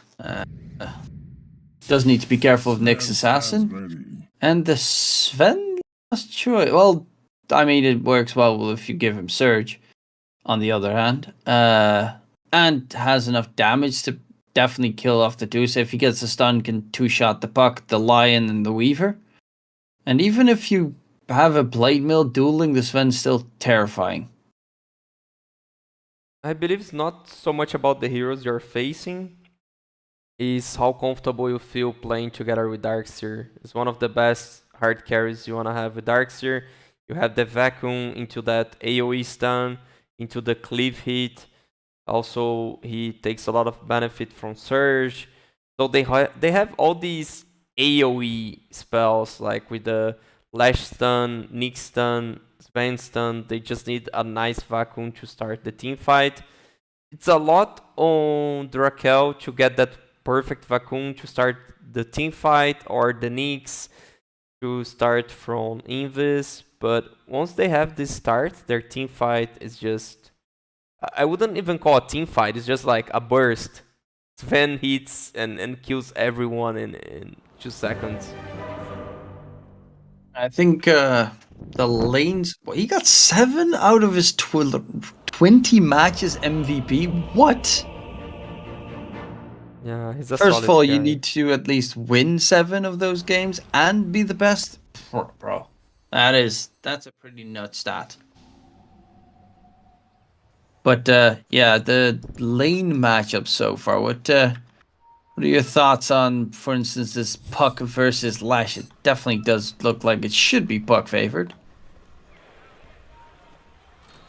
I think they're gonna trade farm. It is Puck favored, but nowadays with the water rune, I think you're just gonna trade farm with the Lash. The Nyx Darkseer can really go both ways, seriously. If you fail one move here and Duza gets a kill, you're screwed. But on the other hand, if Duza just loses the creep equilibrium, gets out of tower, you can win hard this lane. They're gonna deny their ward.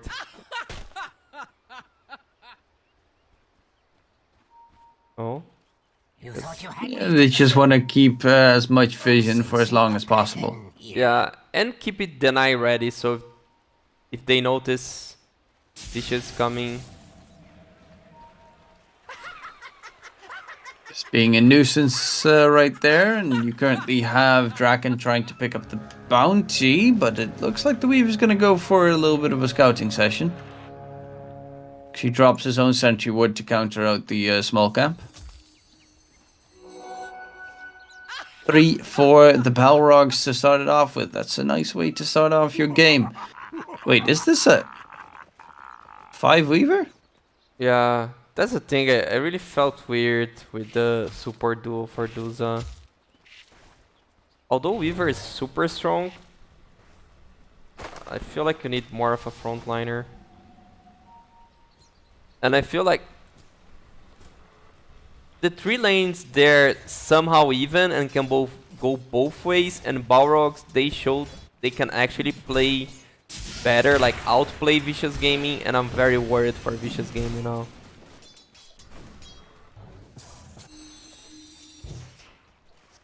It's, I mean, we saw what they can do last game. If Balrogs played the same level of what we saw, then this could be problematic for Vicious bottom lane, rather than taking a lot of damage already.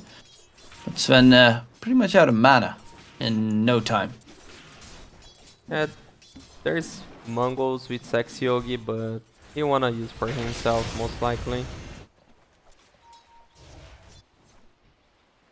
Weaver just playing the bully game. Zexa pulling, of course, the creep waves all the way back, which is pretty much meant to force the Dusa in a very awkward spot.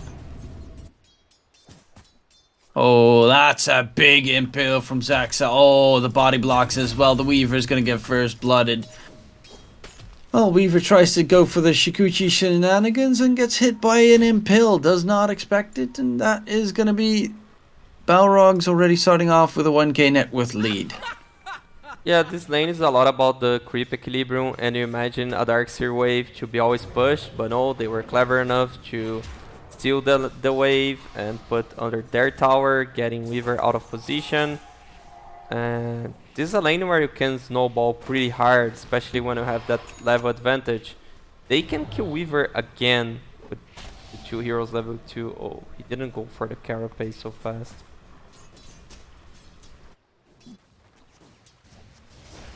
Oh yeah, once Darkseer's got that level 2 Iron Shell, everything starts hurting so much more.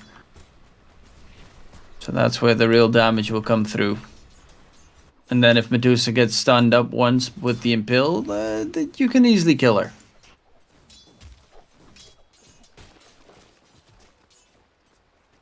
I could seriously see Darkseer going for the vacuum point on level 2 and trying another kill on Weaver, but they just want to play it a bit safer.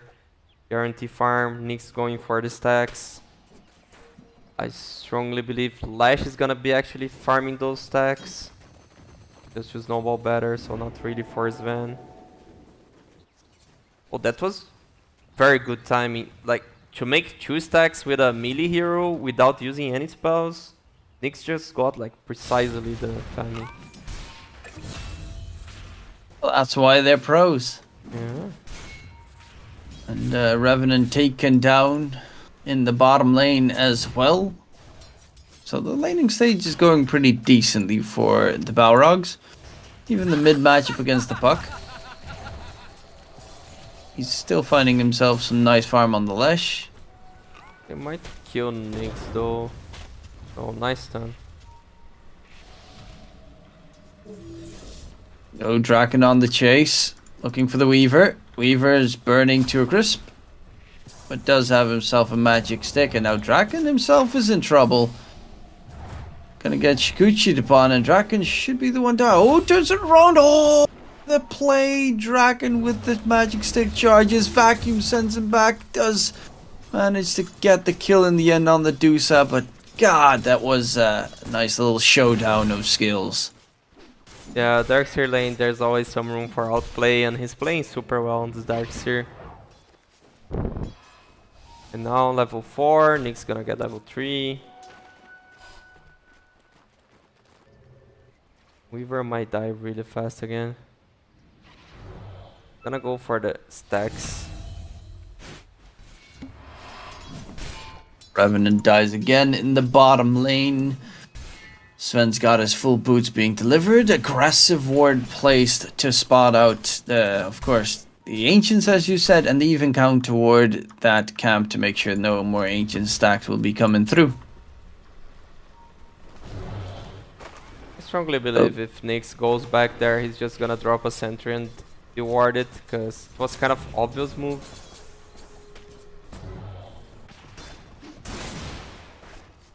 Yeah, probably. And honestly, I assume you're not going to make the stacks that much. Unless you're planning on giving them to Sven, you're probably not going to make them that huge. Yeah, I don't think you are able to double stack again unless you're using Pale.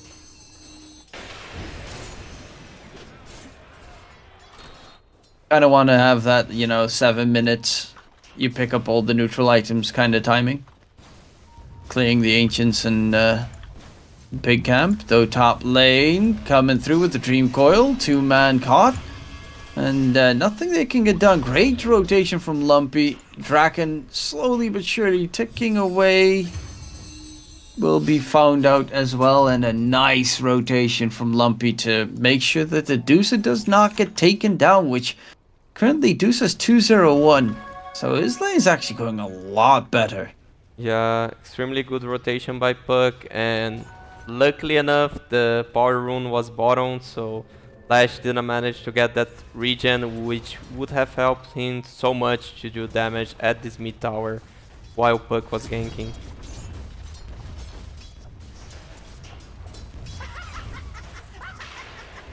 Revenant, even though he's died twice, his farm ain't that bad himself. He's still finding the necessary farm in that bottom lane. Yeah, they're actually ahead in net worth, something we haven't seen on their lane phases against Balrogs. Seems that Zexa does not know yet. That road. Oh wait, it seems he might have an inkling because he doesn't even attempt to stack the Ancients anymore. Yep, he knows. He goes for the counter ward, but there's still that high ground observer ward that he's not countering. So that's if they try to go for the Ancients, it's gonna get spotted, and with a Puck on your side, you can definitely be a surprise on, let's say, a Lash who tries to clean out that Ancient stack. But the thing that most matters is the 8-minute rune, because if you have it, they can't contest even with vision, and if you don't have it, you can't even farm as the Lash. Lash is actually going for an interesting choice. Hood of Defiance first. Yeah, I've seen these builds becoming more common. It's super good to tank, and you do a lot of damage just by being alive, so if you can tank through that magical burst. You can even go for Eternal Shroud afterwards. Yeah, Eternal Shroud is a very nice tool and definitely should be in his eyesight. It's just an interesting choice. Dream Coil comes through, immediately gets snapped. RoboZ trying to run away, actually gets blown to smithereens, and a duel coming in onto the Darkseer. First duel victory for Revenant secured. So 2 for 2 trade, but a duel victory regained. Lumpy almost dies to the illusion. But a duel victory plus a kill on both the enemy's mid and off lane, that is definitely a win for Vicious. Yeah, and Berna trying to still do the stack, but he's in danger. Oh. Actually, they kill off Kira. He will eventually die himself. But with rotations coming in, it's a little bit of a strange fight towards the dire triangle. Yeah, I'm not even sure which thing it was worth, because of course Sven died, but he stole so many stacks. The two cores neck on neck. Sven plus the Dusa. Both of them pretty well known for their farming prowess. I just feel like they're underestimating that Buck TP. They died twice for the same play, so... And they might die 3 times because they're going for the Legion, gonna dive the tower. Oh, the trees weren't cut. And he doesn't have a Quelling Blade. Though he does spot out Revenant and gets the stun off. So we'll be able to find the kill. No rotations coming through. That should be the tower pretty easily taken. I mean, you do have a Lishrak with level 3 Diabolic Edict. Yeah, but they go for the Sven. Oh, look at the position though. Yeah, Sven caught out. That is huge. Of course, the Ancient Stack's still alive. Yeah, but they can't farm. Just the Dusa, and the Dusa is so slow to get in there.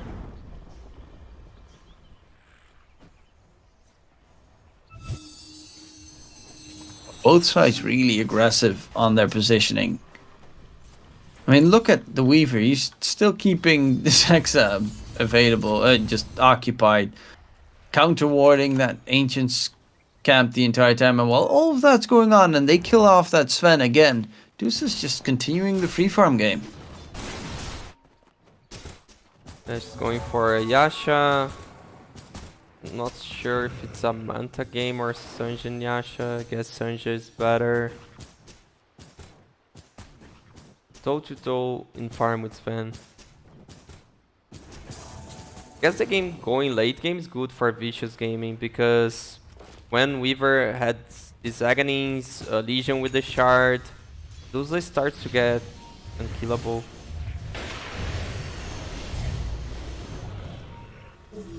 Yeah, there is definitely that threat in the late game, especially against the Sven, but you also have to be careful of course, that AoE combo that you spoke of, where Darkseer, Vacuum, Wall, plus, you know, Split Earth, Impale, Root, Sven, Stormhammer.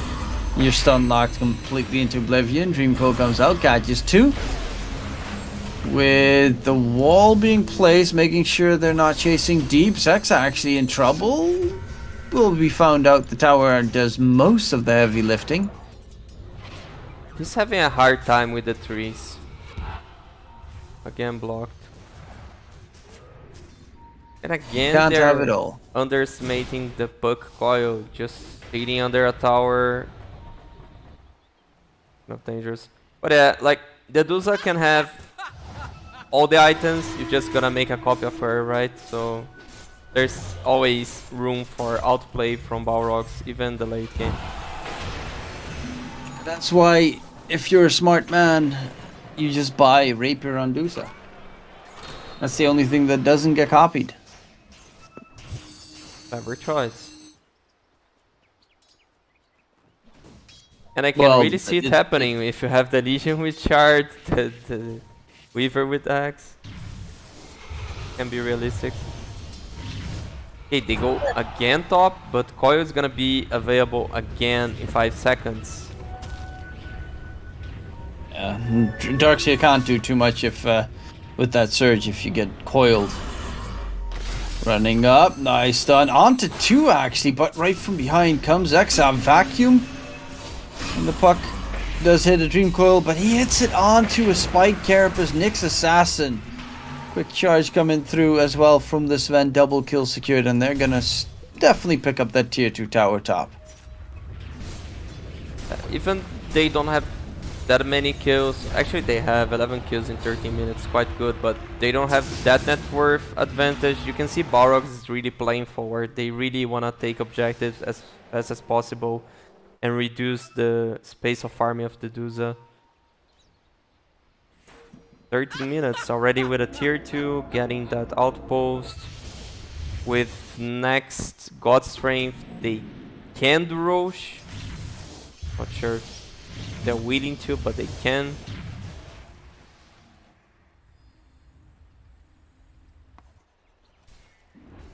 Yeah, they probably should try and secure Roche. Just as you said, I probably want to make the game happen a little bit faster. The thing is, I think their best play style so far from the games that I've seen them play, at least on the Balrogs, is kind of that aggressive in your face and not the passive try and farm kind of game. I mean, especially in this one, maybe wait until that Darkseer has his axe and then you try to force high ground fights.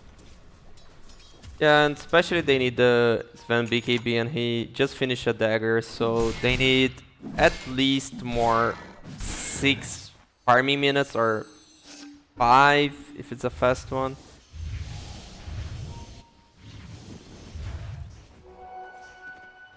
Again, loser of this match is eliminated from the DPC South America Closed Qualifiers. Winner, of course, does qualify for DPC, so there's a lot on the line. Every tiny mistake could be crucial in the team's downfall. Yeah, teams tend to play a bit safer in this situation. They tend to take less risks, play a little bit more passive than they should, but Balrogs, they really doing the objectives on the right timings. They really forcing plays. I like to see. They seem confident on what they are doing. Of course, with that win on game 2, makes sense that they are feeling confident. You were correct. The Lesh is building up that Hood of Defiance. Of course, definitely not a surprise. I mean, he wants to get the... he has that Hood of Defiance. He wants to build the Eternal Shroud. My bad. I think it will make not bad. more sense to go for this Kaya Sanji and then for Eternal Shroud, but yeah, that's the build. Yeah, the pretty much the Timber Saw build. Yeah, I guess you need a little bit more of HP before I go for the Eternal Shroud. Yeah, if you get dueled, you can still very, very easily die. Yeah, and the status resistance against the duo is super good.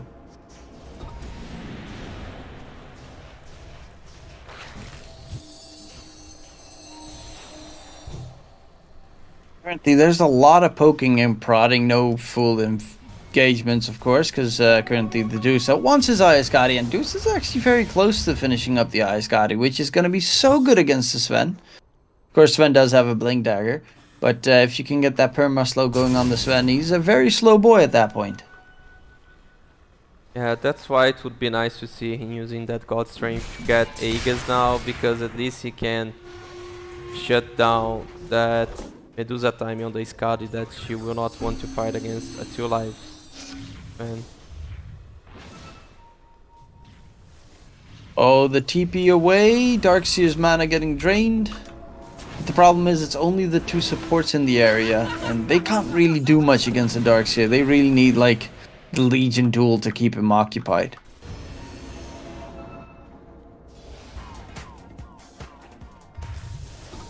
Disco Pony. Aggressively positioned. Duel comes out. Duel victory. Gets rid of Zaxa. They're going to go for the fight. Oracle fingered up. does have a false promise. Not gonna be necessary just yet. The wall gets placed and there's gonna be the jump in, but the Dusa gets nicely saved. Wall's not even gonna trigger a single illusion in the process. So they get a kill, they get a duel victory, and for the rest, the fight is pretty much all said and done. And Balrogs, they gonna force Roche because they use God Strength and they know this God Strength should become a Roche. But Vicious Gaming, they can easily contest this. And no wall. That's wall vacuum is kind of their ace in the hole for the Balrogs. Yeah, Dusa still has that Ayaskadi now done, plus Stone Gaze, so yeah, Roche is not easy to take. Yeah, they just felt like, oh, we used God Strength, that was the God Strength we need to use for Roche. Let's just go Roche and hope Vicious Gaming doesn't notice, but they were really fast to notice it. And it's a good timing now for Vicious Gaming with the Skadi and Roche up. They could be the ones forcing that objective.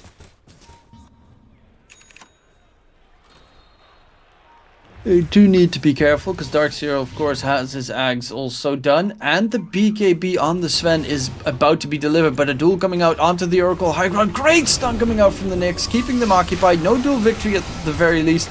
Dusa ulti runs in though, does manage to get himself a kill. Actually, a double. Looking for the Sven. He's surrounded. Can't. He doesn't have his BKB. He's just got. No, it didn't get delivered in time. And the Lesh with the false promise, mana completely drained, is gonna get whipped into shape to run back to safety. But this is a very big fight victory for Vicious, who can pretty much walk into the pit right now. Yeah, 3 kills for Vicious Gaming, and Dota 2, it's a game that's all about timings. You need to respect it. So you have ultimate on Sven, there's no Skadi, you should be winning that fight. There's Skadi and there's no BKB on Sven, you shouldn't be fighting. Oh, time lapse. And quick Shikuchi on top. Zexa again losing his life, and all the supports are dying. Duel comes out.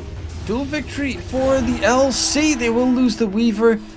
But the LC manages to stay alive, and they get a big kill onto the Lash. They're starting to get full control right now, and this is looking scary for the Balrogs. Yeah, and they're lacking patience. They should really have waited for that Dusa timing, wait for Sven BKB till they re-engage. And he has the BKB, but they fought with him dead now. So now they need to wait all the extra 20 seconds till Lash is back. And then they need to fight Roche, but I feel like Vicious Gaming they're still stronger, even with the Sven BKB. They really need some vacuum initiation, but without the dagger on Darkseer it's quite complicated. There's dagger on the Nyx though. Maybe Nyx be the one giving that vision and that initiation. And the Nyx is just getting destroyed every time. Yeah. Like, he immediately dueled or something and he's dead before the fight even starts. Whoa. That was very close. Then again, yep, the Nyx. Duel victory plus a finger charge, his first finger charge. Drinkle on the backline gets himself a 3-man catch.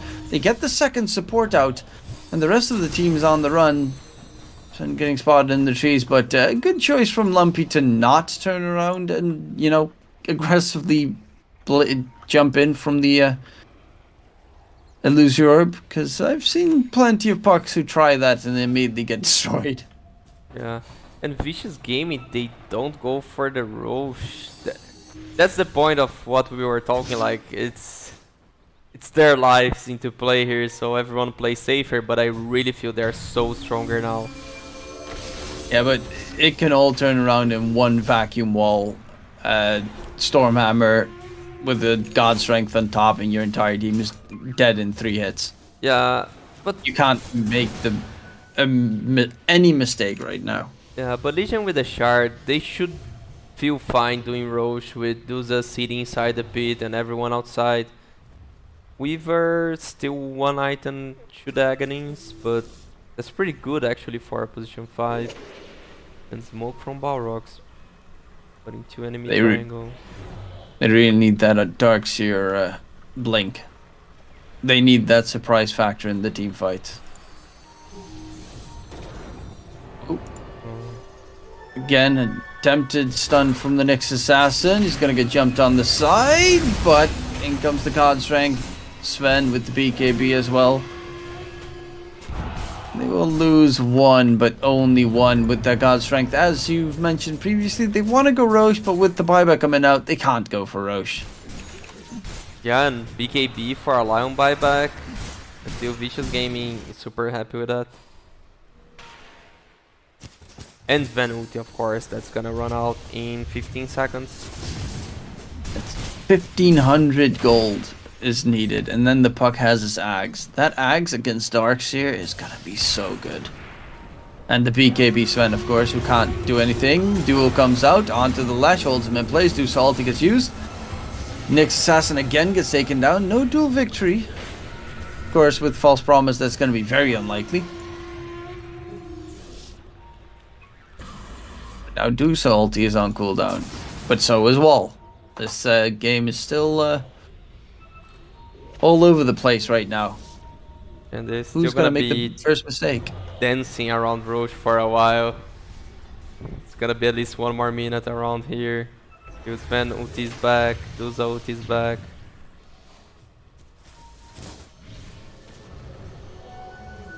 Luz is going for the Aghanim Scepter next. Okay, so once that, of course, stunning snake for extra control in the team fights.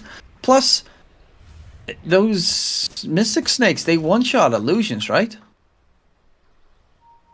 I'm not sure if anymore, to be honest.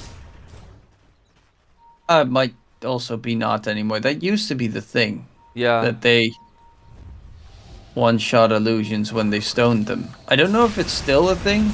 Doesn't show in the tooltip. I need to test that out after this game.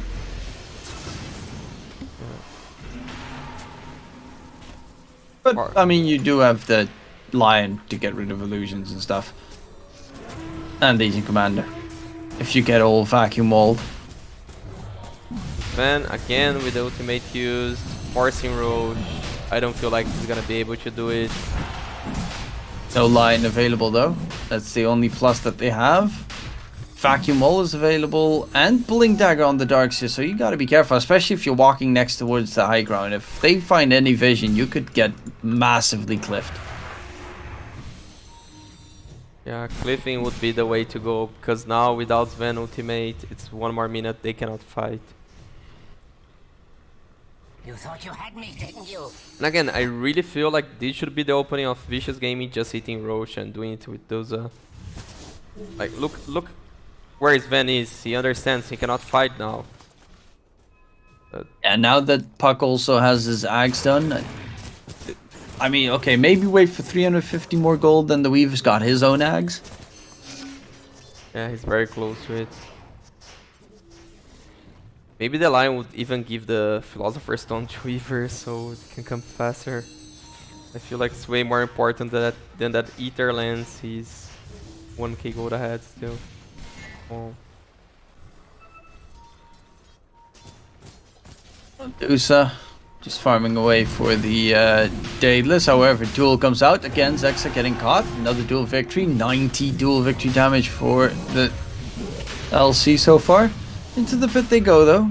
They're just tickling it and running away. It's a deja vu. Like, how many times did Sven enter Roche, hits, leave, duel Nyx, and then again and again and again?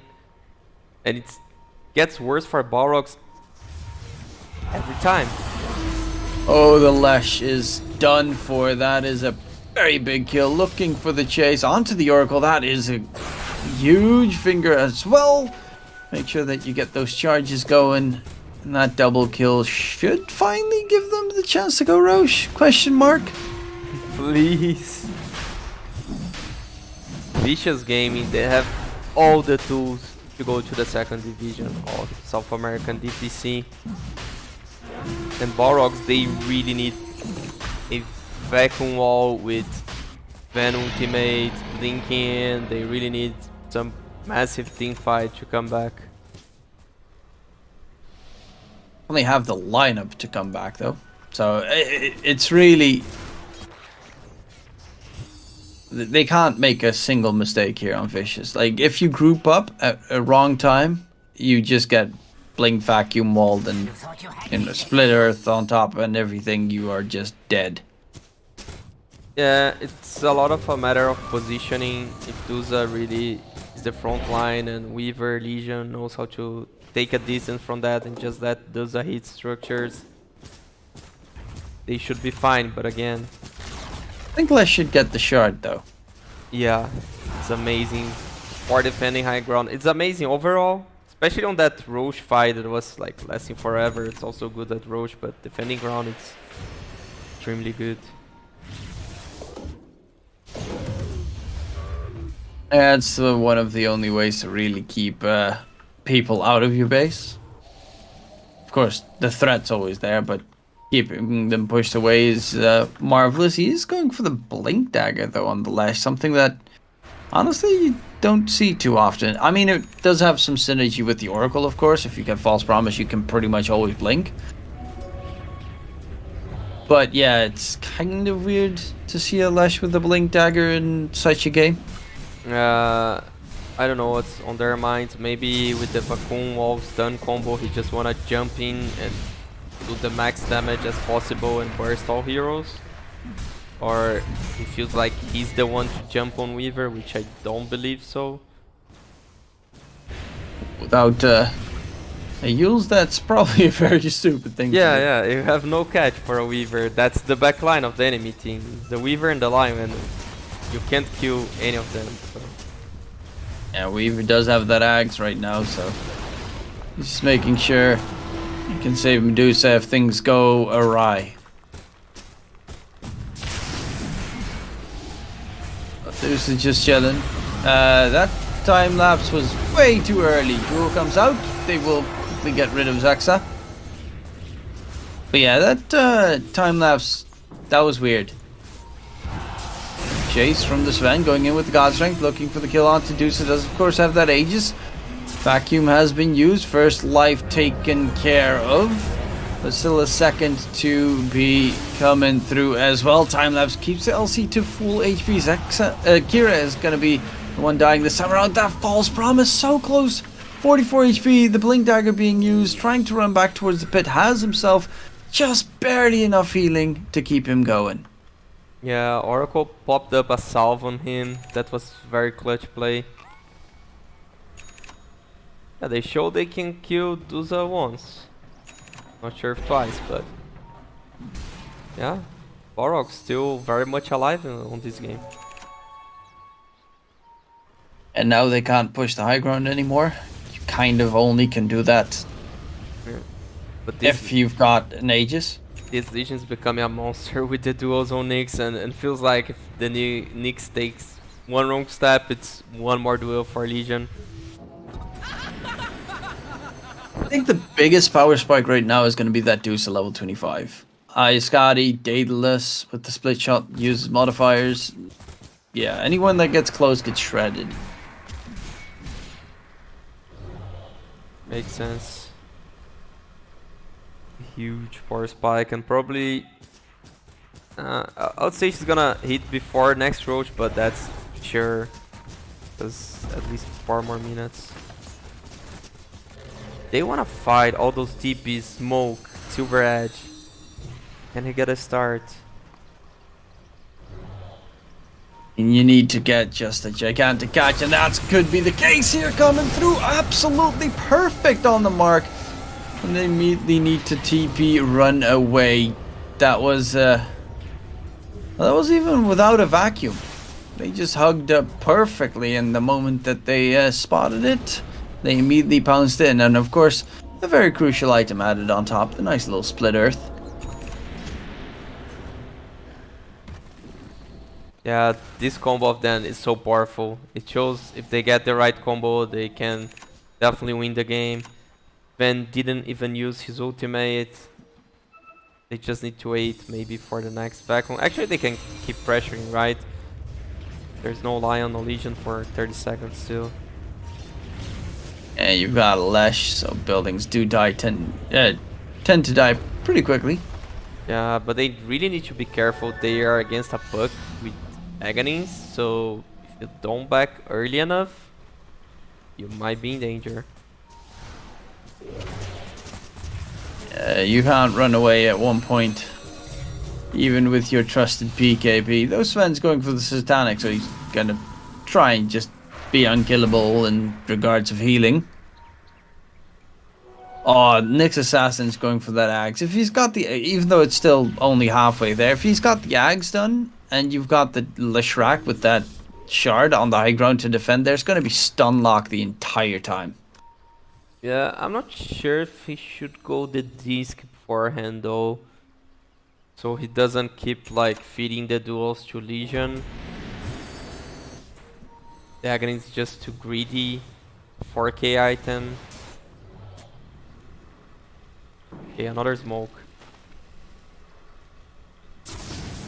Greed is good. So there's going to be a chase coming in. BKB's being popped. Dusa ulti. Though 1-for-1 trade. Weaver's out of the fight, but the Lesh will falter as well. In comes the God Strength Sven trying to charge forward. Dreamcoiled Sven.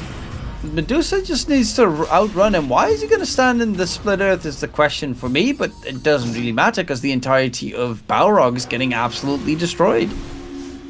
Yeah, Vicious Gaming, they spotted the smoke, so they knew everything that was going around. The Legion with the duel in the Oracle just breaks their team fight, their cover. Yeah. And The Dusa did 6.3k damage in that fight, just standing still, right clicking away with that ulti on. Easy pickings. With the split shot use modifiers right now, level 25. Game's rough. Yeah, 1 minute without Sven, and now we understand why almost all teams first phase banned that Vicious Gaming Medusa. Guys 909. If in the first game we talked so well about the mid laner and the position tree, this game is like perfect from the Dusa. Yeah, the puck as well.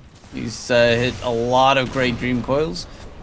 But in general, I would have to concur. It's pretty much a team effort with absolutely a possibly big upset coming in after they got destroyed yesterday 2-0 by Balrogs. Yeah, and it's interesting to see like in one day how things changes, right? From stomped to almost winning so far, and very likely will be winning. We're gonna cast a curse it right here. Balrog's comeback is real. Yeah, in comes the 5-man vacuum wall, storm hammer, split earth, GG fight. I want another 1 hour game, that's why. It's so good to come to an end. Jump on the high ground looking for that Weaver, but great save coming out from the Legion Commander. Time lapse! Puck does get taken down. They get the double kill. But the duel onto the Sven means Revenant's going to get himself onto 180 dual victory damage. Walrus Punch comes out. Medusa in trouble. Sorry, Walrus Punch. Whatever punch it is, normal punch. But Medusa is dead, and that is big. That is huge. Medusa falling. The caster's curse. It's totally real. Yeah, that is a triple buyback, by the way, on the side of Vicious. Yeah, and the Dusa dies after being 10-0. That... Look at the damage. Yeah, this makes no sense. That copy of the Dusa in the high ground in the cliff. Oh my god. Yeah, it just absolutely wrecked the entirety of Vicious. Beautiful stuff coming out. Of course, a normal punch is very, very, very, very powerful. As you can see in One Punch Man. It should not call normal punch, right? Just like a normal? Not like a walrus, nothing? Yeah, no, I said Walrus Punch, but it's normal punch. And if you've ever seen, well, One Punch Man. His attacks are most of the time called normal punches, or yeah, I think they're called normal punches. Yeah, it's from anime, right? Yes. I also have to think about, have you seen Doctor Strange? The Marvel movie? No. Damn it. I like culture, man. Get some cool shit. Just get Disney Plus, watch all of them. But I'm like Sky 25, man. I need to play more Dota. Do both at the same time. Easy. Value. I can't consume any movies. I need to keep my Dota Plus. Oh, the wraparound. Oh, there's going to be the Roshan play. Jump in, duel onto the Oracle. Finger as well. Oracle is dead. Now he needs to run away before the Sven kills him. But that Dream Coil keeps him out of harm's way. Roche is dropping low.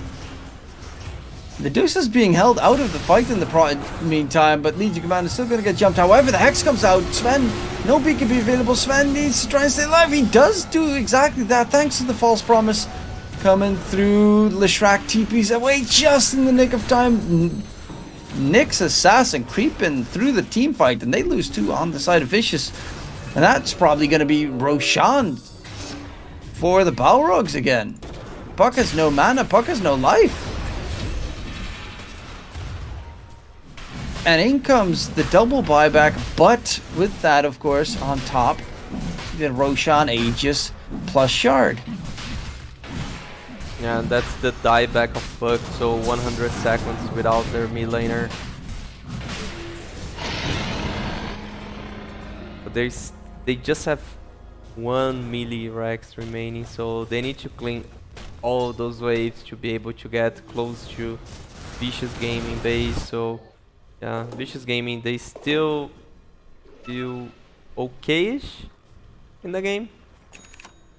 That one melee Rax top that's denying Megas is so problematic for them. Yeah. Of course, they can fight against Megas with their lineup easily. I mean, all 3 of the cores from Balrogs can high ground defense against Megas.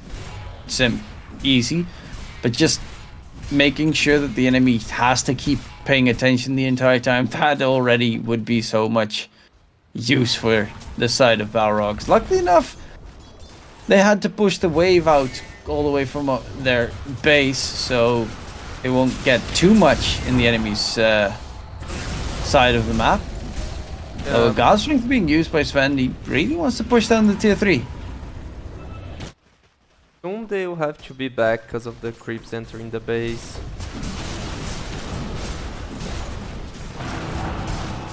Oh, they are continuing the fight. Gotta be careful of that split earth. And of course the Nyx assassin with his Aghanim Scepter just hiding in the little hidey hole.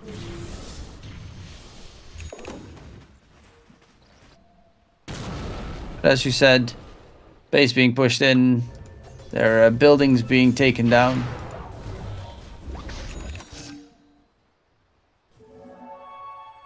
But luckily enough, it's not the top side. Duza, of course, with the spider legs, so she can be 6 items loaded and not carry a boot. But this item has been nerfed, right, on that sense? Yeah, it's nowhere near the... It misses 25 movement speed to be actual boots, so she's still very slow. But of course, once you pop Stone Gaze, you get a 50% movement speed increase, I think? Is it 50%? Yeah, speed boost 50%, and at that point you are... That's 150 on top, 450. Oh, you're not hasted, but you're still fairly fast. Yeah. Puck's going to go Dagon level 5 with that spell amp build to pretty much blow up the Oracle, which is exactly what they're doing every single time. Duel / blow up the Oracle. Though Legion Commander right now is on 210 dual victory damage.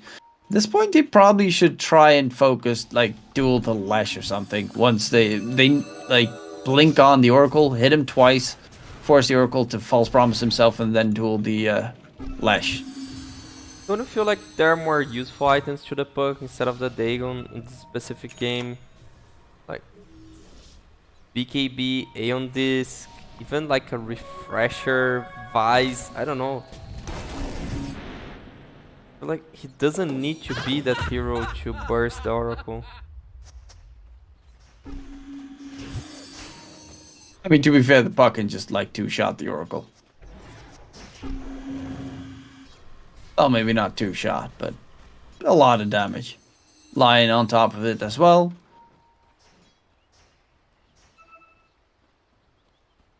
But yeah, they're currently... Of course, you're going to have to be very careful if you are Balrogs, because you don't want to get Mega'd. So you need to kind of push out the waves the entire time, otherwise you might get some backdoor shenanigans. Yeah, I really could see Vicious Gaming doing that, especially because Legion Commander is such a good backdoor hero. Especially once he gets the Assault, because like 400 damage every hit with this plus 210.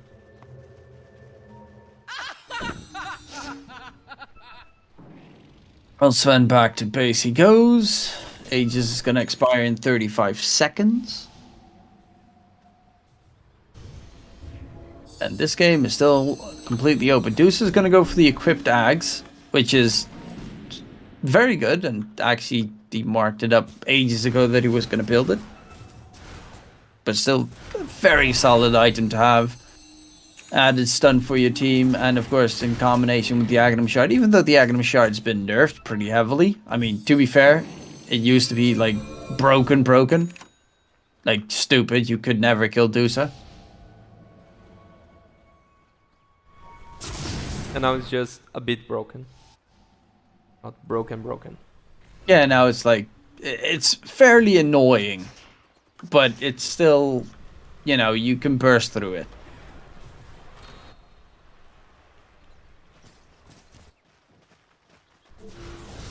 Look at its net worth now in favor of the Balrogs. This is very far away from that item, right? It's a 6k item plus buyback. It's like, it's 10k net gold on the pocket. And, you know, gotta keep all that extra moolah somewhere. Weaver's gone for the blink so that he can, of course, blink closer to get that Aghanim Scepter off from his ult. Though he is kind of, just like in the first game where we saw the Weaver, he just gets like jumped and killed immediately. Yeah, agree. I haven't seen that much impact in both Weavers. I still understand Weaver 4 is very strong, but on those specific games, wasn't that the case.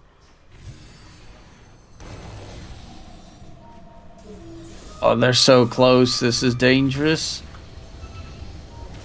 There's a Weaver Shikuchiing all about. Does have a gem, so he knows if they have vision of him.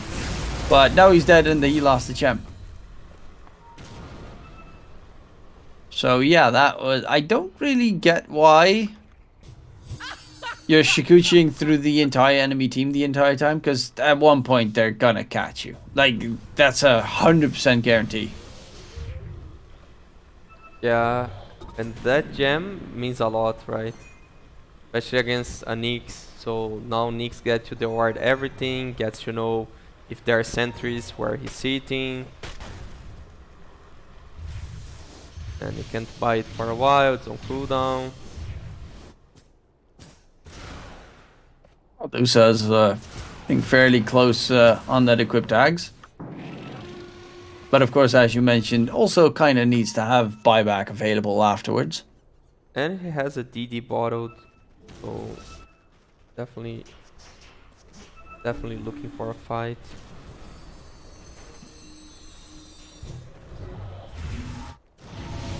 Oh, Roshan's up in 20 seconds. It could be up in 20 seconds, sorry. Then we'll see how long it's going to take until he respawns. And that would be the third Roshan, right? Yeah. Third, yeah. So that's a free refresher or Ags. And, well, Ags is definitely not a bad item on these two teams. I think it can be super good also on Sven. It's been a while. I haven't seen like the Superman, right? Yeah, it's always dangerous, especially if you try to like Superman the Weaver and he just runs completely out of the fight. But yeah, for the most part, still, you know, fun to watch. Of course, it doesn't give that first, if you land, that first hit auto attack anymore that it used to do, where it's like you land and someone already is dead. Yeah. But that's broken. And So now that I'm wondering, like 4 heroes have dagger, which is basically the counter for that item. So I mean, who would you otherwise give it to? Because the other two have one, so it would either be Lesh in that case, and he's got that AoE nihilism E-play kind of thing that I still don't necessarily know exactly how it works. Oh, but there's the Nyx Assassin catch. False Promise, though, keeps him alive. Nyx Assassin will be surviving for now, and there's a big vacuum wall coming out. God Strength does manage to find a kill. The puck does disengage in time. And only one buyback for the Nyx. I don't know why the puck walks up the high ground. That is very questionable. He just walks right next to the God Strength Sven and loses his life. Kiro will find death on the other end. And 20 seconds until Roche respawns. But yeah, the puck literally just suicided. yeah, that's the pressure of being 1 game away from qualifying to DPC. I can understand. And it's a very, let's say, tiring series, because they basically won their first series in 30 minutes and had to wait 3 hours. Oh, free Ags. But yeah, as you mentioned, you know, there was a long break between the two series. I mean, for me, it's almost 5:30. For you, what, 1:30? Yeah. 1:30 in the morning? For then it's 11:30 because Peru is 2 hours behind still, but 2 hours, really? it's a super long day. And that's the advantage that Balrogs deserved from beating them to 0 in the first day, right? So There's yeah, who's gonna get the free Ags? do you want Darkseer pocket? Gonna give it to the Lesh? I think I mean, Lashag's super good, but with the Sven, this can even like, oh, okay. It makes sense, because if the Sven wants to target someone, then he just stuns and dispels the ethereal form. Does that work that way? I think so, because it's like spelling a Ghost Scepter. I believe the interaction should be this. I have no idea, because it's like a continuous pulse that goes around you. It's like an aura. Okay. So that's... Okay, so I don't this can think be it bad. dispels them. Yeah, it can be very bad. I think the only thing that Lesh needs to do is, in the team fight, just run circles around Dusa for 3 seconds. Or 4 seconds. It's weird. Well, it is a good way to save someone against duel. A second way to save someone against duel. Instead of using the false promise.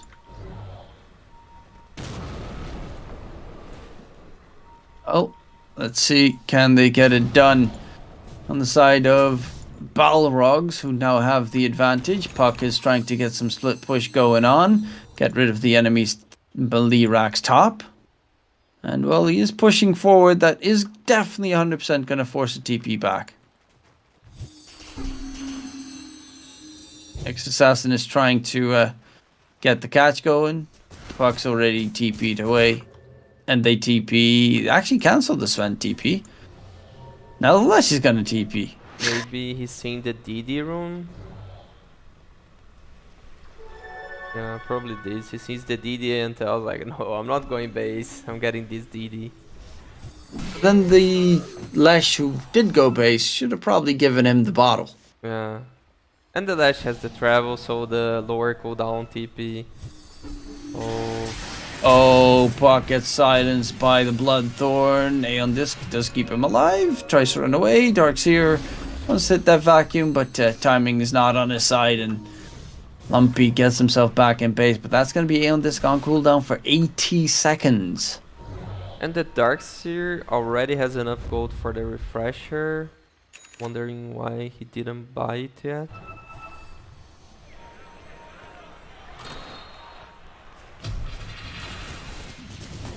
Walking up mid.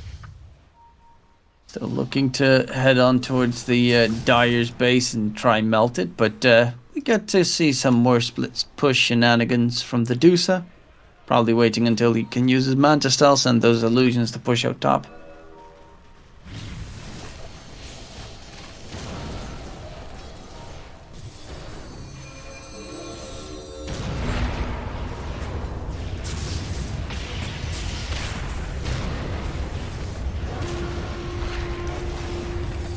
Well, there's a little bit of a tower push coming out. The Balrogs do get taken down. God Strength to use. The Dusa is going to get jumped. But the time lapse, full HP, full mana. Tries to go for the backline, but another end disc popped. And now the Sven is going to get stunned up. Finger comes out. Duel on the backline. Oracle's going to get taken down, but Revenant, he needs to run away. Dusa ulti gets used. They're going to be forced back. And they need to disengage here on the side of Balrogs. That is a double kill in for Vicious, and on the run they go while the chase is on for the Sven, but did they spot him? No, there's no invis detection, and the Sven will be able to blink to safety again. The Balrogs top stays alive, but a double kill coming in with even more dual victory damage for the LC. It's 55 minutes in and the game looks so open. Like some fights, Dusa looks unkillable and just doing so much damage. Other fights you just see like Sven one hitting Puck. But this Dusa now can go for the Rex that's remaining. Buyback forced out, but there's going to be the vacuum. Whoa, the double vacuum, but there's of course AoE press the attack. Always a nice little tool. Dusa out of mana right now. No time lapse available either, but luckily enough does regain pretty quick mana, trying to stay strong. Needs to try and yeet himself over, but he's got the Spoda legs on the run. Does eventually get taken down in the end. Does have a buyback available if necessary. And the Weaver gets saved by Revenant thanks to that press the attack. So they do lose the Dusa, who tried to get the Balrogs in the top lane. Yeah, they proved again they can kill the Dusa. I really feel like if Puck could go Dazzle and split, Puck could just win the game somehow, because they don't have that much catch for the split. Of course they have the Nyx, but if Legion is around, can really save Puck. I feel like Vicious Gaming, they should go that split way to just take objectives. Just a few remaining. Revenant, BKB TP. Next Roshan is gonna have another, refresher shard added on top. Why not? Almost all heroes already with shard also. And refresher, I guess. Okay, Darkseer already has its refresher. It's good for Sven also, for the double ulti, double BKB, double satanic, double everything. Double Dream Coil. It's also not bad. They find the Oracle, blow him up quickly. They will jump on the line in turn, but that's a nice double stun. Will be vacuumed in the meantime. Time lapse line on the other side. Save me. No, daddy. Dream Coil though, that's a big Dream Coil stun onto the Sven. Dusa ulti gets used, trying to go for the Sven. Sven's on the run, but yeah, he's too fast, too furious. Tokyo drifting his way to safety. And the Weaver has the gem, is trying to chase down the Sven, but he gets the blink TP out of there. And they did force out a Lion buyback, but the two supports of Balrogs don't actually have a buyback available. They even get a catch onto the Lesh, who is going to be surrounded by enemies. Finger comes out, the Lesh is in trouble, but the vacuum comes out. The Surge as well sprint away, and comes the chase onto the Sven. The Sven's gonna get dueled, but it actually blows up. Oh my god! It just gets a double kill thanks to the cleave. What just happened? The Deuce's here, but doesn't have a stone gaze. Well, gets punched back with the normal punch, surrounded by the Sven. Who's gonna be able to deal enough damage? The Sven does eventually die, does have a buyback. Look at the HP. Deuce's gonna lose his life. Everyone is buying back in the fight. And the Lesh, through all of that, has not died. The save from the Darks here keeps the Lesh in business. But that fight went all over the place, and it went horribly, horribly wrong. Yeah, that Sven duel, winning the duel with the cleave. Oh my god. So much damage on this hero. Again, the Dusa is dead. Might not need to use the buyback, which would be a huge win for them. Because Sven used buyback, and if he dies, game is just over. Actually, Dusa is gonna need to buy back. They have a wave very close to the base. Yeah, Roshan's almost up as well. So that's definitely where you kind of want to have everyone alive. To make sure that the Sven, if the Sven picks up that age, you should probably also looking at GG. If Dusa buys back, we are back like to this even game situation that happens again and again. Seems like they won't force her buyback. So, especially because Balrogs, they didn't manage to get the post. If they got the post, yes, because then she couldn't connect with TP. Well, into the pit Sven goes.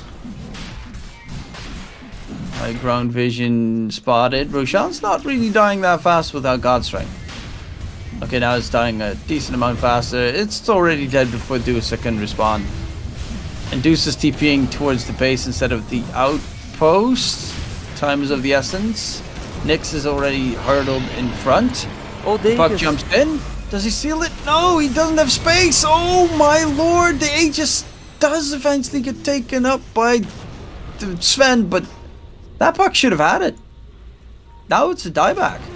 But he should have had that Aegis. Duel onto the Oracle though. Quickly make sure that there's at least one save less in the fight.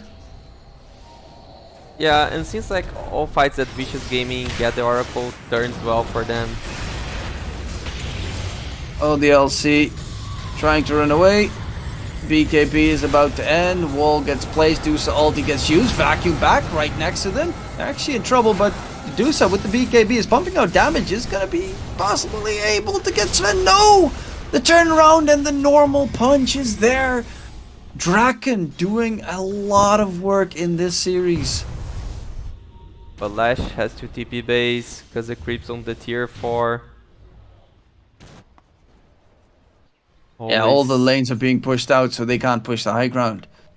Yeah, that's why I strongly believe like travels on Puck, Dezo, and just split the map. Also, Dijon already has travel. They should just be splitting the map because Balrogs, they don't have the tools to show the waves against that Magus.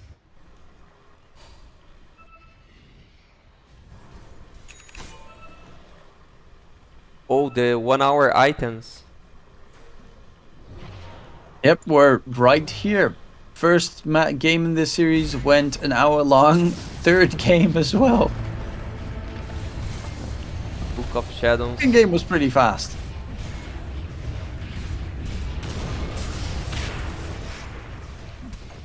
Oh, that's a terrifying Sven. The Aghanim Scepter, of course. Top and bottom are being pushed in though. So they want to try and finish the game off right here and right now. The Puck is alive in a second. Dusa ulti gets used. Nyx Assassin's going to burrow himself in. They need Invis Detection to take care of him. And he's just going to keep stunlocking them. God Strength used. They're going to go for the Ancient. Where's the Invis Detection? Okay, they lost the game. But they, like the reason, okay, they probably would have lost it anyway.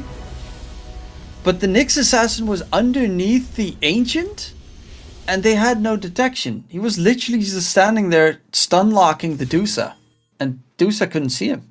That was a big mistake on the side of Vicious, but this game, I mean, we casters cursed it hard. Look at that graph. Oh, Astini, this was absolutely insane, this comeback. Yeah, it was a very entertaining match. Of course, we've seen some mistakes that made the comeback possible, but still, I believe very well played from both sides. I'm really happy with what I saw from both Vicious Gaming and of course Balrogs that's moving to the second division of the SA DPC. Very nice combo, the Dark Series van, even beating Aduza that looked unbeatable until we cursed him. I'm sorry, Gio. Very nice game. Yeah, it's unfortunately time to say ta-ta to Vicious Gaming. They get eliminated from the South American DPC Closed Qualifiers, but that means that the Balrogs, kind of the team that you originally expected to make it through, do tend to make it through. And that means from the Closed Qualifiers, that is going to be our way and Balrogs that have qualified and are going to be joining the ranks of the rest of the team in, of course, that DPC Division 2 in this upcoming season. That should be starting in 2 days. Yeah, on Monday, the DPC season starts, so don't forget to watch it on this channel. Ladies and gentlemen, hopefully you enjoyed the show. I'd like to thank, of course, Astini in joining me in this showdown, and everyone at home. And in case we don't see you, good afternoon, good evening, and good night.